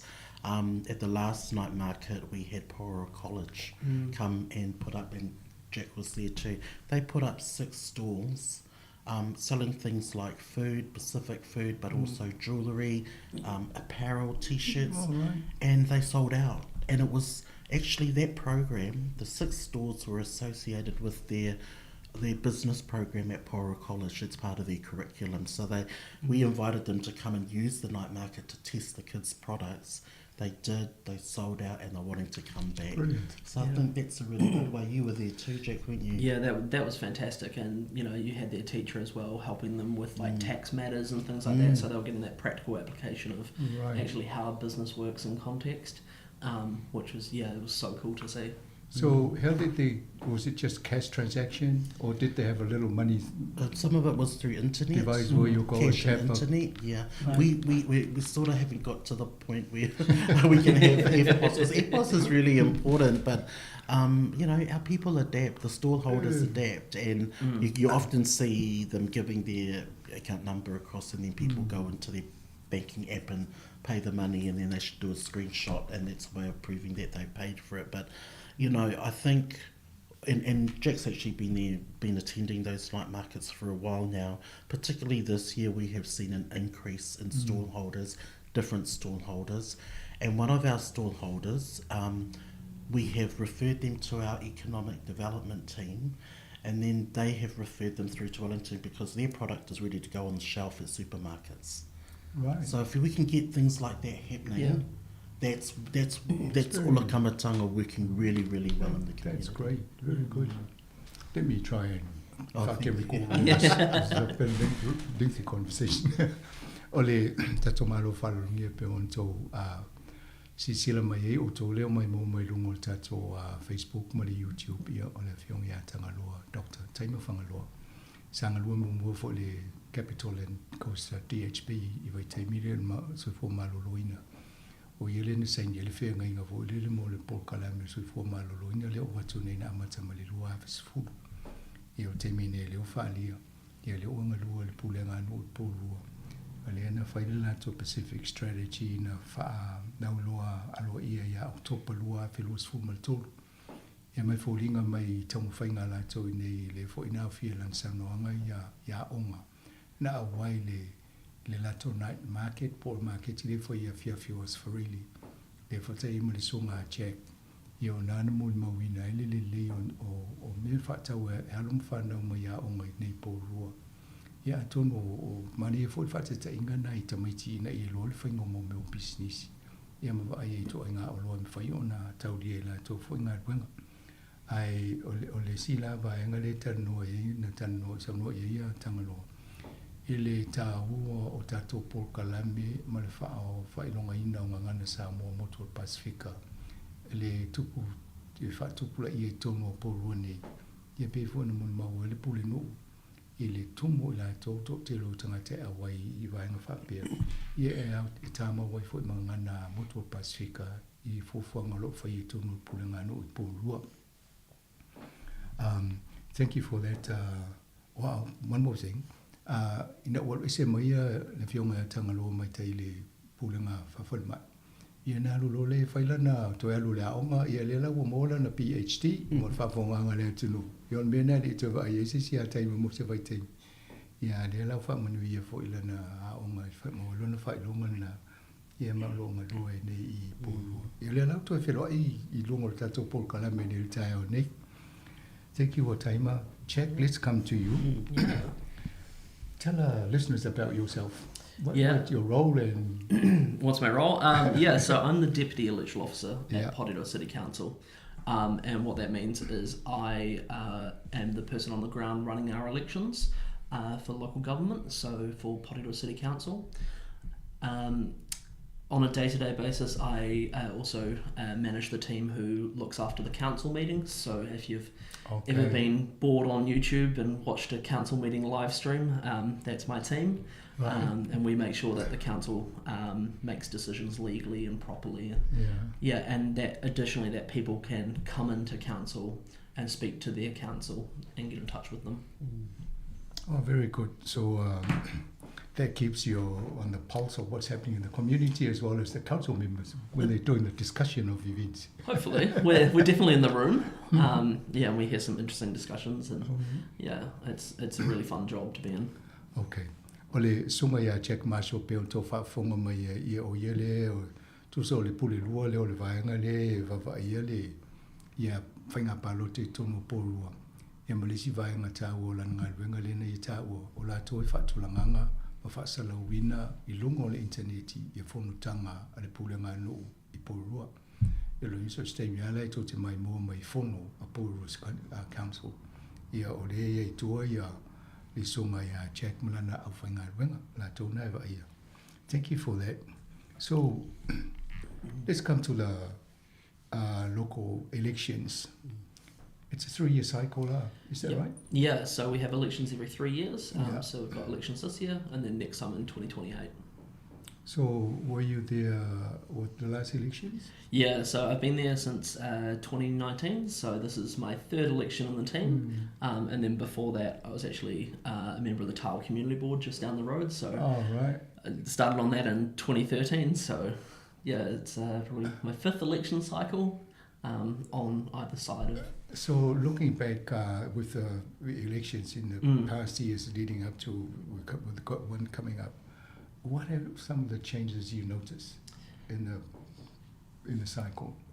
Yeah, I think we're still struggling with turnout. So turnout last time was 36%, and we really want to get that out, get that up because we want people to have their say on who their next mayor and councillors are going to be. Additionally, we're trying to make it as easy as possible for people to both stand for council and then also vote. So this year we'll have 30 of our election orange boxes around the city in places that people shop and visit. So places like Woolworths, Mitre 10, Chemist Warehouse, at our marae as well. So yeah. So this is where people can go and vote? This is what they can drop their votes off there, yeah. Right. And then we'll also be doing special voting sessions at the Porirua Library and Cannons Creek Library as well for our community. And if there's anywhere else we can be, let us know kind of thing, and we will see if we can do that. Yeah. Sāmoa Capital Radio is looking at having an event in one of the halls in Porirua. And perhaps we can run it, the time of the where they hand their votes in. And people come and also do the same. Yeah. And then try and help you with your 36% and bring it up to 50%. That would be nice. Yeah. I said last night at a candidate information session that I want it above 50. Okay. That would be my dream. So we'll certainly help you try and achieve that. Thank you. With our community. Yeah. Thank you. O leo tō whaafonga mai saunoanga a check. O ia o tolu e nei o afo i o paenga le la a iei ni le whaingo pālota. O le lua whesulu iwa lena a matai ia le la te lua whelusu lima ni. Ia le wasai mo community tawa. Ia le la o le whamui mui. Ina ia una ia le whaingo pālota. Ina ia silia tulu numera o tangata pālota. Mai le tolsulu no pasene lena i le tausanga mvai o le pālota o mvai. Ia lea lau o umana fuafua vo la to te lea no whanga tēne o Porirua le o ia i le ngata i whale o loa i ma supermarketi ia o isi whale o loa le tele whatawa i o loa ma tele vo ia. Ia mano whanga o loa la to ea ngā i fōwhanga whapeni. Ia le fo i talato le awanoa i esi si la fie se no whanga e o ngā e whai se whai i pālota. Ia mwhai na so tai le sunga ia Jack Marshall. Ia na tala noa toila ia. Ia le ro foi le foi ele fo fanga Sāmoa Capital Radio le mo se fatsinga mal community se vai taimio ai le foi palota ia tonu na foi foi na la fo palota tanga tape a fiu tanga i le mai la tonu se taimio mo. Thank you. I think if I look at the general election last time, Porirua had about 60%, over 60% turnout for Pacific, and here, but the overall was about 80%. That was good. So we need to bring that up for your local so that we can. I wanna used to be successful. Now we're in Porirua, we'll have to do our best to push the number up. Yeah, for sure. Yeah. So let's have a look at the council for some of the people. They've been listening to Anita Baker, your leader here in Porirua, the mayor and the deputy mayor come and we have chats about the things that are happening. But from you as a worker there, what do you see the council? What does it do normally in things that you're looking at with Taima? Yeah, so council does so much in our day-to-day lives. We always, when we talk to people, tell them that local government and councils probably do more than central government in your everyday lives. Everything from the roads we drive on, the footpaths we walk on, the water we drink, libraries, pools, parks, the health of our harbour as well is one of our large focuses in the area as well. Yeah. And when we do, there is the aspect around, Jack mentioned it before, how he worked in the bylaws. So, when it comes to things like liquor licensing, when it comes to things like parking, things like that, there is a team that is solely focused on, what happens in terms of our district plan, how that how some of those decisions are reflected in our bylaws. Because, and a really good example, I think, was when around disability parking, and the mayor made an announcement that we were going to really take a stringent position on disability parking, which I think we led it throughout the whole country in terms of making a really big decision around that. I think it's a $700 fine if you park in a disability park or something around that figure. But it was getting a very strong message because our organisation was hearing from people with disabilities that they were struggling to find a park. And those parks are specifically for those who have a disability, who have gone through a process that requires them to receive a permit to put on their window so that they can access the services they need more effectively. And if they can't, then that minimises their ability to have a good life. So that's one thing that came out. I think it was a really good example. Your mayor was very firm on that when we did the program. She made that announcement and said, we want to make sure that this is sort of reserved for the people that need that. Okay, that's good. So the people talk about taxes and cost and the rates. Do you have any system with rates? So I guess your general taxes pay for the ones that come out of your paycheck every fortnight or month. They pay for things like that, our hospital system, and those overarching big things.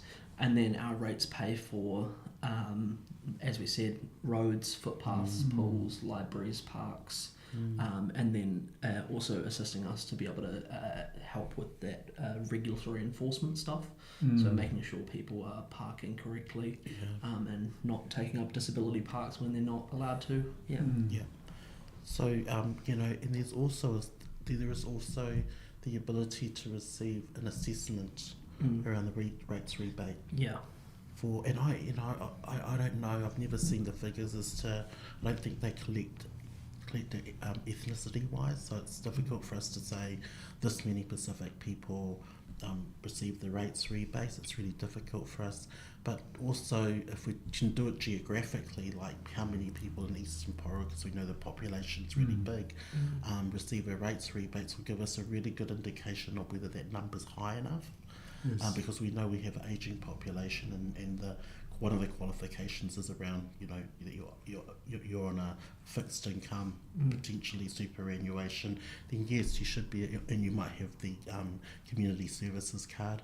Then those are some qualifiers that will ensure people can be assessed for a rates or rebate. I don't know that our Pacific people know enough about that or even access it when they do know or even understand the process. So these are things that can come up as issues that communities face. Well, it's the whole country. They're all having, just like with the rates, with the street water, as it became the water well done. And all those things, and then every time Anita comes on radio, we talk about these things, faced with the council, trying to see how they can help the community with that. And I think as well, in our pre-election report, our Chief Executive, Wendy Walker, has highlighted that affordability and the cost of living is one of the major challenges we're facing in our community, and how we as a council, provide those services that our community expects and wants versus the level of rates we need to do that.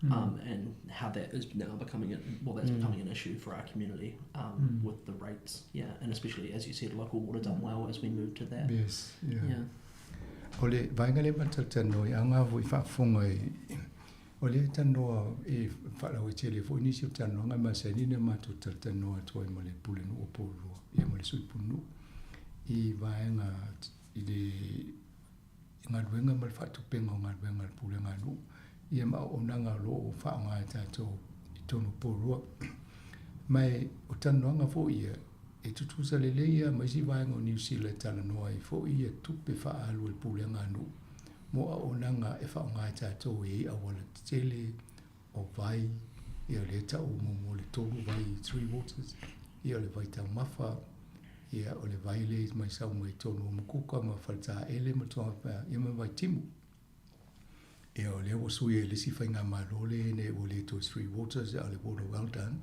ia le tantan no e fo ia o vaenga umana e tupe e so ni mai le malo ia e fo tupe e fa tupe al pulenga nu le lan sau no le sunga ia check ma taima I tau ma whai o le whapale ninga o le tupe ia ma fofo I tupe I sao whanga a ainga taitasi ia la I rates po la fonga ia tongi la tau e whaonga ia unanga e wala sa sau no le sunga check marshal talo ene ia le pepa na sau no le pulisili le CEO le pulenga nu ia Wendy Walker e whatatau le upule le affordability I le fo ia ngafa tia a inga I te tono Porirua le tau le solfuanga ia vaenga te tele lana o le tau whai e fufuanga ia o anga ia fo le palota wa inga e siti e ma le tupele te tongi e a inga taitasi rates ia wai wha tupe inga wenga ni ia atono o mele tau fo ntato mawha wai o lai wha peta to tamata tele rates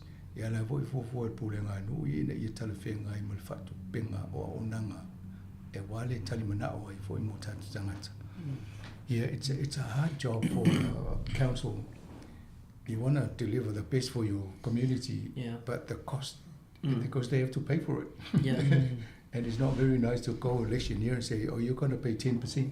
Yeah, and especially as Timer mentioned, a lot of our communities on fixed incomes. Yes. And so, when they're hit with a 6% unexpected, rates, power bill or unexpected plumbing bill or unexpected whatever bill, it's just, I can't afford it. There are two things that came out in the media recently. One on Q&A on Sunday, there was a group arguing for on behalf of the consumers why the power is so expensive in this country when about 60% of our electricity comes out of water, sort of lakes and that, hydro powers. And then they're trying to see if the government can do something with those Gentiles, they call themselves. Why it's so expensive. And also recently the Minister of Finance talk about why butter is so expensive here when we produce the butter in this country. Yeah. And these are the things that they should collectively do something about. Yeah. I mean, I've seen some videos on YouTube about how to make butter out of cream, but cream's expensive too. Recently we talked about there was an auction and the bull was sold for $161,000. Wow. And then I thought the beef from that cattle would be very expensive, so the milk would be very expensive. That's probably why we pay so much expensive butter. No, thank you for explaining that. Let's help the community.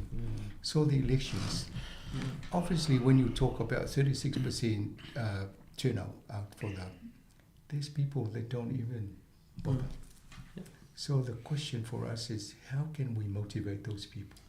Yeah. So have you done a brainstorming and find out what are the best ways of trying to get people to go and vote? Yeah, so we saw a couple of surveys come out after the last election which said that the top reasons why people didn't vote last election were things like they didn't know what council did, they didn't know any of the candidates, they didn't know how to vote, And so we're really trying this time round to address those issues. So we're trying to communicate to our community, as we talked about, what council actually does, footpath roads, etc. How the candidates, we're trying to make it easier for people to find information on the candidates. So when you get your voting pack, you get the little booklet with the 150 words in the photo, but you can't really get a sense of the person from that.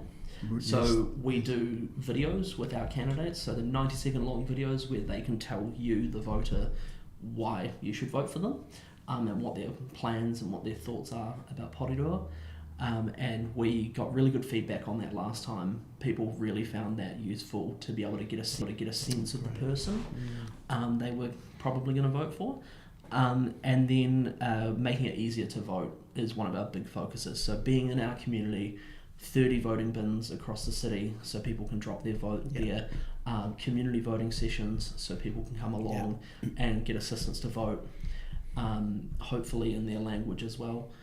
To further break down those barriers, and then just being available on the ground. So the team and I have attended about 60 events so far since December. So every Porirua City Council event, we're probably there with a stall, maybe in a corner, but come say hi and have a chat about how we can help you vote or stand.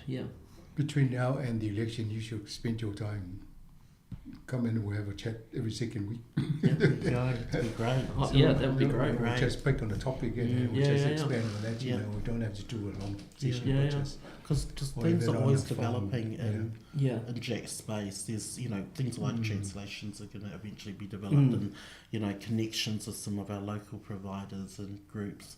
It's going to eventually happen. So as Jack comes on, you can keep updating people on where things are and when things are going to happen. And I think if we do that for Porirua, the others that listen to the radio will also think about what they should do in their own community. Exactly. Because they need the this is the only time you've got the power to say yes or no to something. So they should use that.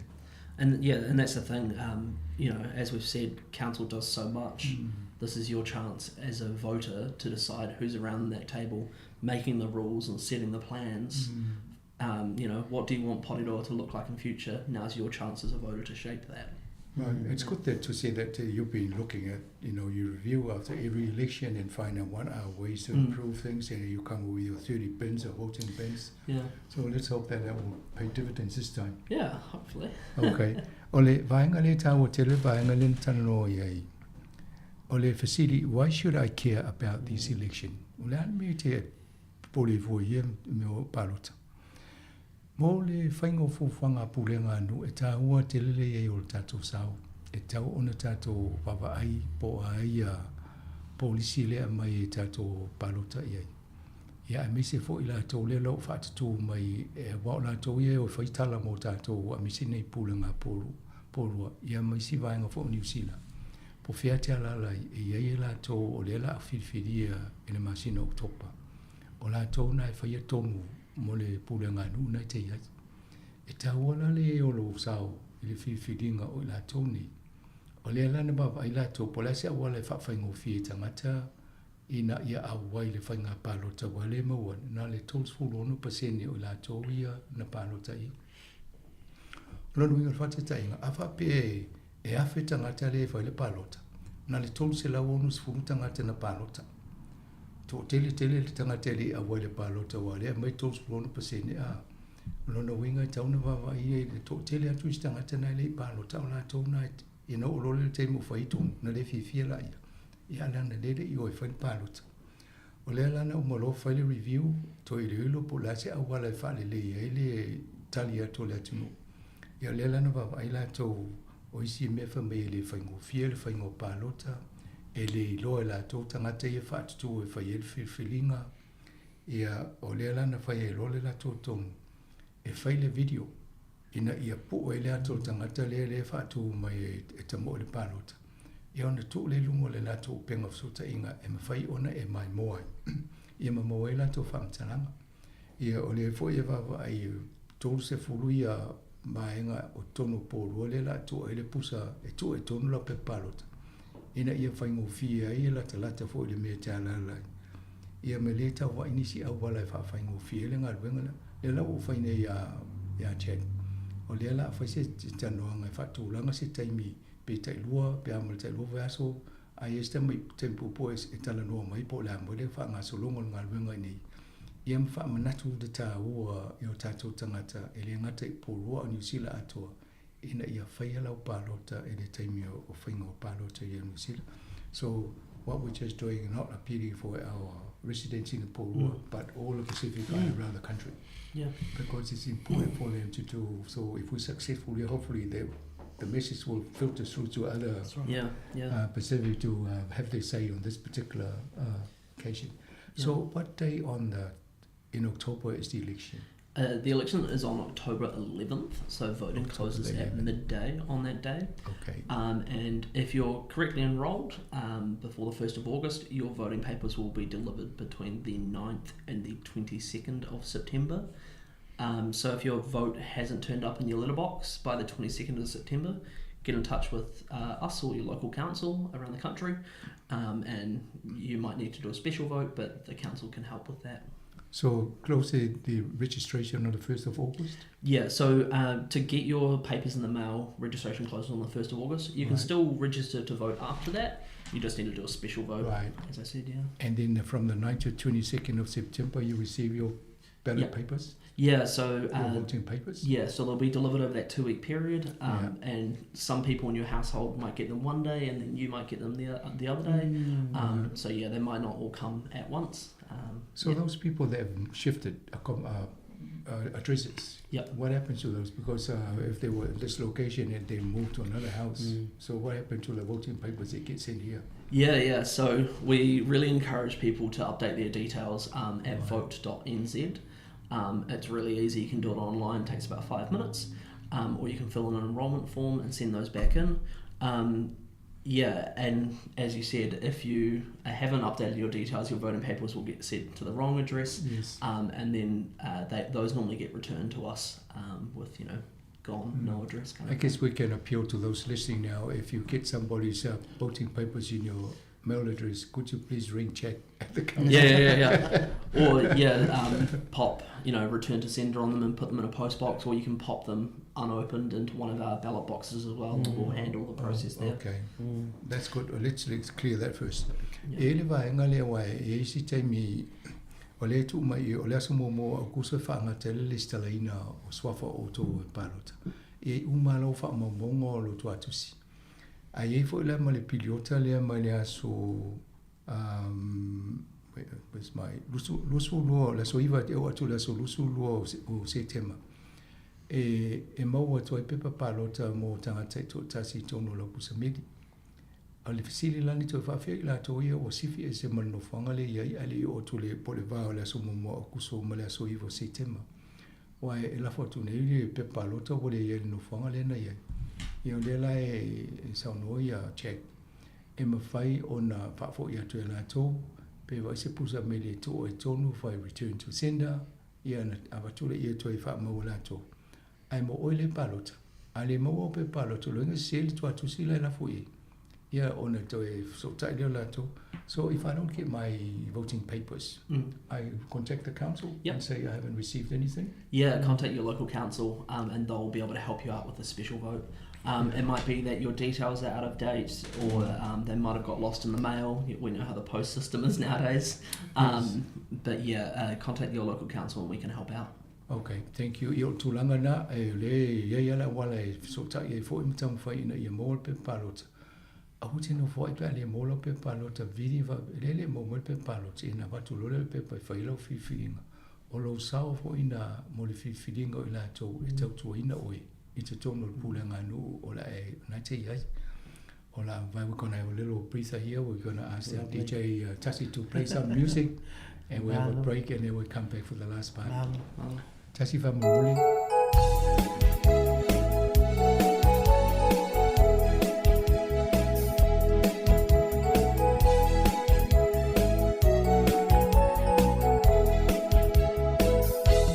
No foi Sisifo, ole vasatasi mani, tau pa amazani, le puini selani, le malo out.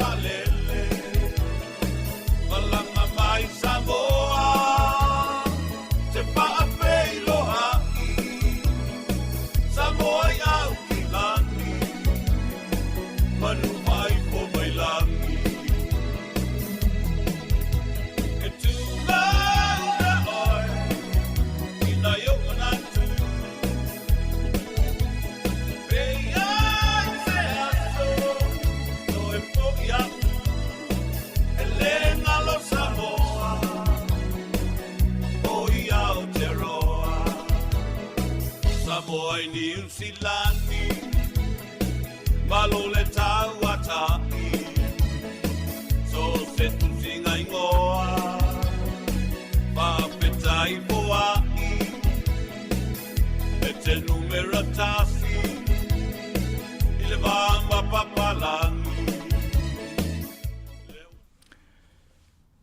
Thank you. O leo mato te liu atu o matwhatase pia ma taima a fionga ya tangalo Dr. Taima Whangalo i wha pia malisunga ya Jack Marshall.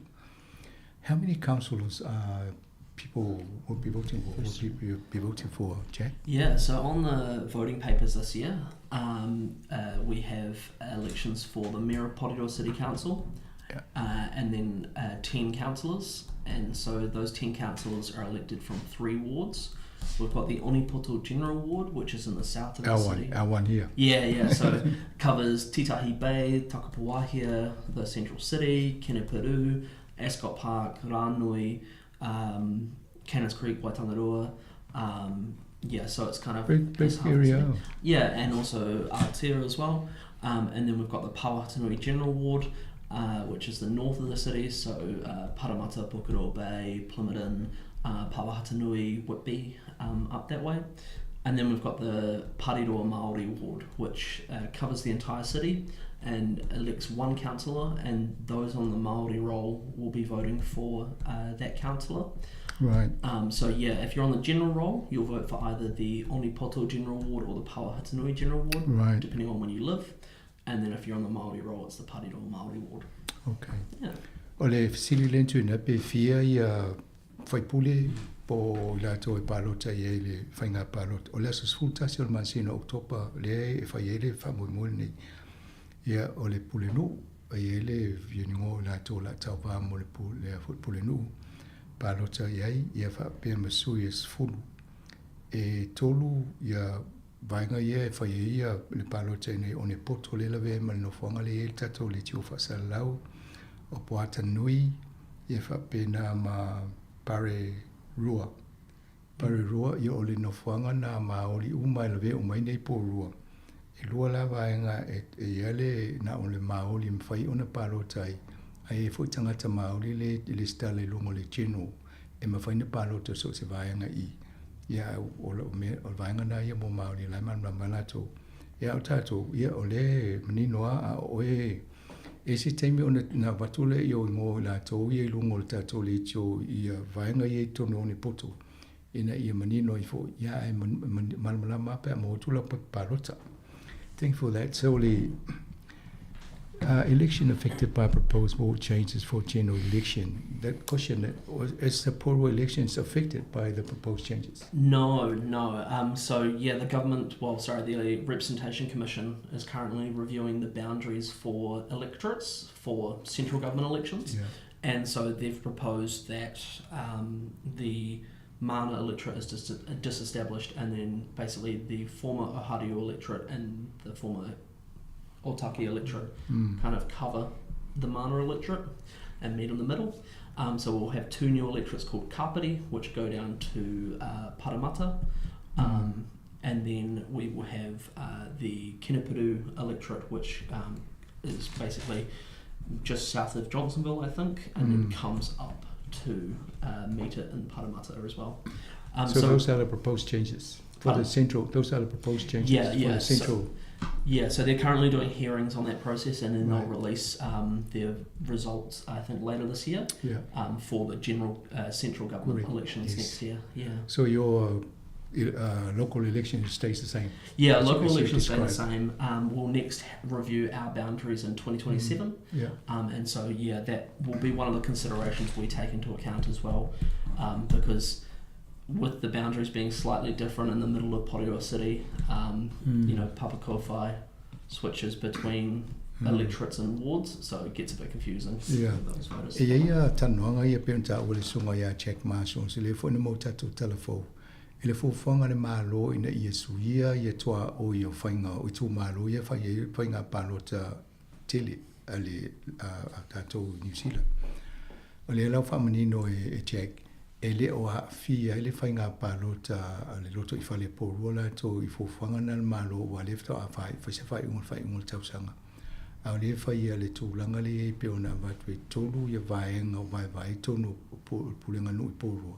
Ia na whai leo pālota mo sui e tau wā e se fulu malitasi au fia ila malipunu. Ia e se taimi o na malama lon tatou lola ia po I la tō ia le la wha la tō swafa I e tau tūli whainga pālota. O le mena o alfa tatano atu le sunga Jackie taimi momo.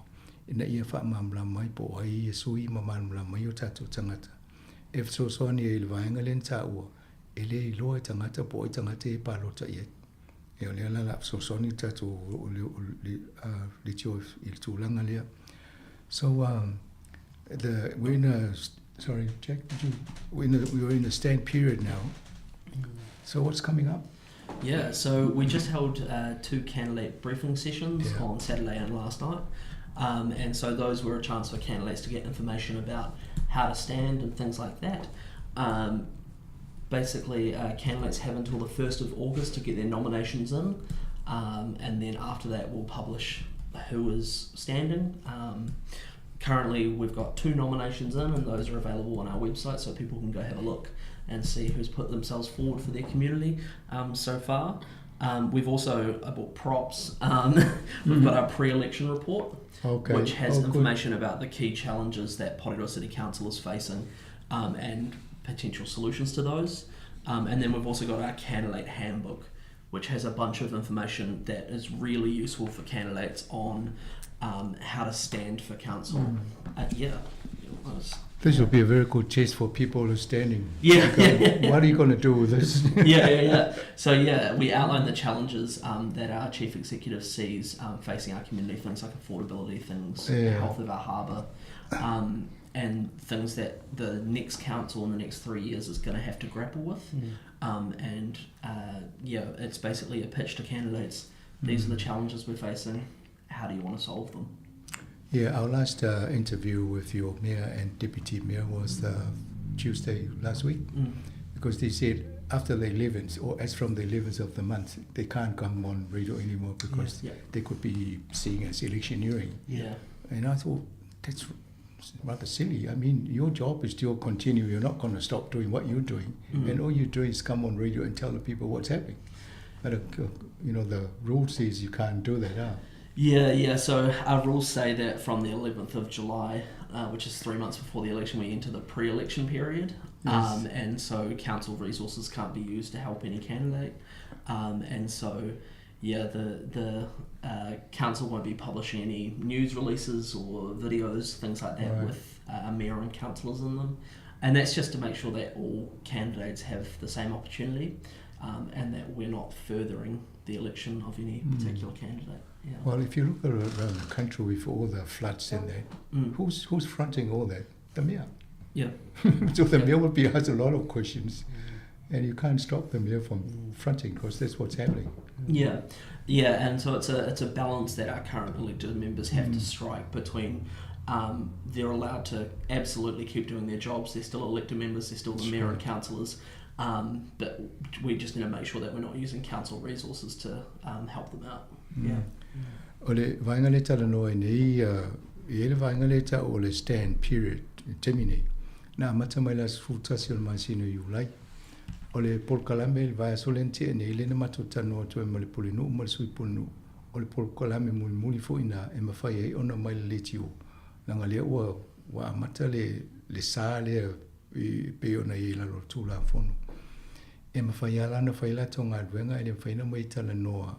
Ai fa tupe le pulenga no ai te ua te le fo ile sao la to fa pe la fa e fa nga fo i la to tau fa to sina i lungo o pokala me fa pe ia au tu langa na ia e o le la sa fa ia to pokala me tala no mo sui ta vale o mana fa ulu ia mai la to fia fa ana po ma le so e fa ia ina ia fa mam la mai ia tu unga mai ia ngai tau ona o sta ia wale lo mo fainga palota ia mo ila to tato tunu fa fonga mai ia baba ia le ai ele no nei pe se fia le fa no longo pe a fia tu tonu lo ngo i le fainga palota ia mala mai fo tu unga fa pe So, Jack, I was thinking your link of your website, especially with the videos of the candidates, it would be good for that link and us to be connected. So that our listeners can also go on our website and also see the videos of. So we'll work on that after the program. Making a note of that. And that would be good to help out with that. Yeah, that'd be awesome. And one of the questions, if I was listening in the car now, I said, why should I represent my community? It's a big question, isn't it? Given all the hassles you get on the social media these days. Yeah, it is true that the social media has kind of changed the situation. But what I will say is, at our candidate information session, we heard from a councillor in Wellington City, Councillor Terry O'Neill, who's standing down this time, about how much of a rewarding opportunity being a councillor is. You get to shape the future of your community for decades to come. It's not just about the little things like footpaths and potholes and roads. It's about the big things where houses can be built. What facilities do we have in our community? What does our community look like? And how we welcome people to our community. So it's a really rewarding job to be able to make a true difference in your community. Very good. You've got it all sussed out. Are you running? No. I'm good with my job, Mana te le tali le sunga ya check le fai o le siri fo le la me la no wa fo we tau vama tamo e yo le bona ye fa mam la ma le tulanga ye fo stasi sa fa le ni sa no nga tau o lo sao pe ai tonu I e ma fai ona tu tonu yo manatu ma e fai ni fai unga e fo e fausi ai Porirua mo le anga I luma ia la vea ia o nanga I tonu Porirua o ani ni a fo ni fale po fainga o malai o me uma fa pena I te so longa le leo se I tu malo o le sauna o la to sui pa fifia o e te alu tonu pulenganu ia mana ia fo yo lela I loa I a umalo taimi tonu I loa pe ia o le mena na ia lo sa o le fainga o na fo I vai ngai tonu Porirua. I guess some people will walk away after serving on the council. It's a legacy for them if they've achieved a great, whether they are building or a swimming pool or things they fought for and achieved for that community. And I guess it all depends on how they deliver and it doesn't impact poorly on people, sort of expensively for the... and everybody would love to have everything in a city, but it's at what cost can we afford? And that's where the affordability comes in. Yeah, exactly. Absolutely. Taima, is there want to add to any of the things that we discussed? I just want to support what Jack has said. It's important that people become informed about the issues as per in the documentation. And talk to each other about what the challenges are in their local community. Yeah, I've been with us here in the studio. We've always thought about the impact of the social media. Yeah. The abuse on politicians and even the media people. We appeal to our listeners to. There's a way to do the arguments and discussion rather than being abusive to each other. So, and I think that's one reason why people are shying away from putting their names forward. Of course. So I guess, out of this program, we're also appealing to the listeners, let's be, there's a better way of doing and sort of promoting society rather than having a go at one another on the Facebook.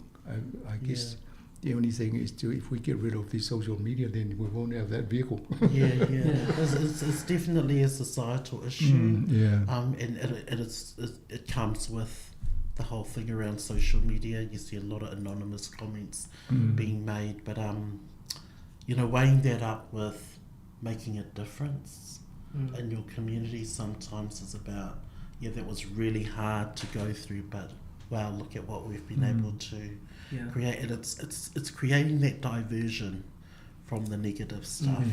And you have to be thick-skinned. Of personal experience, you do have to be quite thick-skinned in this space.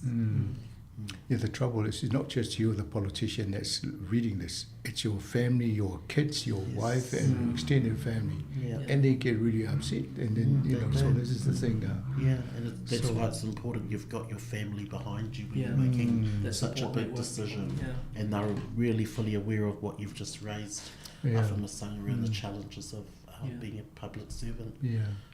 Yeah, and auto e whamanatu for vaenga le tanoanga e le si le whawhitau li nei ainga le fia o nei tangata e fia o tauwa. Ona o le sawanga I lungo mene o le social media I tala e whai ma ia ai tato be o tato whautuanga tato au whaafonga. Ia awala e whai ia tūlanga whapene e le tiso ona whaleanga asisi lungo social media. Ai whai fōfua, whai ia awala tatano I vaenga mo le ngai lungo. Jack, thank you very much, and Taima, tangalo for coming in this morning and sharing with our listeners.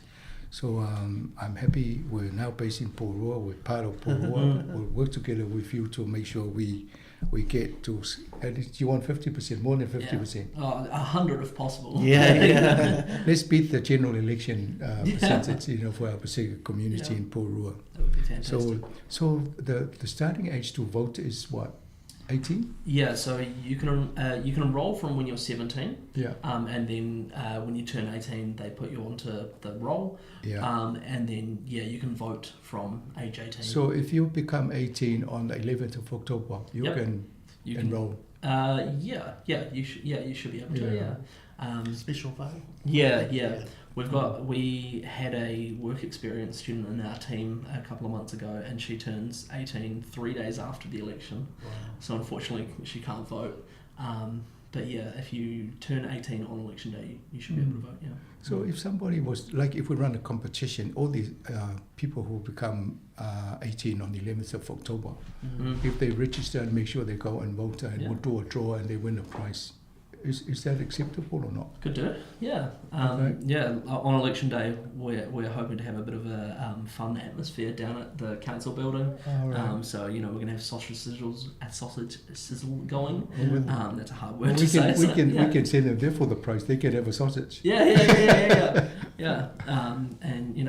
And we're also going to be at the Pacific Night Market on Friday the 10th of October for those last minute special votes. Sure. So that people can come out after work, after they finish for the day, grab some food as well from some of the stall holders there, delicious food, and cast a special vote. Yeah. Very well, thank you. Ia peo vaenga umai le tau wa ise awale fatu sina yalum whanau. Afa peo lo walo e atoa le sful walo tau sanga le asus full tasi October le whaile palota. Mwhaina le stala. Ia tonu whaingan si tau wai poin si awale wha Sofia e fo yalum whanau ina ia palota le tupulanga talavou. Ia le pena sao no check e fo la tō fōwhanga e whaianga I ol pulenga nu e o tō yalum whanau whai la tō o barbecue sauce sisi e ma tam whai e wha Sofia la tō e palota. Ai mese fo le pola sus fulu October. I le hanga le whai e la fo le la tō marketi le pō. Ia o tō fo ma tam whai wha Sofia. Again, thank you very much. It's nice having a chat about. Lovely to be here. So we'll talk to you some more going forward. Yeah, sounds great. That's great. Ia tato por kalamena mo whawhonganga le tunu. Toi mo se stay mi lumana to tano te mini to whāsui fua. Whāsui fua.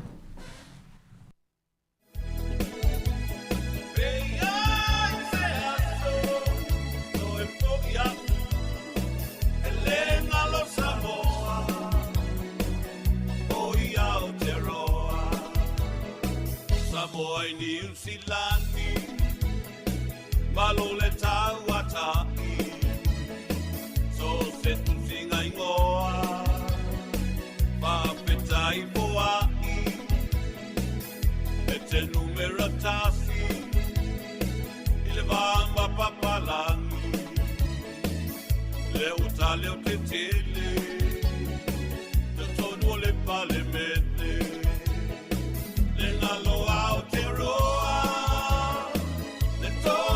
Sāmoa, Papetai Magele, Ilumalai Malele, Malanga Mai Sāmoa, Te Pa'apeiloa'i, Samoa Yau Kilani,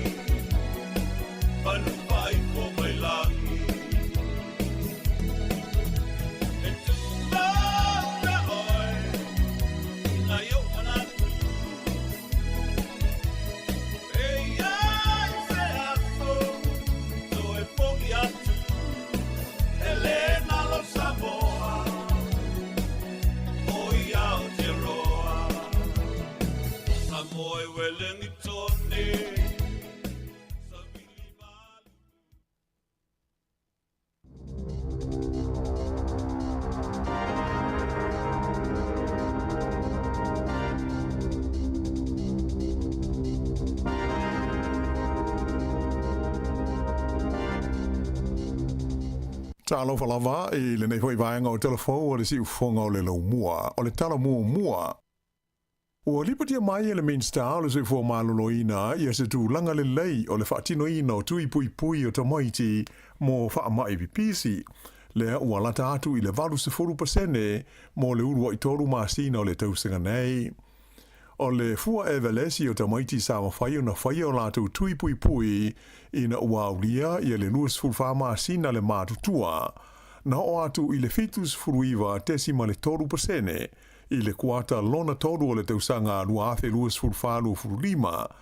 E tusa lea ma le lua tesima le 5% ua mawalungai na i loa le awha inga na iai i le tausanga ua mawai.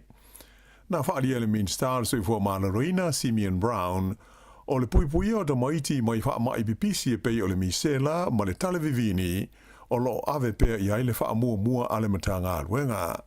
Mai o se tūlanga i wha fia i nai le mai tawina lea o le alu i lunga o la wha i o alo ma whanau ua uma o na whai o latu tui pui. O le sitanga o pito mawalunga na wha mawina lele tu malo Canterbury Saute lea sa si tia i le se furu lua tesima le 10%. Lea wha inga o tamaiti o South Canterbury ua whai o latu tui pui e valu se fulu fitu tesi ma le 5%. O le nei a wha inga e lona tolu le maununga i le atunu o atoa e pito atu i le tu malo Canterbury e valu se fulu iwa tesi ma le 5%. Ma le Capital and Coast e valu se fulu valu tesi ma le 5%. O aukilani e 5 tesi ma le 5% le sitanga sa wha mauinai a o counties Manukau e 5% ma whakanui e 5 tesi ma le 4%. Whaadia la le tāua tele o le tūlanga o mai te wina i le si tia leo la wha ingo ta maiti ua whaia o la tau tui pui ai mai se ai le pepesi lata mai nei o le mai o le misela i le tū mā lo le Wairarapa. O le fua evelesi e lua tesi ma le 2% o le si tanga wha le tausanga o la fonga tutongi po rates i le ai o whanganui o le si tanga o pito i pa u maua lano ale i tono New Zealand atoa i le teimi nei. Whailo mai e le lipu le nuu o Andrew Tribe o le mafua anga au tu o le tūlanga le lei mo le au te tongi la fonga ona o le malosi o tau mawhainga e whe tu na iai le whainga ma le whaatino ina o ngāruenga whai a le pulenga po o le council. Ta ua le pule nuu e tele se le ni sa mawhai o na whaasau ina le pulenga ona o le fuafua te tau o ngāruenga whai. Ina ia mautino ai mawhai o na whaatino se polo kalame i se tūlanga whetau i matala whengai ma le malosi e aluai. O lo o iele wha moe o le pulenga o whanganui o le a wha wa watu le tūlanga le lei i le tau fia le i lalo o le la fonga tongi po le rates mo le tausanga lua ono lua fitu. O se suenga sa whaiela ta mai nei le whala tonga le local democracy mo le fua o la fonga tongi i le tausanga le nei lua 5 lua ono na ilo ai o isi pulenga e pito atu ia whanganui le pa o le sitanga o la tu la fonga tongi po rates o le Whitehomo District Council le ana tu lai mai e lua tesima le 5% le la tu sitanga sa iai whapeli tu malo le Bay of Plenty Regional Council le ana whamawina le la tu sitanga e 3% o la tu rates. Pei taila e 5 ia pulenga e awhiai ia Upper Hutt whapea le Waipa District o le ai Hamilton o Hastings District whapele tu malo Clutha o tilo i se sitanga i le vāle se fulu 5 ma le se fulu ma le 5% mo ala tu la fonga whaare tausanga po rates. Ua lipotia mai le whea ngai o le au nanga a le hato Hone St. John ma whaafita uli i le awinane leo tangata a fia ini ngā se whaafosei taluai le tūlanga pisi ma le ai o se awanoa i vaenga e tau nuu i ai ngase tinga ina po le Emergency Department i whale mai te tele uma o le ai o au ki lani. o le o nanga le nei le hato hone St. John e pe ona Silvia e whaonga i nai ia ta vale le whare mai po o le ambulance a e whapea mala au whainga luenga fesoasoani mua ia e au inatu pe amana o mia mai se fesoasoani se whaare lave ia po stasi fo iwa a fia i se ngase whaafo sei. Sa whailo mai le matua pisi ma le whainga tā o na au inatu o ngase i emergency department so le whale mai tele i Middle Moa a e whapea i fo i ma le whale mai tele i le aio au kilani i le asonga fua na nafi. Ta ua e whapea o le pisi tele o ia vaenga o whale mai te tele nei na mafua ai o na awinane nisi o ngase ale ambulance i whale mai tua e tonga fitia ma wa ai i la tau. Na whailo mai e sui o le mtanga aruenga le sui fua maloloina e moni i le tūlanga pisi ma le tumu o vaenga ia mo mai ma whaala me lave whaafo sei i whale mai te tele uma o au kilani. Ai mai se lava o le vai taimi le nei o le tau marulu. Peita ai o lo o tau mwhoi pēl mtanga aruenga ina ia mauti noa e maua e tangata uma le vainga ma le tausinga e au pito sili ona le lei. Na whalia mai e le li palemia ia Christopher Luxon e le ai nisi la fonga fau ua whaia le malo Amerika i lunga o le tau o loa mai New Zealand ia o lo whaatau inatu i maketi o le United States. Whaalia Luxon i se whailo inga mal autu stala e le iai e se tusi alo ia ua tu ina mai le whainga maloa le li Palestine o Donald Trump e tusa o se isi la fonga e whaia i le tau o loa New Zealand o lo whaaulu whale atu i Amerika. E pei ona zila fia o le tausanga nei le ana whaamamaluai e le whainga maloa Trump ia se la fonga i le tau o loa uma mai e tunu i whaafo o lo whaaulu whale atu i le tonu o Amerika. Mai sa whai mato e taofi le whaamamaluina o nisi o la fonga. E iei la fonga o toi whaapa u i lalo ai e iei foi i a la fonga o si i lunga i le wā o Amerika ma tunu o lo o lātou fe whaatou wai. O lo o lata mai nei o na fola e Trump le si itia o le 30% o le la fonga mo o loa uma mai le tunu o Mexico ai whapea ma o loa mai i a tunu o le Unio Malo Europa. O le vai aso taruai lea sa whaailoa ai le li Palestine Amerika o le asitia i le 50% le fua o la fonga mo o loa mai le tunu o Brazil e amata ona whaamamalu i le aso mua au kuso pe a whai e le tau fia le mata upu lea ua mōli ai le whaamsinonga lea tunu o ia le li isa a vea mua mo la tu Palestine e ngoa ia Jair Bolsonaro. Na whailo mai la le li palemia ia Christopher Luxon o le fua o le la fonga mo o loa New Zealand o lo whaata watu i Amerika i le teimi nei o lo o tu mau i le se 10%. Mai na ia ta ua o lo o le lei ia le vā whaalanoa i o le mtanga luenga o fe whaata ua inga ma le vai whafo New Zealand ma le whainga maloa Amerika. Ma o lo o iai i se tūlanga le lei le pulea ma le whafo ina o la fonga mo o loa le tunu o lo o whaata watu i make tio le United States. O lesa ngofuana nafi lesa whailo mai ai le palemia ia Christopher Luxon ai whapea ma le minstawa o onga i matata whaapitoa o Penny Simmons ia le tala o pito lata mai e tu sai o le fuafuanga le malo e whaata ape ai maso loia ia le whaalapo tonga o a onga o matata whaapitoa whaatekonolosi lea e whaingoina o le te pukenga. E pei ona sila fia o le aonga tele le nei na whawaina le whainga malo le Labour na tu whaatasi i ai ko lisi o matata po o Politex ia sa iai mua i tu SS o New Zealand ai whape nai fo i maa o onga whaapitoa mo le whaatinoina o ngā ruenga.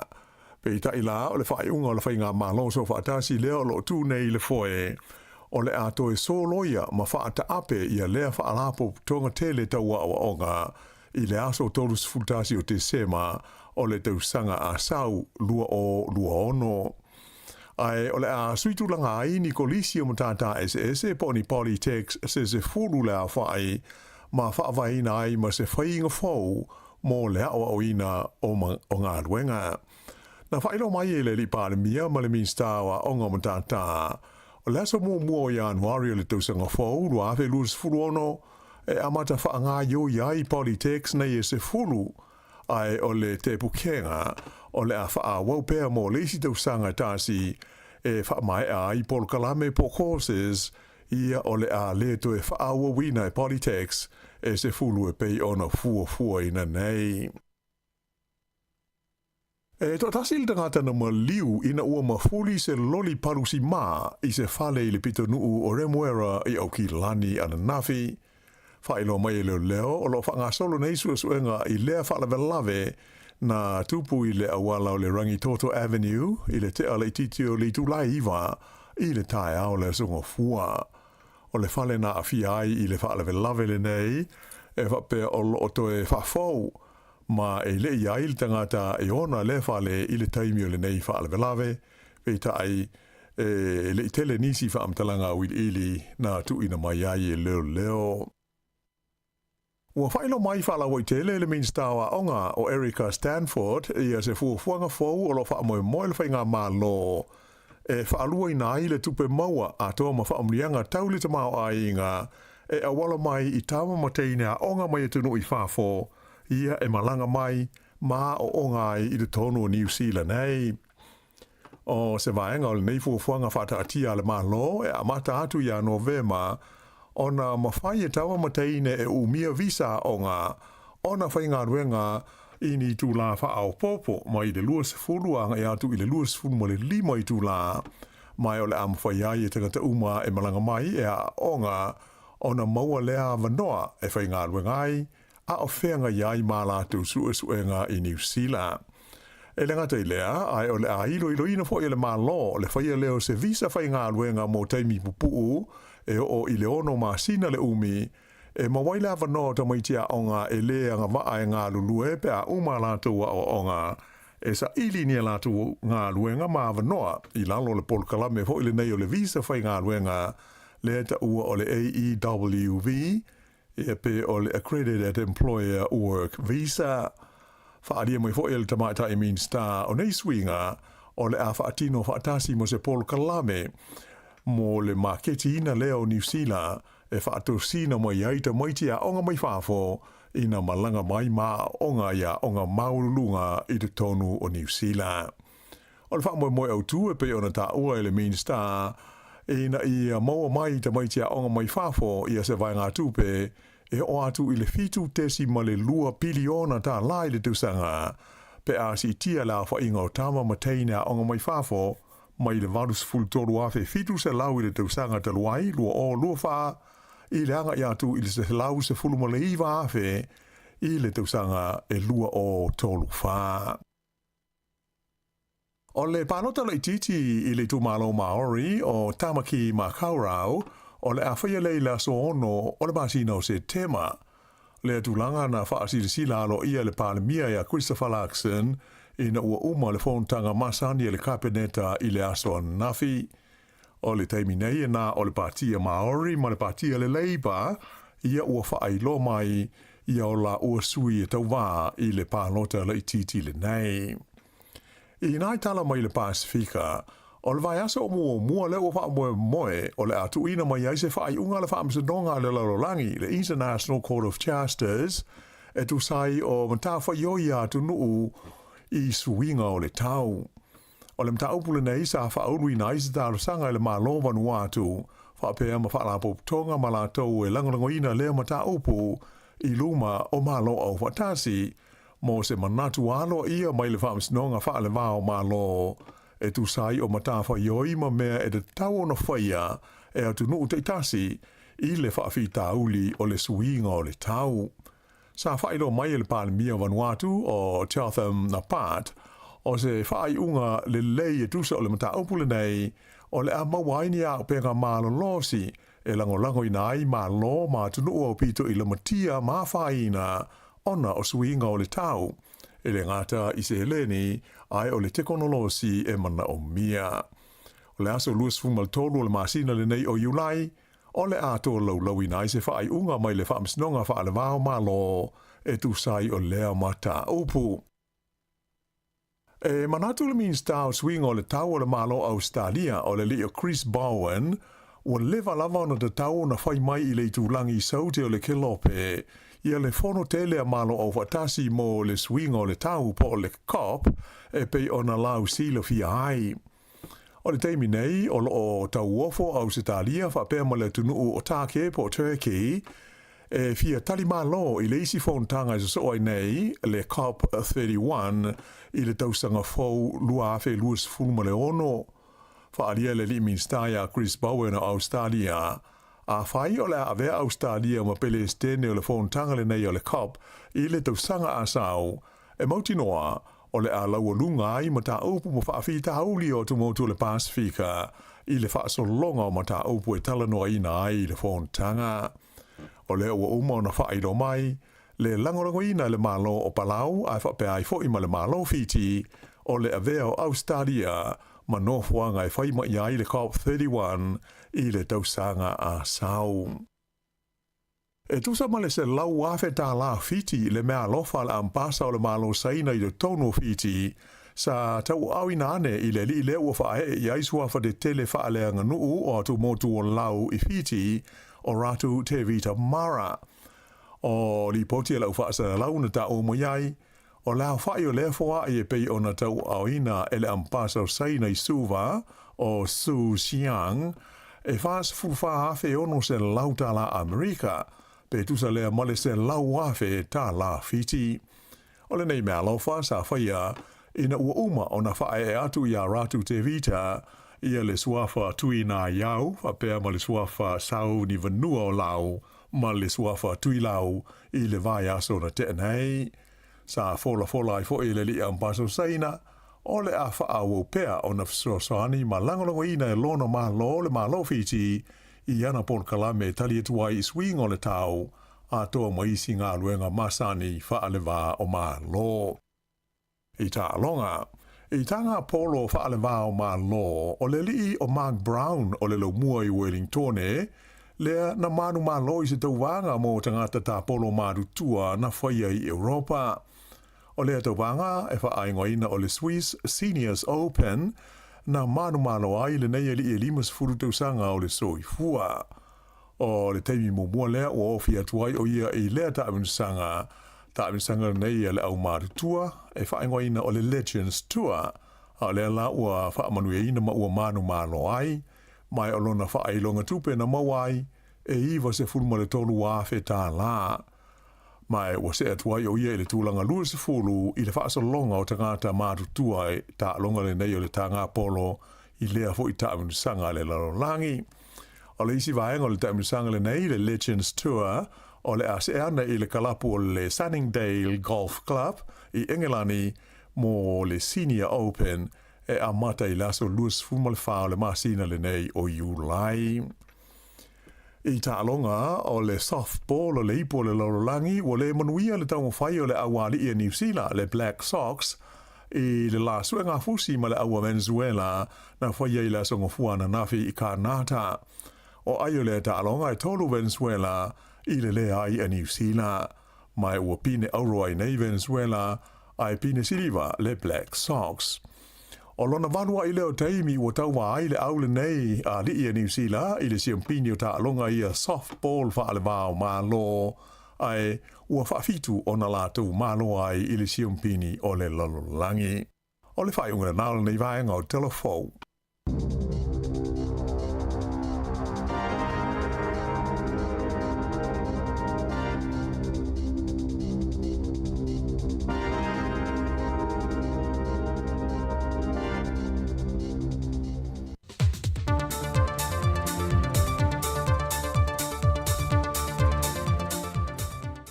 Langi mamar soi fo mawala nei fo I aso fo au lia leo le malmalo si mai le tua ai alo maia o tala fo mai Sāmoa.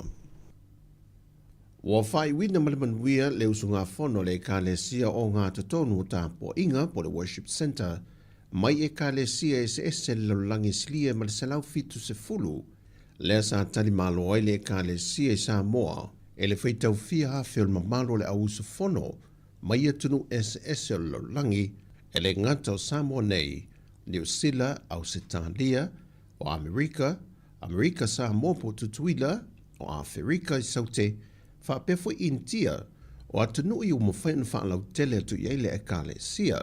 O le fontanga le ekalesia na amtamai le aso lima o atu le aso se fulma le tolo le masina le neo Julai, pe o na tāpuni ai le afiafi o le aso sa il whai ungo le vaiaso. Ai na tatala le fontanga le ekalesia, le umsa ai o lona whale tatala fōu i nā whanua, wa whai ngoina le Meru Prayer House and Retreat. O se hol tele anga i atu iei le ekalesia, whapea foiso o se tangata i le atuna o e sa ilia i le atua, o se maota ua wha ea malulu atoa, o lo iei foi ma se no whanga e malulu i ei tangata po a inga, e anga i atu e te talo e mawhai e o na hae le whaonga i no lea whale te talo. Ma uwha i wina i malmanuia le konferenisia le kalesia, e le toe whatu mawina o le laulaua le kalesia se ia vanga na ai le taita i awao, o lona sui o tō whinga. O le a wha wau pēr se i o ina wāla au le atua, lea o lo se AA le susunga le apostolo i ato uta aloa lii, ma le suite i tai i a pasta le uli e Rico. O le isi fontanga le tamai le ka le sieto i tawa o fia i foi, o le tausanga lua a whelua se fulma le fitu.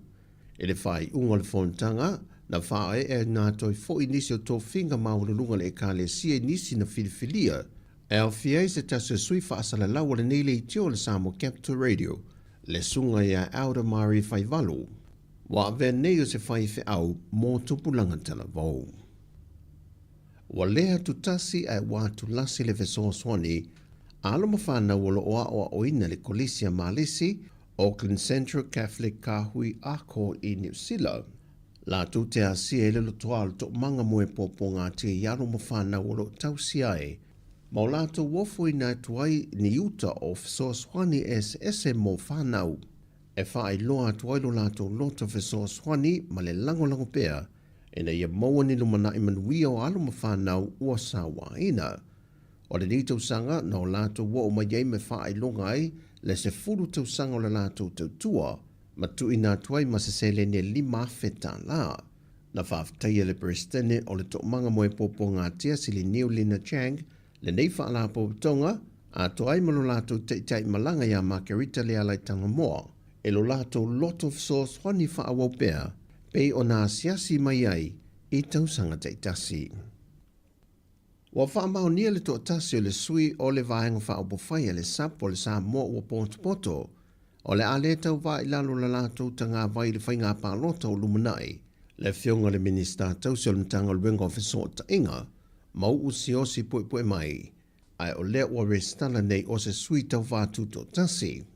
O le whainga pālota le tausanga lua whelua se funu tasi, na manu mālo mai ere tō whāmau ule no fō le vā o fonti, i lano o le tanga vai le JPP. O le tausanga lua whelua se funu le luan wha mā vai le JPP, ai a vea o se sui tūtō tasi. Na toe whaia le whainga pālota lai titi, ma toe manu mālo mai e le no fō lava o lona i tū mālo, e lalo le tanga vai le whātua tue le tua Sāmoa o tasi, ma whātou toa i le aso lua se fulmal whā o ke topa lua whelua se fulmal tolu. Peitai na ua vai lua ina le vaeng whaupu whai le fast, ma ia langolango ina i le tū sa taita i le tamai tai pāre mea tausi, sa ia o mai ina whaata ape le pāre mene. Ma le tasi o sui o le vaeng whaupu whai le Sāmoa o poto po le sap, le o le a le toi tau wā i le whainga pālota o le aso so nei, le whionga le minista tausi le mtanga luenga wā onga, le tamaya se ula yo ane tua au, e na ua le toi restala e a vea o se suita wā. E to se fulu tina tama i ta i o nuu le o le atu i nātu lato swafa, e le komsino le ofiso whainga pālota i le mtanga luenga o tina matama i tai, e na watapuni ane le lolo le restala mo le whainga pālota, wa wha mao nielo lato le usta i o le whaati nongo lato tiute, e le ala i lo lato te eno le wha mao nia lea o se sui, sa ngā waa e fia tau waa mo le whainga pālota. Le whelua inga le whionga tuia whelolo ma le sui wha asana lawa le TV tasi. Afrika au le ke lea le whionga sui kau vai whai kūri ngan pule ngu. Sui o ngu, ma sui kan mai kai o ngu. E ngai si sui kau vai o whiu e sui e sola, e peo aku fo ia e la. Pe vida fo ile ka dila ke fongi nga, po me sa pe nga, pe o ngai Afrika au le laiki nga. o se mele fa fika do le ako ko fa ku mo pe pa ku ia su ka va mai fa se kelo pe pa fa ku fa tu la fon ia me manga fa du mo ro ia ia nga la ngo mai si mo ko yo ai pe fa fika o ke nga o le sengi mo yo su yo su te mai te no e ringa ka le sengi a si fa me fu se fa makalanga po me mafu anga ringa le sengi wa ka nga o lu malo ye a fa ye le se mo kanga ka fe ka wanga lu malo ye fa lang fa makalanga e fe se mo kanga ka le mafu le mafu anga le ringa le sengi ya le mele o le fiu nga ka fu su ya ai le ka mai ka ko fu lo fisa fu le pe fa ku wa le su mo po su ka mai ka lo mo pe wa lang o le kele o si mo kele su ka wa yo mo na me nga wa pe sangi mai su ka wa ile sangi mai so pe ngai fa fica ulinga uma fon mak nga wenga le mak fa mo ma pu su mo su mai ka nga mo fa mak ko kusi lo viso o tinam tu mai tai mang so ka ya fe sala ko fo nga wa le ko ngira ko maro ka fa nga wenga ale malo ile ka mo nga fa ku au fa nga la ko nga e ta punia le lo lampanota wa restaleina ia sui ono se fumaltasi o le whātua tui le tua Sāmoa o tasi po o le fast, lima se fulmale lua sui o le HRPP, wha se fulmale wha sui tu to tasi, lua se fulmale ono sui o le SUP, to tasi le sui le tu mua mapule, to tasi foi le sui o le SDRP, ma le to ono o le Sāmoa Labour Party. O tala ia mai Sāmoa mo le nei aso, man wia telefo whanga la whenga iai, wha soi foia.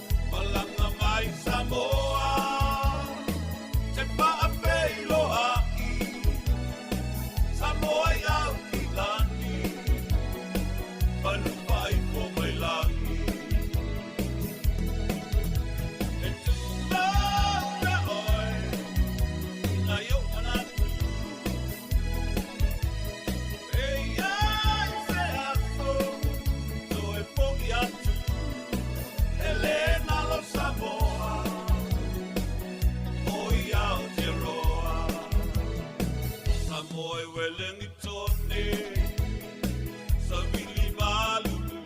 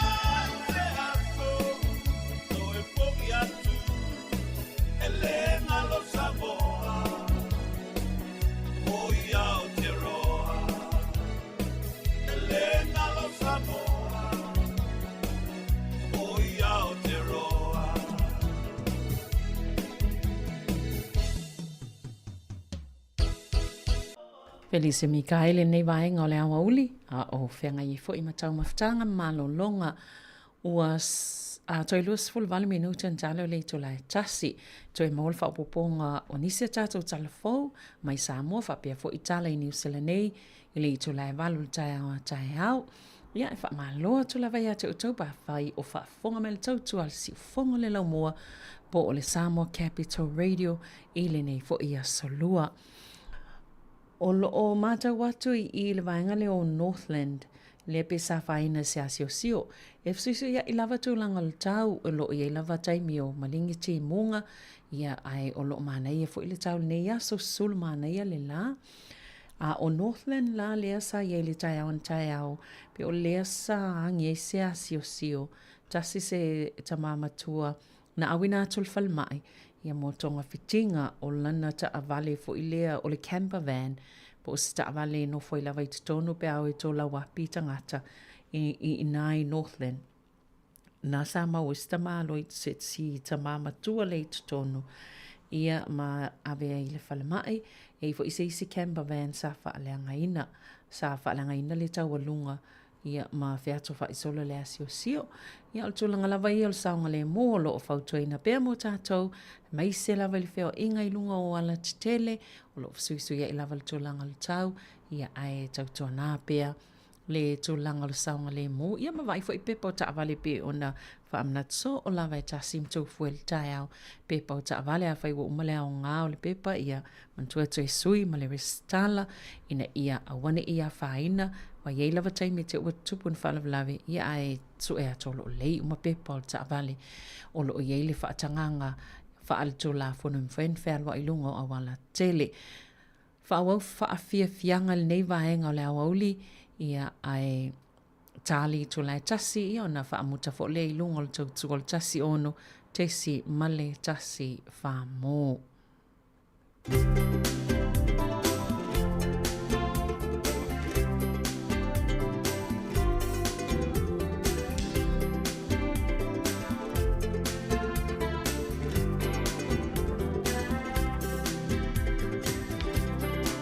Talofa lava Sāmoa. O ngā lofa le mo o. I le mawhai o na mai. Wa o langi na ai. Sāmoa la pele.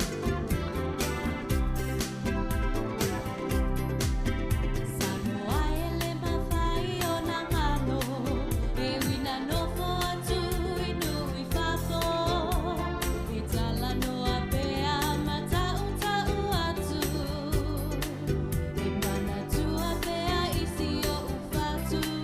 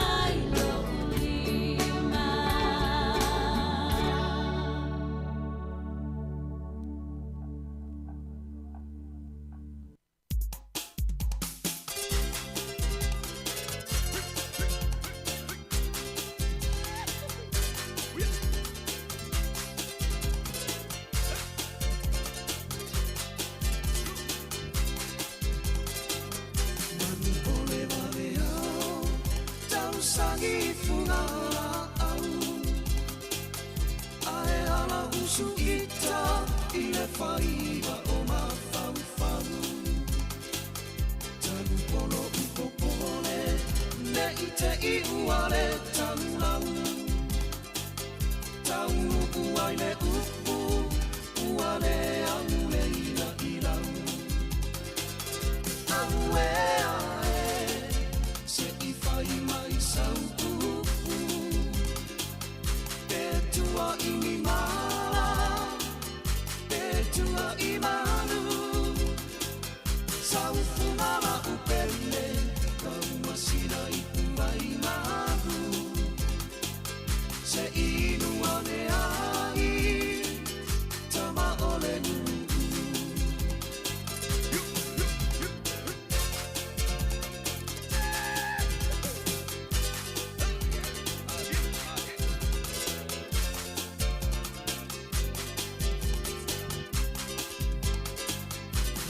Fia fia Ila te ine pe tua inia Usata whai Ole au a mene I runga Ai pupore no uloto Ona o santu pua I nana Ne I lilo utuma Ae ali ali na o utuma Au e ae Se I whai mai sau upu Te tua I ni mala Te tua I manu Sau fumala upele Kau masina I uai mahu Se inu ane ai Tama ole nungu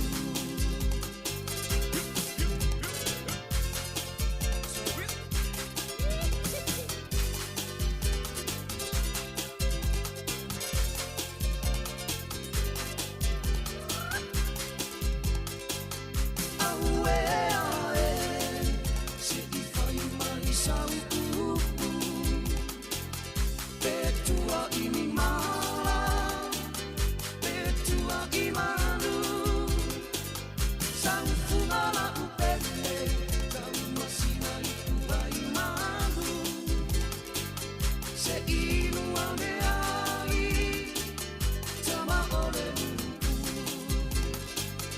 Au e ae Se I whai mai sau upu Te tua I ni mala Te tua I manu Sau fumala upele Sau masina I uai mahu Se inu ane ai Tama ole nungu Se inu ane ai Tama ole nungu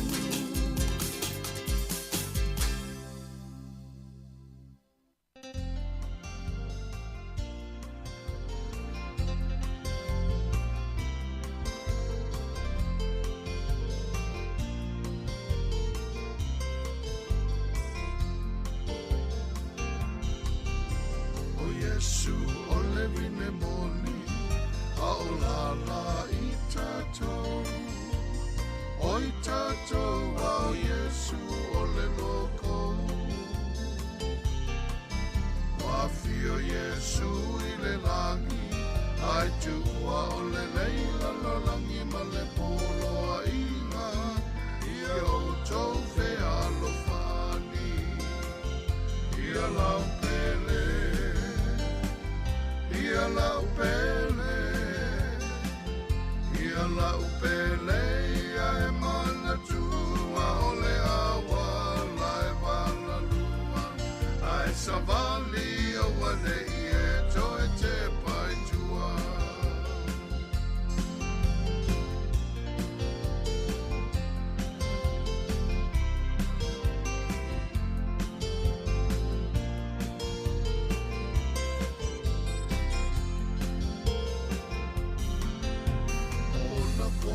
Sele selenga sa fai ai ole va venga wa e mai na ole lu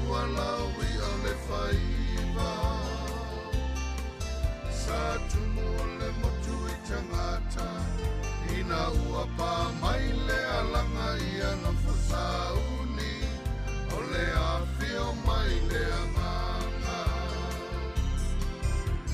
E usu o e ai o tali, e pāfua la vai le tamaitai, e tu sao le a whetau sanga ma le aso e tasi.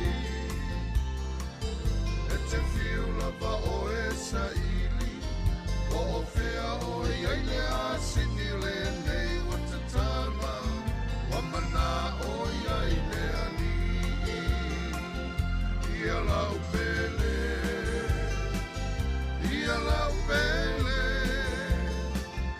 ia lau pele, ia e mana tua o le awa, la e mana nua, ai savali o anei e toi te pai tua.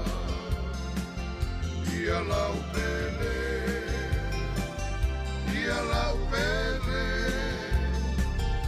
ia lau pele, ia e mana tua o le awa, la e mana lua, ai savali o anei e toi te pai tua. Ai savali o anei e toi te pai tua.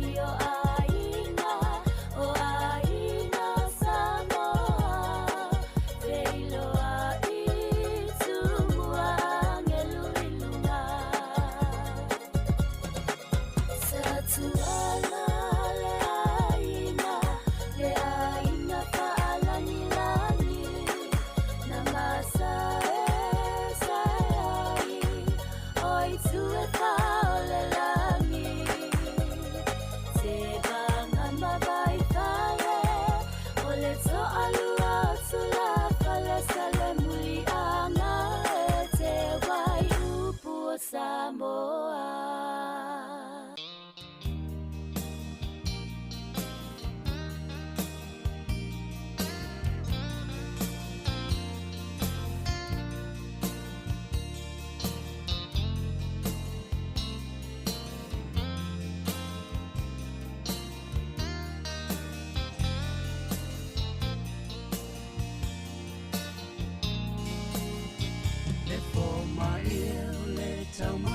Salu pepe la foia I fonga pa atele na lue oe mole ma no meleke ai o pasanga le pe au lau tele ole tula fono aleke o meteri to esele tutusa ele tutusa afai eto ese atu fai mai ele tutusa esilila ona fa uma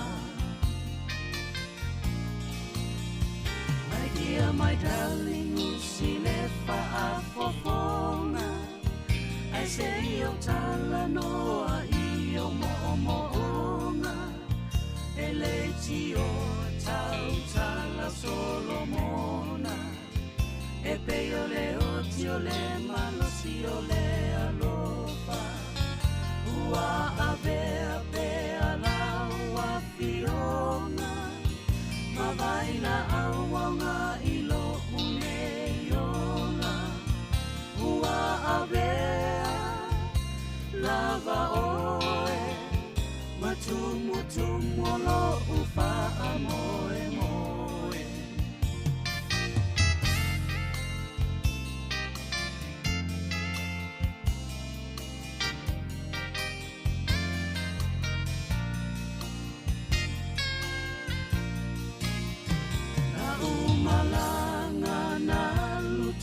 atasi dalutia ipeau ole sani toe taiane ipeau wala vai mai wa musulete ine tausara pa amoe moe na wale awala elelele se ae la maleti otala ele paia so uloto ai tulo fina ngalo mali e lau pa alo alo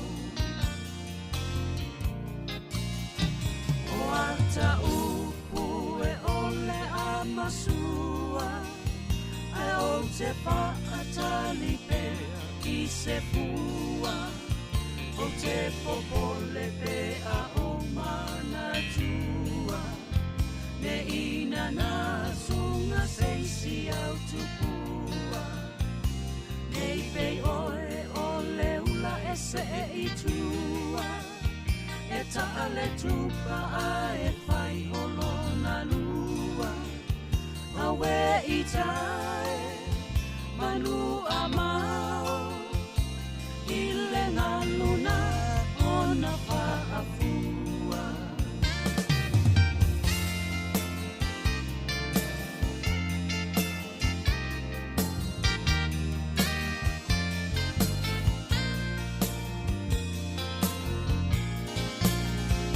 o ita o siunga pepe e lolo lava ile angi ale matani ai o te pese pe ama o fa ai loa leo au se tupu po se li I mau oa ele o ita po I o se tangata poto po o se aloa li o Sāmoa a o ita nei lava o si tangata noa wa uma fo I ona e loa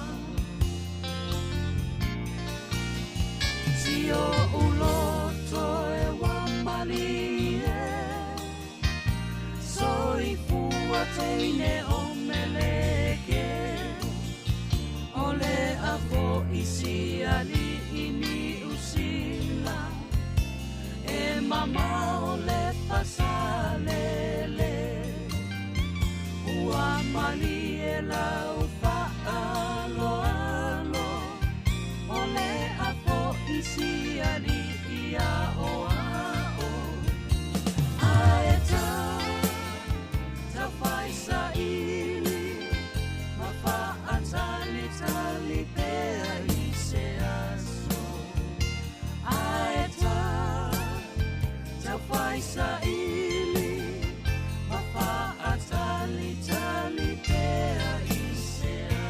whawhiwhianga me a laine a welua ma le pese tau manu salu pepe. Ia manisa whawhiwhianga na sau tau whaafonga mai ai.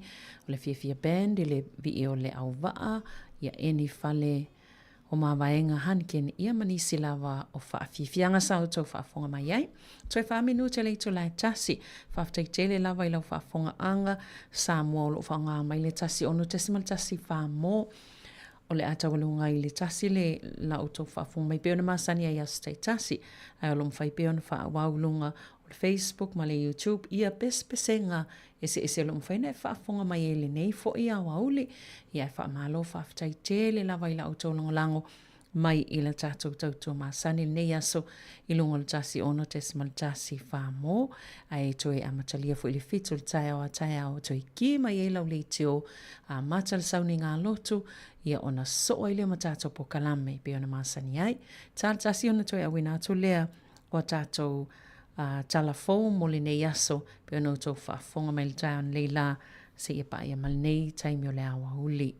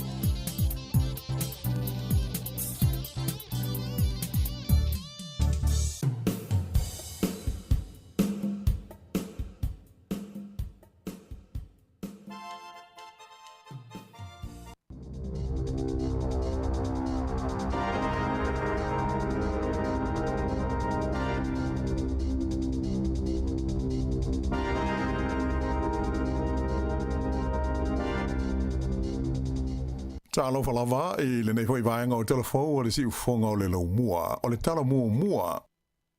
O lipatia mai le main star le se fo maloloina ia se tu langa le lei o le fatino ina o tui pui o tamaiti mo fa mai pipisi. Le ua lata atu i le valu se 4% mo le urua i toru masina o le tausinga nei. O le fua evelesi o tamaiti Sāmoa na whaia o lātou tui pui ina ua aulia ia le luas fulfa masina le mātutua. Na o atu i le fitus furuiva tesima le 3% i le kuata lona toru o le tausanga lua afe luas fulfa lu furulima. E tusa lea ma le lua tesima le 5% ua mawalungai. Na i lo le awha inga na iai i le tausanga ua mawai. Na whaalia le minstar soi fua Malaroina Simeon Brown o le pui o da maiti mai wha mai pipisi e pei o le misela ma le talevivini o lo ave pea iai le wha mua ale matanga aluenga. Mai o se tūlanga e wha fia i nai le mai tawina lea o le alu ilunga o la wha i o alo ma whanau ua uma o na whai o lātou tui pui. O le sitanga o pito mawalunga na wha mawina lele tu malo Canterbury Saute le sa si tia i le se furulua tesima le 10%. Lau wha inga o te maiti o South Canterbury ua whai o lātou tui pui e valu se fulu fitu tesi ma le 5%. O le nei a wha inga e lona tolu le maununga i le atunu o atoa e pito atu i le tu malo Canterbury e valu se fulu iwa tesi ma le 5%. Ma le Capital and Coast e valu se fulu valu tesi ma le 5%. O aukilani e 5 tesi ma le 5% le sitanga sa wha mauinai a o counties Manukau e 5% ma whakanui e 5 tesi ma le 4%.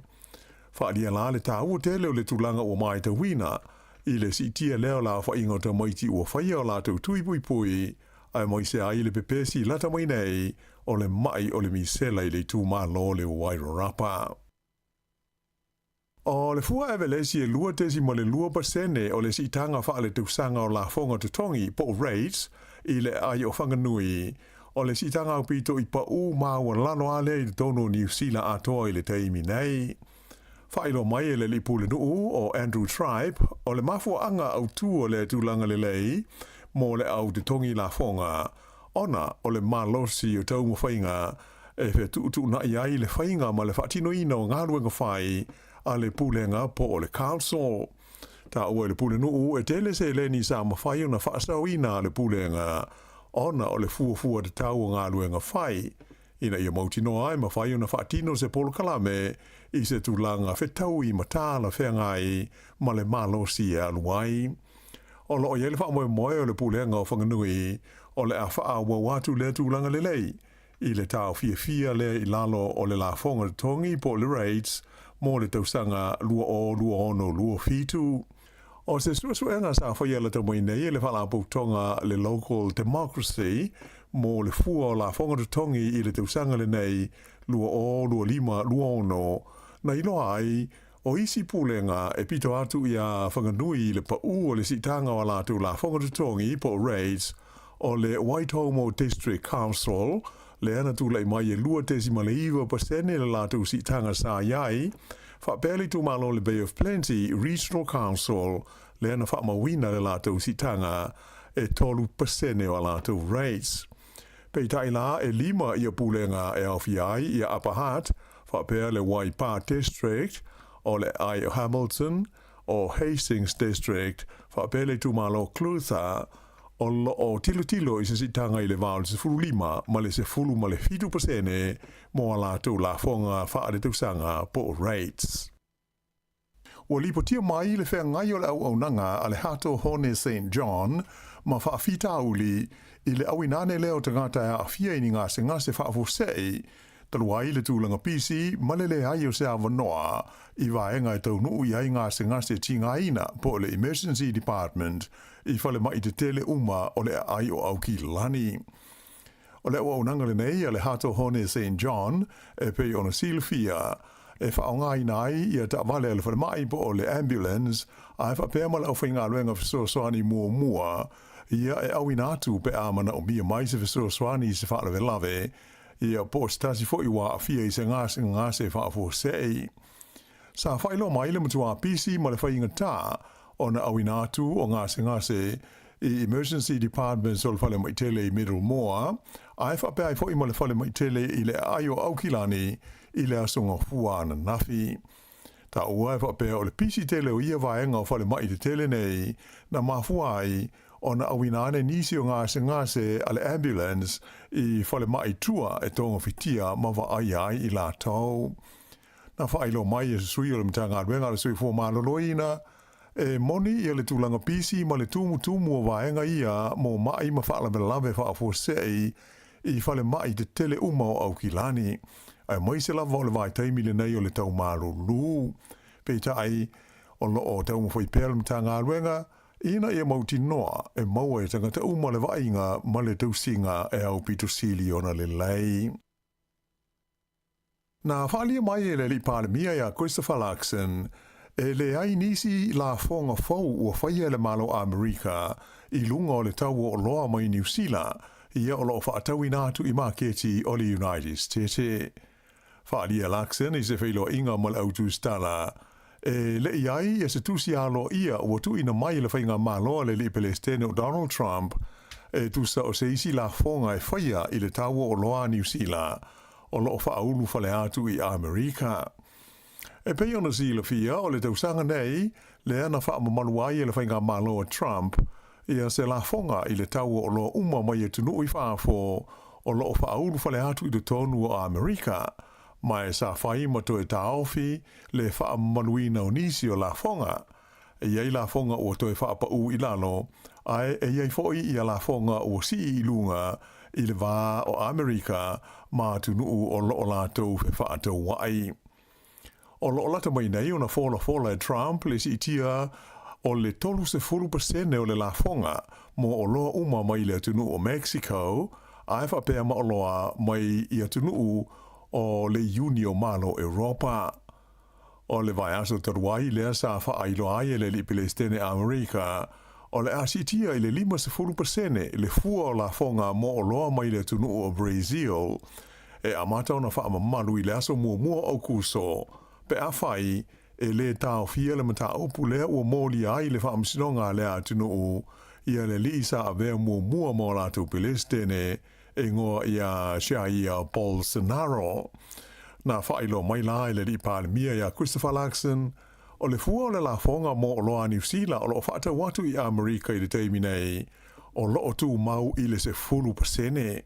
Mai na ia ta ua o loo le lei ia le vaa whaaloanoa i le mtanga luenga o whewhaata ua inga ma le vaa i whafo New Zealand ma le whainga ma loa Amerika.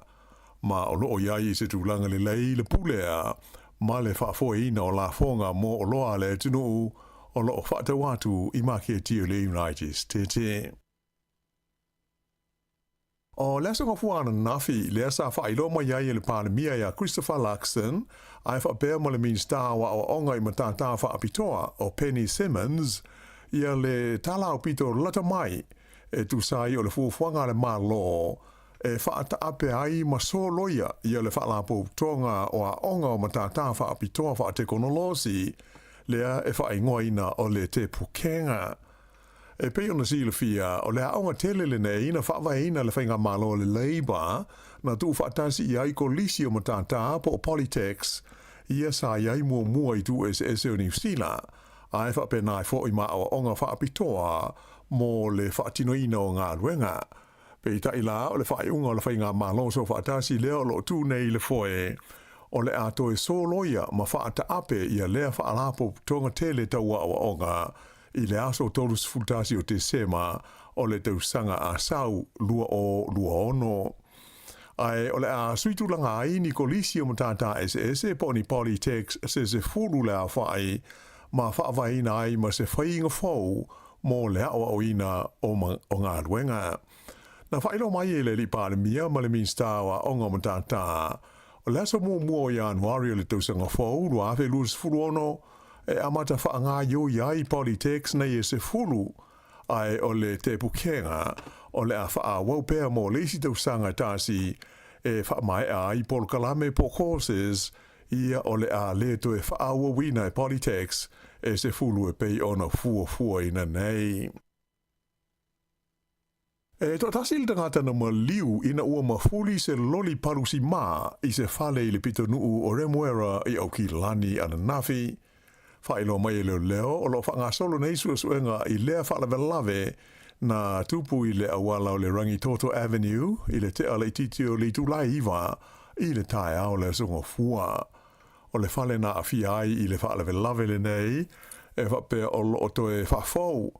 Ma e le ia il tangata e ona le fale i le taimi o le nei whaalawelawe, vei tai le i tele nisi whaamtalanga wid ili na tu ina mai ai e leo leo. Ua whailo mai whaalawa i tele le minstawa onga o Erica Stanford ia se fuafuanga fau o lo whaamoe moe le whainga maa lo. E whaalua ina ai le tupe maua a toa ma whaamlianga tau le tamao a inga e awala mai i tama mateina onga mai atunu i whaafo ia e malanga mai ma o ongai i le tonu o New Zealand nei.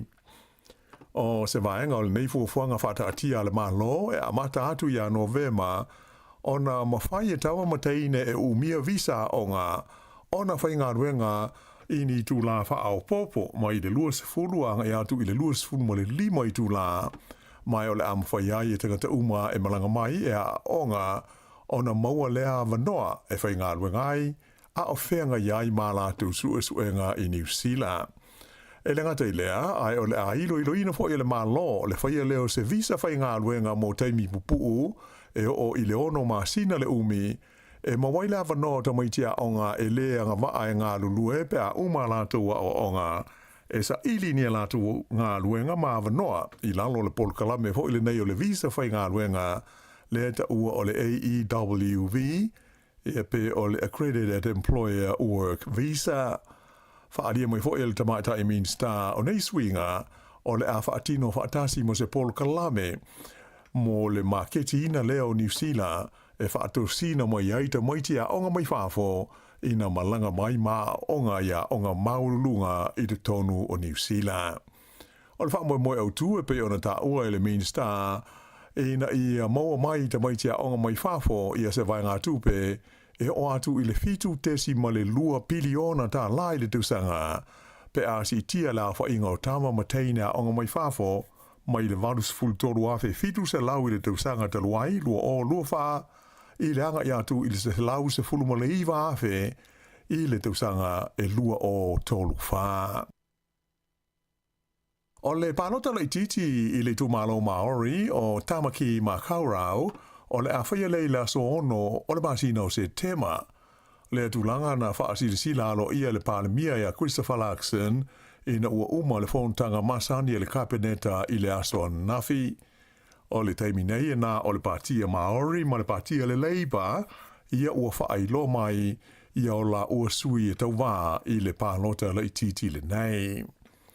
I nai tala mai le Pasifika o le vai aso mua le ua wha moe o le atu ina mai aise wha unga le wha amsadonga le laurolangi le International Court of Justice e tu sai o mta wha ioi atu nuu i suinga o le tau. O le mta upule nei sa wha aurui na isa taro sanga le malo vanu atu wha pēa ma wha lapo tonga ma la tau e langolango ina lea mta upu i luma o malo au watasi mo se manatu alo ia mai le wha amsadonga wha le vao malo e tu sai o matafa ioi ma mea e te tau ona whaia e atu nuu te tasi i le whaafi tauli o le suinga o le tau. Sa whailo mai le palemia Vanuatu o Chatham na Pat o se whaai unga le lei e tusa o le mata upule nei o le a mawaini a penga malo losi e lango ina ai ma lo ma tunu o pito i le matia ma whaina ona o suinga o le tau. E le ngata i se heleni ai o le tekonolosi e mana o mia. O le aso luas fumal tolu o le masina le nei o Iulai, o le ato lau ina i se whaai unga mai le whaamsinonga wha le vao malo e tu sai o lea mata upu. E manatu le means tau swing o le tau o le malo Australia o le leo Chris Bowen o leva lava ona te tau na whai mai i le tūlangi saute o le kelope ia le fono tele a malo o watasi mo le swing o le tau po le cop e pei ona lau sila fia ai. O le teimi nei o tau ofo au Sitalia wha pēma le tunu o tāke po Turkey fia tali malo i le isi whauntanga i so ai nei le COP31 i le tausanga fau lua afe luas fulma le ono. Whaalia le li minstaia Chris Bowen o Australia. A whai o le avea Australia ma Palestine o le whauntanga le nei o le COP i le tausanga asau. E mauti noa o le a laua lunga ai ma ta upu ma whaafita hauli o tumotu le Pasifika i le whaasolonga o ma ta upu e talanoa ina ai le whauntanga. O le ua uma o na whaaido mai, le langorango ina le malo o Palau a whapea ai fo ima le malo fiti o le avea o Australia ma nofuanga e whaima i ai le COP31 i le tausanga a sau. E tusa ma le se lau afe tā la fiti le mea lofa le ampasa o le malo saina i le tono fiti sa tau au inane i le li le ua whae i aisua fa de tele whaaleanga nuu o atu motu o lau i fiti o ratu te vita mara. O li poti e lau whaasa lau na ta o moiai, o lau whai o lea fua i e pei o na tau au ina e le ampasa o saina i suva o Su Xiang, e whaas fuwha hafe ono se lau ta la Amerika, pe tusa lea male se lau hafe ta la fiti.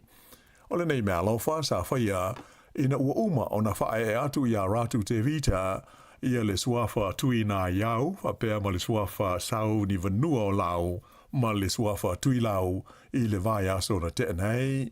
Sa fola ai fo i le li ampaso saina, o le a whaau pea o na fsosani ma langolongo ina e lona ma lo le ma lo fiti, i ana pon kalame tali etuai i swing o le tau, a toa maisi ngā luenga masani whaalewa o ma lo. I tā alonga, i tanga polo whaalewa o ma lo, o le li o Mark Brown o le lo mua i Wellingtone, lea na manu ma lo i se tauwanga mo tangata tā polo madu tua na whaia i Europa. O lea tauwanga e whaaingoina o le Swiss Seniors Open, na manu ma lo ai le nei li e limas furu tausanga o le soi fua. O le teimi mumua lea o ofi atuai o ia i lea taaminsanga nei e le au madu tua, e whaingoina o le Legends Tour, a lea la ua whaamanueina ma ua manu ma lo ai, mai o lona whaailonga tupe na mawai, e iwa se fulma le tolu wafe tā la. Mai ua se atuai o ia i le tūlanga lua se fulu i le whaasalonga o tangata madu tua e tā longa le nei o le tanga polo i lea fo i taaminsanga le lalolangi. O le isi vaenga o le taaminsanga le nei le Legends Tour, o le aseana i le kalapu o le Sunningdale Golf Club i Engelani mo le Senior Open e amata i laso luas fumal whao le masina le nei o Julai. I tālonga o le softball o le ipo le lorolangi o le manuia le taunga whai o le awali i New Zealand le Black Sox i le la suenga fusi ma le awa Venezuela na whai i laso ngofuana nafi i Kanata. O aio le tālonga i tolu Venezuela i le lea i a New Zealand. Mai ua pine auroi nei Venezuela ai pine siliva le Black Sox. O lona vanua i leo teimi ua tauwa ai le aule nei a li i a New Zealand i le siampini o tālonga i a softball whaalewao mā lo ai ua whaafitu o na lātou mā lo ai i le siampini o le lalolangi. O le whai unga nāla nei vaenga o telefou.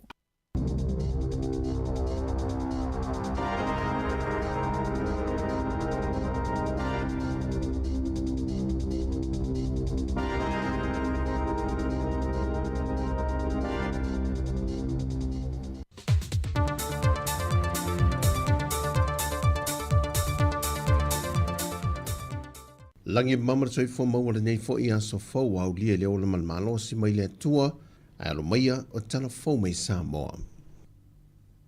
Wa fai wina malamanuia le usunga fono le ekalesia o ngā tatonu ta po inga po le Worship Center mai ekalesia ese le langi slia ma le salau fitu se fulu le sa tali malo ai le ekalesia i Sāmoa e le feitau fia hawhil mamalo le ausa fono mai atunu ese le langi e le ngata o Samoa nei, New Zealand, Australia, o Amerika Samoa po tutuila, o Afrika i saute, whapefo intia, o atunu i umawhaina whaalau tele atu iei le ekalesia.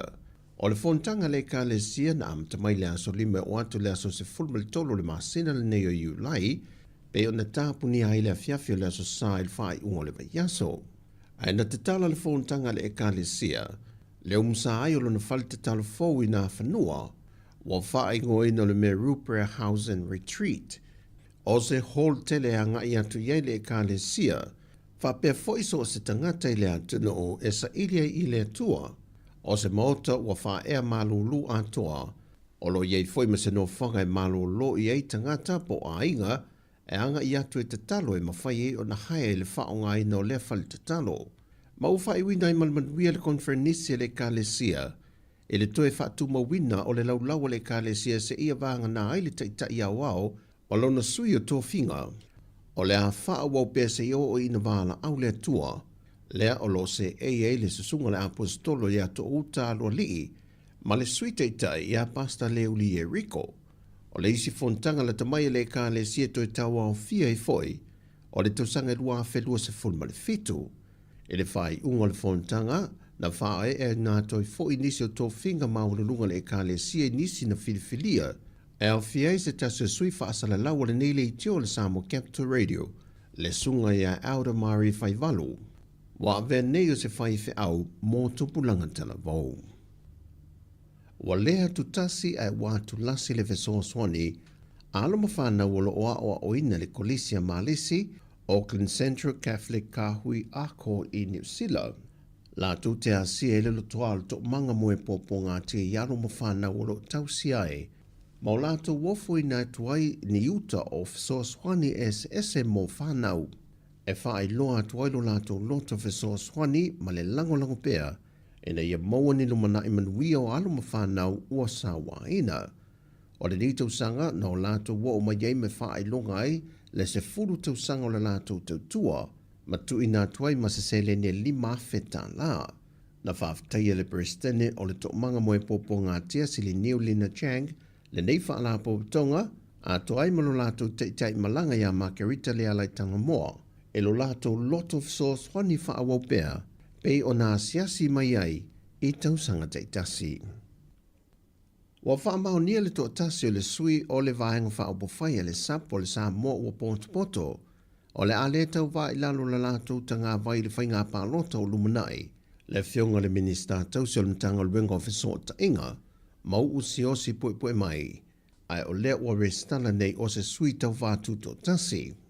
O le whainga pālota le tausanga lua whelua se funu tasi, na manu malo mai ere to whamau o le no fō le vāo fonti, I lalo o le tanga vai a le JPP.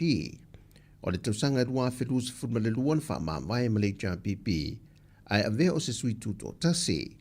Na toe whaia le whainga pālota la I titi, ma toi manu malo mai ei le no fō lava o lona I tu malo, e lalo le tanga vai le whātua tue le tua Sāmoa o tasi, ma whātua tue le asolu se fulmal whā o ki topa lua whelua se fulmal tolu. Peitai na wawai lua ina le vang whaupu whai le fast, ma ia langolango ina ai le tu sa taita I le tamai tai pāre mi tausi, se ia o mai ina whaata ape le pāre mene. Ma le tasi o sui o le vang whaupu whai le Sāmoa o poto po le sap, le o le ale to tau va I le whainga pālota o le aso so nei, le whionga le minista tausi le mtanga luenga wa onga, le tamaya se ula yo ane tua au, e na ua le toi restala e a vea o se sui tau va. E to se fulu tinata mai ta yo nuu le o le atu I nato la to swafa, e le komsino le ofiso whainga pālota I le mtanga luenga o tinama tamai tai, e na watapuni ane le lolo le restala mo le whainga pālota, wa whaamau nielo lātou leo sta I o le whaatinongo lātou tiute, e le ala I lo lātou te eno le whaamau nia lea o se sui, sa ngā waa e fia tau waa mo le whainga pālota. E le whelua inga le whionga tuia whelolo ma le sui whaasana lau le TV tasi. Afrika uri ke le ala whionga sui kau vai whai kūringa mpure ngu. Sui o ngu, ma sui kan mai kai o ngu. E ngai si sui kau vai o whiu e sui e sola, e peo aku fo ia e la. Pe vida ko ile ka dilo ke fongi nga po me fa pe nga pe o ngai fa fika uri la kinga o ya o si me lo fa fika do le ako ko fa ku mo pe pa ko ia su ka va mai fa si kero pe pa fa ku fa tu la fono ya me manga fa du mo ro ya nga nga la ngo mai si mo ko yo mai mo ko yo ai pe fa fika uri ke nga o le o le sengi mai o su no su te mai te no e ringa ka le sengi a si fai me fu se fa makalanga po o me mafu anga ringa le sengi wa ka nga o lu malo ye a fai ai le se mo kanga ka ka fe ka wanga lu malo ye fe lang fa makalanga e le fe se mo kanga ka le mafu le mafu anga le ringa le sengi ya le mele o le fiu nga ka fu su ai le ka mai ka ko fu lo fisa fu le fa ku a le su o po su ka mai ka e lo pe wa lang o le kele o isi mo kele su ka wa yo mo na le menga wa pe o sangi mai isi su ka wa ile sangi mai so pe o mai fa fi ka ulinga uma fon mak nga wenga le mak fa mo pu su mo su mai ka el nga uma fa ben mak ko su lo viso o tinam tu mai tai mang so ka ya fe sala ko fo nga wa le ko ngira ko maro ka fa nga wenga ale malo ile ka nga fa ku au fa nga la ko nga wenga e tāponia le lo lampalota, wa restaleina ia sui e ono se fumaltasi o le whātua tue le tua Sāmoa o tasi po o le fast, 5 se fulmale lua sui o le HRPP, 4 se fulmale whāsui tuto tasi, 2 se fulmale ono sui o le SUP, to tasi le sui le tu mua mapule, to tasi foi le sui o le SDRP, ma le to ono o le Sāmoa Labour Party. O tala ia mai Sāmoa mo le nei aso, man wia telefo fonga la fenga yai fa sai foia.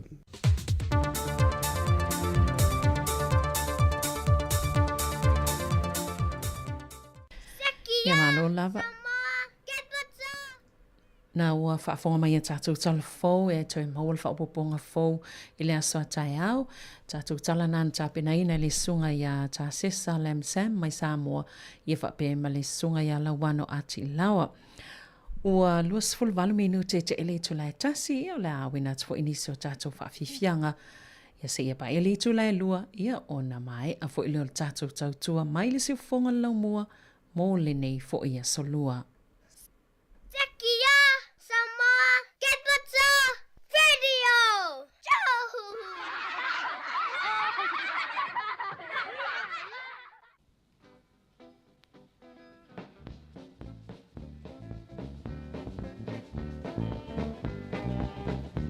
Whaafonga se o whamatala, le market fo i le taulanga, la sileva ai i le tele o taumapa, ngaloinga taulina e mese fo i o mea mata, ai te soi papo ua malini o loi mata, pesa vasi tele o i te tonu e ni tangata, ono ne yesa o tangata o le taipuanga, o le te moa e se tala, se tau tala mata, tang se fo i sa na o le se fo sene, o yesa la ne o te tau watu e te pepe, tangata o le koko, tali mai e le pima le soko, se whano noa o le loto, se o peo lolo po soko mai a ko moro, se o po le loto a te tō so le whare o.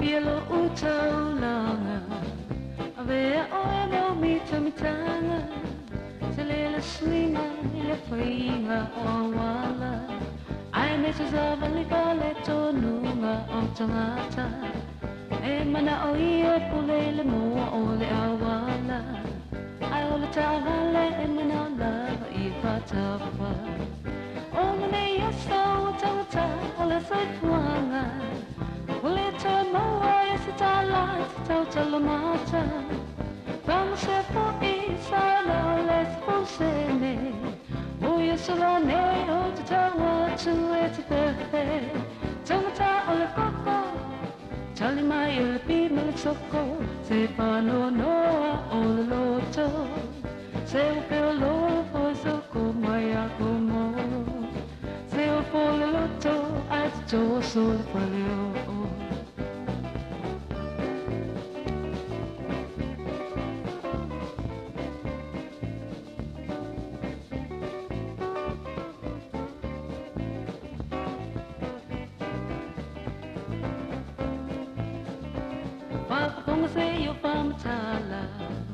Le maketi fo I le taulanga La si le vai I le tele o tau mapa Ngalu inga tau lima e mesi fo I o mea mata Ai te sol fafo ua malingi o loi mata Pisa vasa tele o I te tonu e ni tangata Ona nei aso tangata o le toi fuanga Ua le tau maua I sa tala sa tau talamata Pang se pa'i sana o le se posene O yesu la nei o te tau watu e te pepe Tangata o le koko Tali mai e le pima le soko Se whano noa o le loto Se o feo lolo foi soko mai a komoro Se o fo le loto a te toso le pale o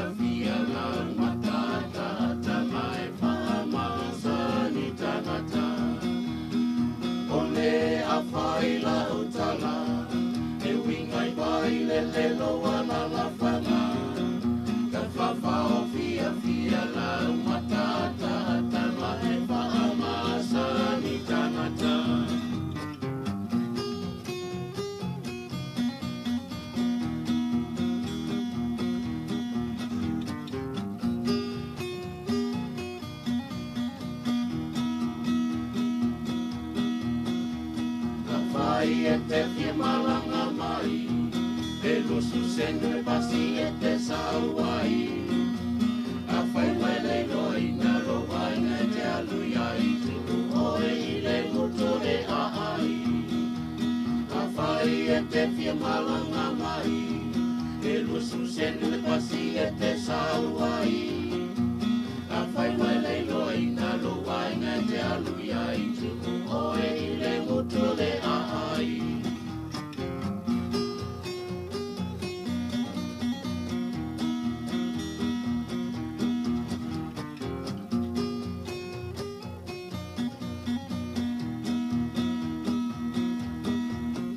Te loa e asina talai si onu, le uruai amana nini vai le sumu.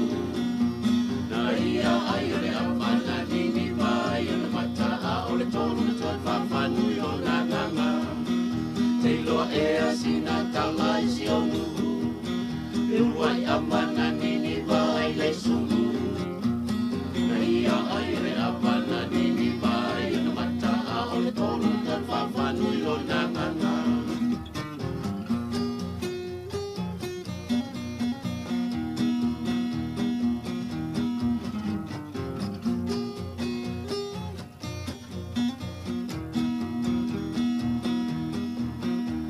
Te sila fia matata te loa, le awhina ainea me lai Sāmoa.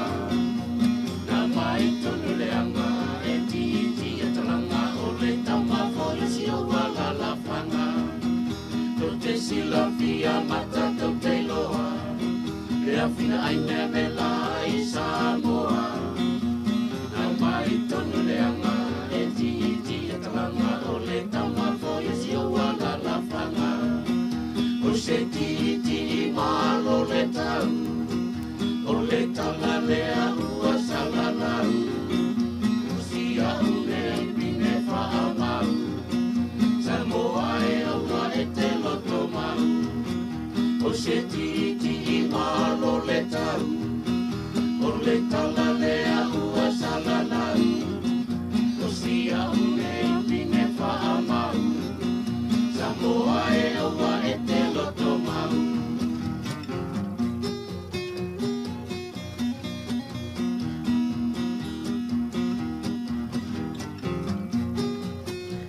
O vivi inga nao le lalwhanga o wailele bena o tau whaafonga mai ai. Ia mai leo whaipese maa fo e wailele. Luas ful minuta njalo le hito lai lua. Olo o ta pena pea le awala man Sāmoa mo lana ta longa. I le aso whareile nei, i le lima e te eile tu lai valu i le fiafi, le ta aloe ma le au Skotilani, i le Malayo Eden Park. Ia o le ana whaalia i le whaia o ngā ulu, le malu tusiata pisi. Ia o lo o ngā lue pea matamata alo le olo i ai tono le au, ia mo le ta alonga le tasi le whaia ma Skotilani. O na iei nisi o tama vo i e le leia le ta alo i le mwhainu whaamtu mai a lātou kalapo. I ono le tūlanga i a lātou kone karate. Ai o le au fo le il taimi nei o le fo i mai ala ta alonga lea. I ona ta pena alo lea mo le ta amsanga le o le Pacific Nations Cup le whalmasina o kuso. O le ta alonga pol ta amsanga fo i lea e le sa i lea au le lua fe lua fitu le ipola langi.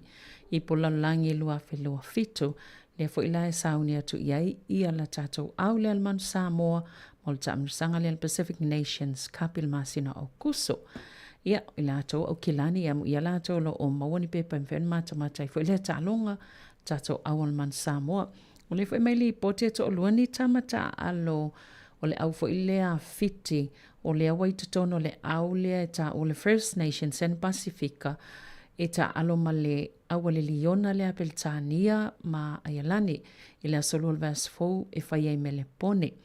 Ta malai e to lua leo filfilia nei ma le au lea po stai mo mofo u fai se auto fa tasi lea ia leo filfili mai isi tama ia e to lua le au fiti mo le fo i ta longa o le au lea leo o fai a o ngai ia tou tai kefo lea sa ta alo fo i le Wallabies a Australia.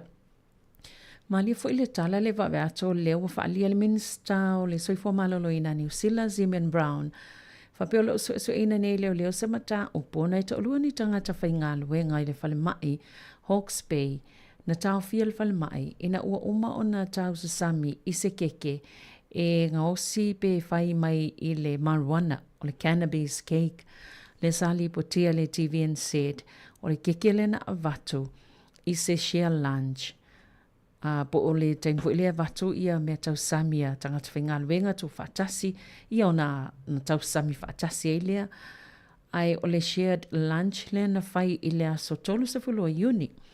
Ia ai te ua umane tau sami tangata i le keke lea na whai a mai le marijuana. Lea lan tau fie tangata i to lua. Tangata i o tangata whainga luenga le whalmai ai le eleni fō mai pe ni tau soifua foi. Pea la o lea e whaalia le soifua malolo i nani sila ia le o tu mama aina to inga mata upu wha penei ona e whai lava si onga onga maolo o whai ane iai. Ia su e ngā leo leo. Ia tātou fo i te ua. Wa tātou umai e meo whai ia shared lunch ia po le whaasoa e avatu i neito i ngā tunu. Watu le me tau samia lea tangata whai ngā luenga tu whaatasi i na whai e leo le lunch po le tau mawhatanga fo ia o auli.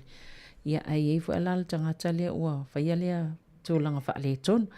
Ia o kalai stete mlai wa lele le na wa ia tultai on le lai le tō mlai wa lele kalai stete e ia whai ngā malanga sa le whaataunu uina manisi fo inga whai ngā malanga sa whaatuai ona ole te telo o le puao le na awhiailunga mlai wa lele sa le mwhen whaataunu uina ia pe tol pua inisi o whaamatalanga o le whapea ona maltana le la wa amatana na kilia pe ese le puao ia ai olo o wa ai lava inisi o vaenga ia ai le leila wa toisi aki le ofisa malanga o lau pepa malanga malau taimi o lo o atofaina ta malanga ai po ia inisi suinga mai ia whaale tonu o le tōlanga le tau.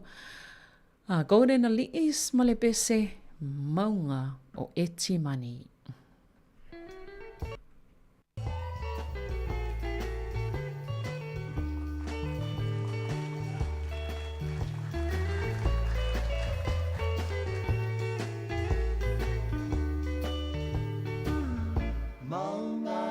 Te mani e mawarunga New Zealandi o te whesiri atu o ina la umani o si patula I titi e le la poto poto a wha amatala ina o piti espina trilololo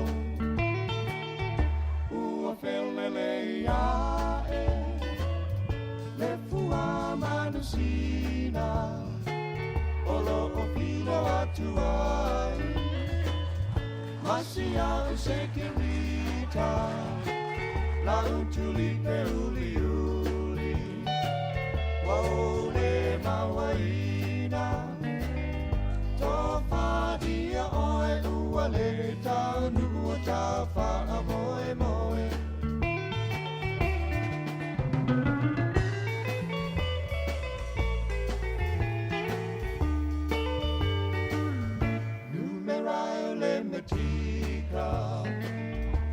Te mate ia ina le amatanga le ne wo ilona fua ina kanti tau pele pele ua mate lau tupua talo pai o numera ana laki o le vanu mane sepulu male lua ua felele ia Fua manusina olo o pilo atuai masia usekirita lau tuli pe uli uli ole mawaina tofa dia oe uale tau nua tapa amoe moe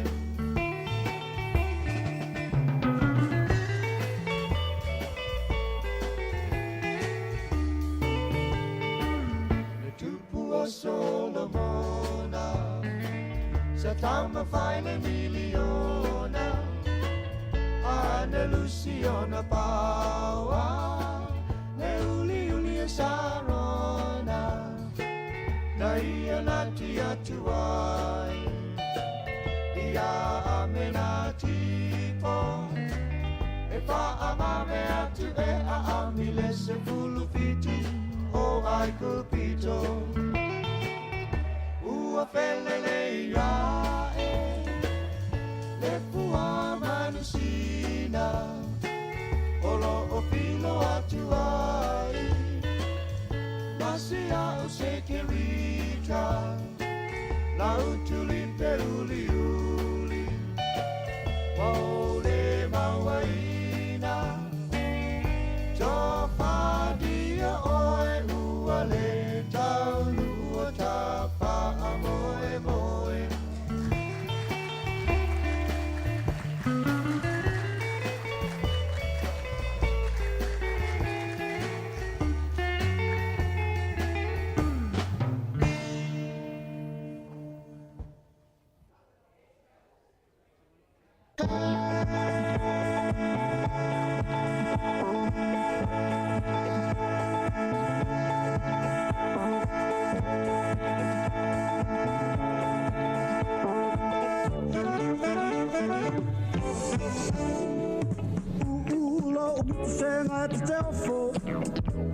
Si paka o mata wa malo poto I tau mawhai nei ona po Ta te mei a whea tawai tau popo Eleni, eleni A whai whalei siri manong Eleni, eleni Whakale siri manong Vai tali oe is vai ngai vai ai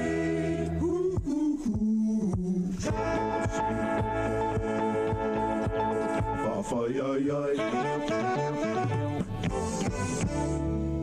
Fa atau o si vai malofa O le manatu e o matou polonga Matsi I matsi tai tau I le langi Wale I loa e leo wangi lua o I ai Eleni, eleni A whalai whalei sili manoni Eleni, eleni Whakale sili manoni Vai tali oe is vai nai vai ai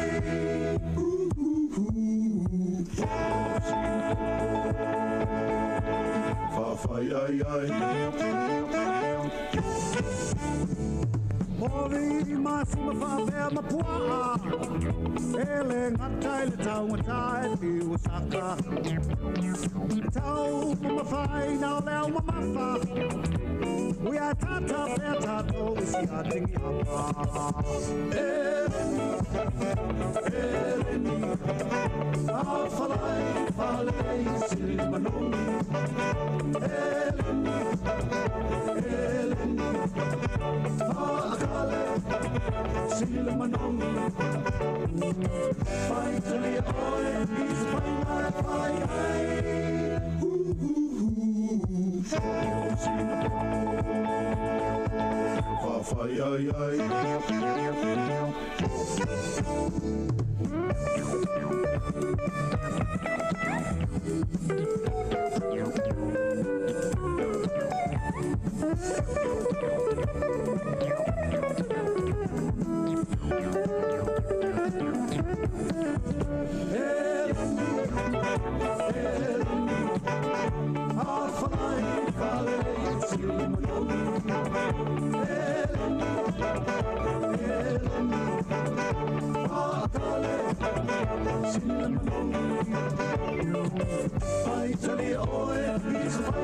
vai ai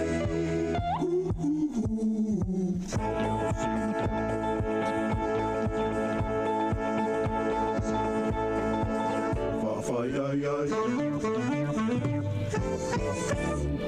Jerome Gray ma le bese le na o le e le nei fu i vaenga o le awa uli. Toe 8 minute o na talo le ito lai lua, ia tale lua wha mota fu le tatou tautua nei aso. E le vaenga lo te wa aia tu i tala e lunga o penga te whailangi a le Radio New Zealand.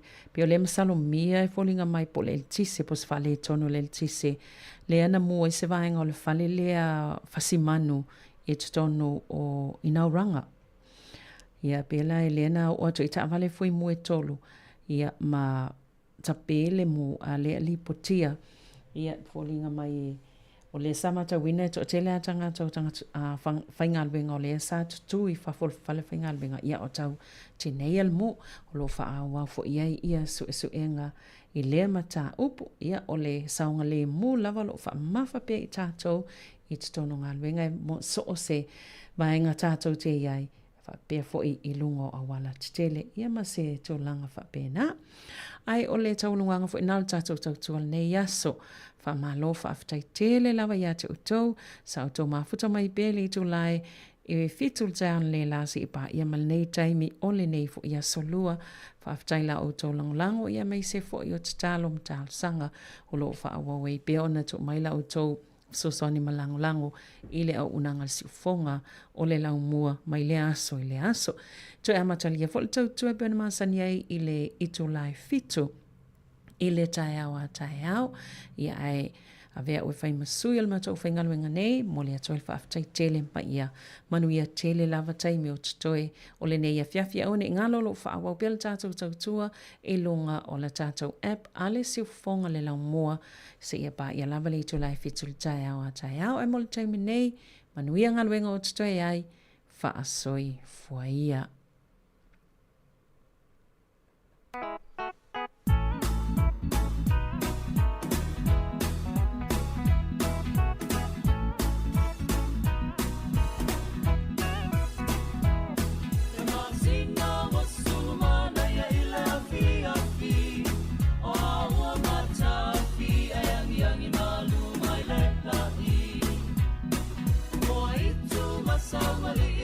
Sāmoa